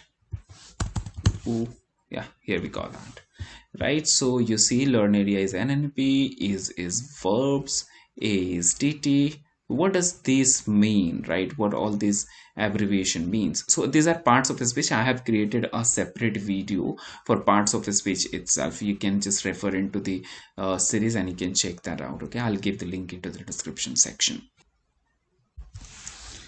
All right, let's move forward. So over here now, let me help you understand how can you do that. Okay, if you want to do it right, so let's call it import NLTK, and in NLTK, let me just see NLTK dot unpin. There is one thing. All right, so it's slightly gonna be different. So what exactly, like, you want to understand the meaning of what is this VVZ stands for, right? So for that, you're gonna do, you just import NLTK, because this text blob is built on top of NLTK. So this is something you can, this is similar in both of them, right? So NLTK dot help dot, you make it this, right? And when you run this, you see over here you're gonna get list of all those abbreviations, right? Like you can see over here, you know, VB, VBT, VBG. Here we go, here we have VBZ, var present tense, third person singular, etc., right? So this is how you can do the parts of speech tagging. Why is it important to do? That's something I have covered in a different video, and I highly recommend you to give a look to that particular video. Now the other benefit is you can do translate it as well. That's a very powerful thing and very important feature of TextBlob. Okay, so this uses the TextBlob uses the Google Translate API, and using that it does the transformation. So let's say, let's call it correct blob is nothing but the text which we gave initially over here, right? And here we corrected that, we did the spell check and corrected that. Okay, so that's what we are going to use over here, translate. And here we're gonna say from language. So if you see, it takes two argument, from language and to language. So I'm just going to say from language, and here I'm saying English, and I want to translate it to, let's say, let's call it Spanish, right? And let's run this. So you see it has been translated. So I don't know the Spanish language, so I won't be able to read it out. Rather I can use Hindi, and if you see over here it is translated into Hindi. So it's that simple, right? Now the next thing is says is noun and phrase extraction. Let's do this. Correct blob dot noun. Let's just see noun and phrase extraction. It will give you the list of all those nouns and phrases used in the given text. Okay, let's just hit enter. So in the given text there's one noun which is learn area, and this is possibly like a phrase, right? Great place. Okay, so these are the two things it identified. So it's really useful thing. Let's say if you have been given, you know, huge amount of text, and you want to fetch out all the noun out of that, so that you could, you know, do some analysis. For example, let's say you have been given the whole text from Twitter, and you want to see that what is the product that the customers are talking about. Okay, or maybe if it's about the complaints, then possibly you can you may like to fetch out what is the phrase that they are mostly using it, and then you can build some sort of visualization to see, you know, the temperament of the customers. Okay, then next comes the sentiment analysis. This is also very powerful thing, and in a very simple way it has been given covered over here, right? So let's say sentiment. Okay, and let's run this. Yeah, here you see, here it says polarity equals to 0.8 and subjectivity equals to 0.75. That means, so polarity also ranges between -1 to 1, and subjectivity ranges between 0 to 1, right? And if you want, you can just give it a search over here. And other than that, if you see over here as well, right? So here as well it has defined what okay, so it has not defined here. Let's just search for it. Okay, polarity and subjectivity. So what you see over here, subjectivity detection. So you'll get hell I mean quite significant detail about all these things. Polarity, you see, polarity polarity is float, which lies in the range of -1 to 1, where 1 means positive sentiment and -1 means negative sentiment. Same way it goes for subjectivity. Let me just give you a view of that as well.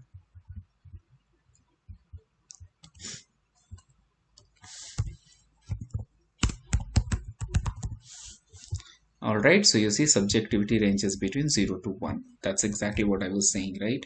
So what does this mean? Polarity means if it is 1, that means that means it's a positive sentiment. If it's -1, that means it is negative sentiment.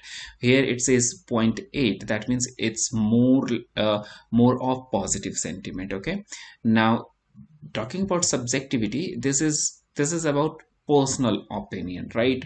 Personal opinion. What is the personal opinion this statement has? So 75% it's a personal opinion, right?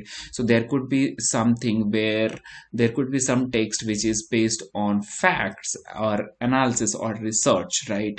In the text, writer would be talking about those things, so over there you will get less subjectivity. Less subjectivity, higher polarity means more accurate. I mean, it could be more accurate kind of stuff, right?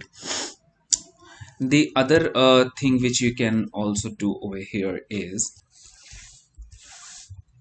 you can also use the naive base in right over here. Okay, so let's say from text blob dot sentiments import naive base analyzer, right? And now let's create blob equals to text blob, and inside that you can put your text,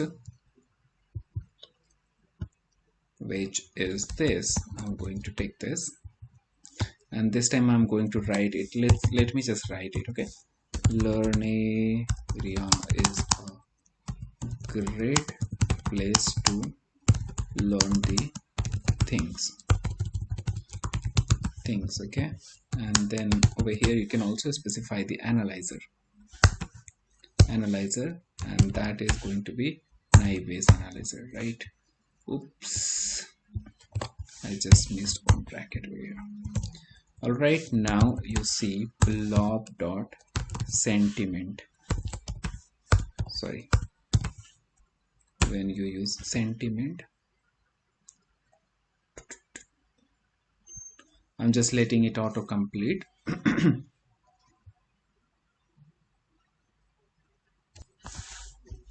All right, so it's completed, and let's just see. So like you can see over here, it says classification. This text is classified as positive sentiment, having positive sentiment, and it has also given how positive it is and how negative it is, right? It's 71% positive and 28% negative. It's analysis, right? In the same fashion, if you want, you can, here I have some text written from the movie review, right? So let's just try this one. Okay, so I'll just try to put it over here, and let's just try to put it right over here, and let's run this. Let's see what it says.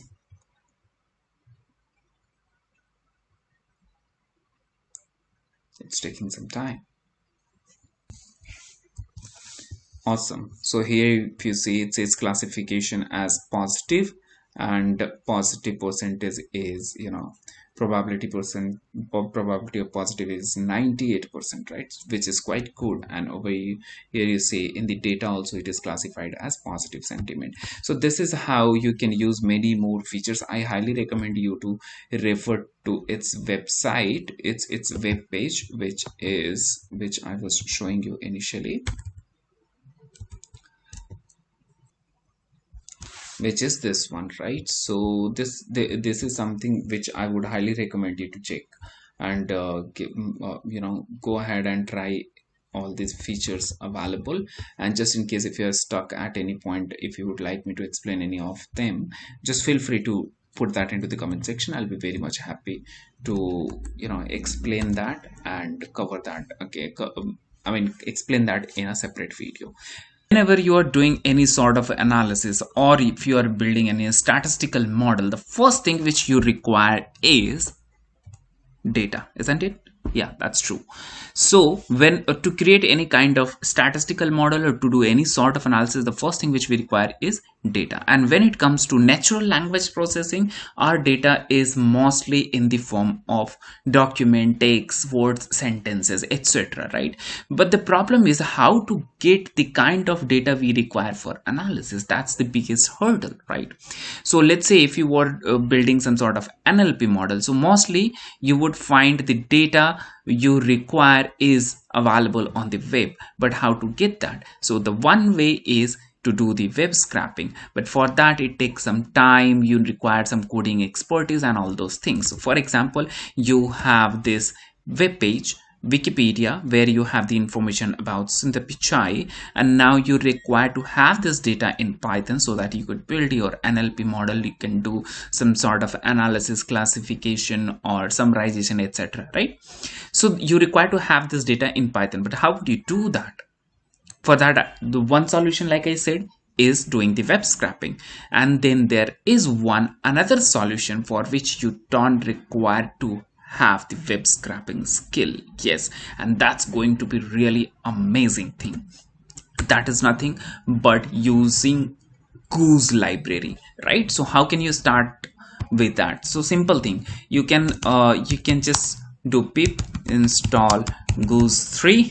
This is the library which is going to help you fetch the data from any web page, right? And get the clean data out of that. Though I already have this Goose library installed in my machine, but still I did it again, right?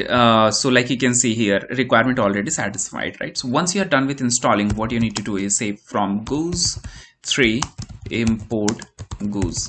Be careful about the sentence, the cases, right? So if you see over here, it is all in small case, but here this has G with capital letter. Okay, so be mindful for that. Now once you are done with installing this, next thing which you require to do is just create an object out of this, right? So here I'm just going to call it my goose, and into that I'm just going to create an object this. Then the next thing which you require is URL from where you are trying to extract the data. Let's say I want to extract the data from Wikipedia about Sundar Pichai, right? So I'll just take that and put it inside this. That is it. Now we need to fetch the data. How can we fetch the data? So let's say I'm going to create another object which is called wiki, or let's say let's call it wiki. Okay, and then here I'm just going to say my goose dot extract. It's that simple, right? And you put just URL over here. This is it. It will fetch all the data which you require, and then after that you can see it. So it's just taking a bit of time. Now it is done. It's that simple, you see. Now after having this installed, if you want to check what is the domain of this data, so see, it is fetching the data from Wikipedia. All right, wikipedia.org. Now if you want to see all the links available into that, right, so what you can do is you can do this, and here you get what is there, right? So all sort of hyperlinks which you see over here, URLs or etc., whatever this blue color links you see over here, all of these things have been extracted over here, right? The next thing which you may require, and the most awaiting thing, is getting the text out of it. All right, so how can you get that text? It's very simple, right? Let's say wiki dot clean text, and here you got what is it, the exactly what you are looking for so long. Okay, so it just extracted the data which you need, and now you can take this, you can do the further text cleaning which we require to do our NLP modeling or model building or etc. You can do the tokenization, lemmatization, whatever you require, right? You can do all those things. Now if you are wondering what all are the things that you can do using this, so here is list of functions that you can use, right? That you can do. You see over here domain, etc., etc. Let's try using the doc. What is it that we can do using the doc? Okay, it turns out not of much use. but there are many other functions which you can try. Okay, for example, let's try infos, right? So when you use this, what you see is it is classifying all the contents available on that Wikipedia page. For example, meta information, this is blank. Language which is used in that particular Wikipedia page is English. Then it says if it couldn't extract the image, then what is the domain. So when you say wiki.domain, you'll get this domain. Okay, now if you want to fetch the title, so you can simply say sorry, so you can say wiki.title. So what is that Wikipedia page about? That's about Sundar Pichai, right? So that's what you get, and you saw it correctly over here, right? And you see this is the clean text which we just got. So whatever this thing you see over here, this key which you see over here, you can just call them on this particular object. Okay, now after that, if you go down, you will see list of links all available over here. You see these are all the links which are available over here. The author, there is no author name, there is no published date. So otherwise, if the Wikipedia page has any author name, that you can get using this. If you can also get the published date using this, but this doesn't have any published date, so that's why you're not getting. So I hope you understood. This is very simple thing, and trust me, it's going to be very useful. I highly encourage you to use it extensively. You can try using Facebook URL, you can try using any other URL. I just hope that you enjoyed watching this and you found it useful. Just in case of any doubt, feel free to put that doubt into the comment section. I'll be happy to reply on that.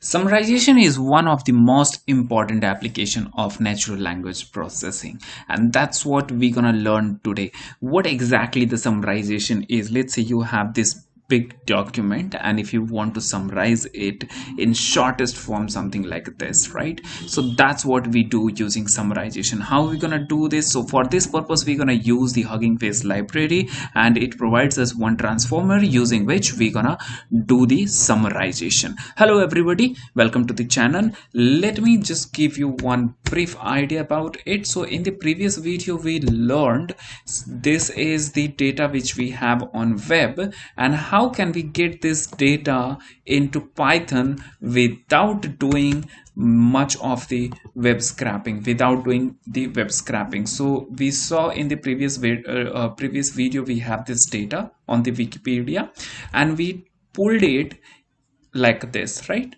And in this video, what we're gonna do is this big document. What is this big document, right? What is it that actually it want to say? And we want to go, we are going to summarize that something like this, right? So you see over here. So that's what we're gonna learn today. All right, so let's start without wasting much of the time. So to do this thing, we require these two libraries. So we must have these two libraries installed. First one is TensorFlow. How can you have the TensorFlow installed in your machine? So let's say if you are using the Anaconda distribution, then what you can open the Anaconda distribution, go into the environment, and the environment which you have, this is the base environment which by default is created when you download and set up Anaconda in your machine. Okay, so and in the list of installed packages, what you can do is you can try to find out where if you have TensorFlow already installed or not. Let's just see. TensorFlow,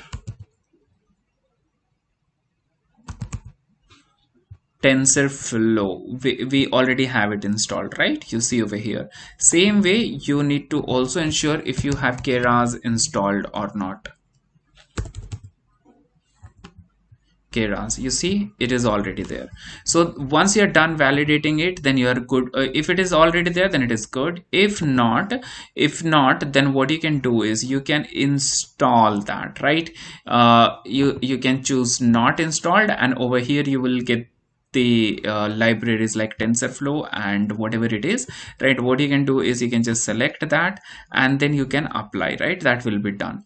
If it doesn't work in the same environment, what you can do is you can create another environment the way I have created it over here, TensorFlow, right? So same fashion, in the same fashion you can create the another one as well. All right, so this is how you can install this. Even if that does not work, then what you can do is you can on the YouTube there are many other videos which provides you a very good solution, a very good guide how you can install that. I highly recommend you to refer any one of them. There are penalty of videos for that thing. Okay, so considering you are done with installing the TensorFlow, if you face any issue installing TensorFlow, do let me know into the comment section. I'll try to help you out. Then the next thing which comes which you require to install is transformers. How can you install that? It is very simple to install transformers. What you can do is just say pip install transformation. So when you say pip, make sure that in the beginning you are putting this exclamation sign, right? Pip install transformer. Once you are done with that, then you are all set to go ahead. So all that you need to do is import that. Import TensorFlow.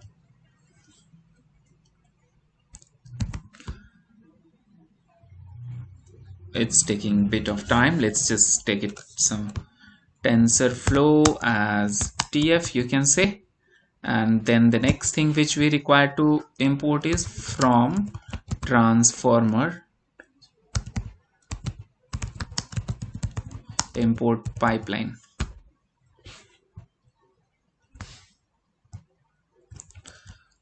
All right, so let's just complete this. Well, now we are done with importing the pipeline. Next thing which we need to do is create a object, right? So let's say some object, and into that we're gonna use pipeline, and into that you need to say summarization. Okay,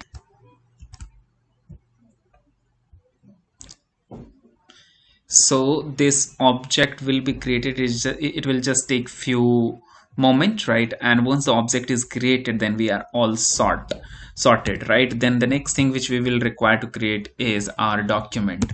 Let's call it whatever our document is. We're gonna put that document over here. So the document which we had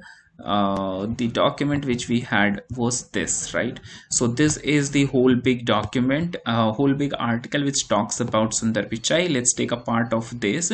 So there is a limitation. It takes some limited amount of data, right? So for now let's just start with very basic, right? So this is what it does, right? So here I have created the document. When you're doing this part for the first time, it will take some time to download and set up everything. Okay, but because I had already done that, so that's why it completed quickly, right?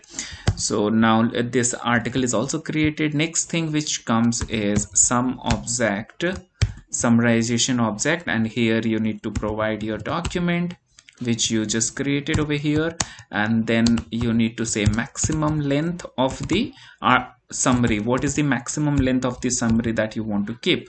I want to keep 100. Then what is the minimum length you want to keep? I want to keep minimum length, let's say 30. Okay, and then there is one more parameter which is called do sample. So here I'm just going to set it to false, right? And let me just store it in an object called summary, and let me just print the summary over here. All right, now let's just give it some time and let it complete. All right, so for me it took approximately 15 seconds to complete.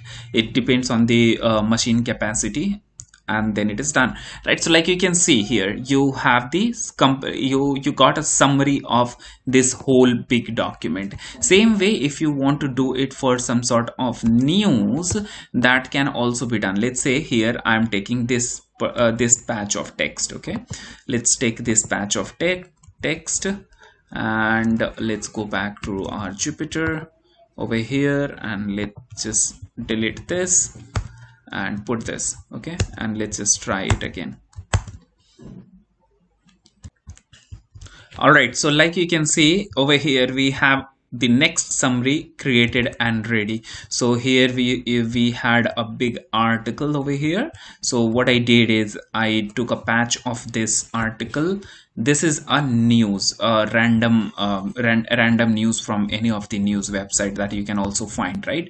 And here you see we have this new particular news created over here, right? So it says gold future opened at this price and a decrease of this much of the amount we have seen, etc.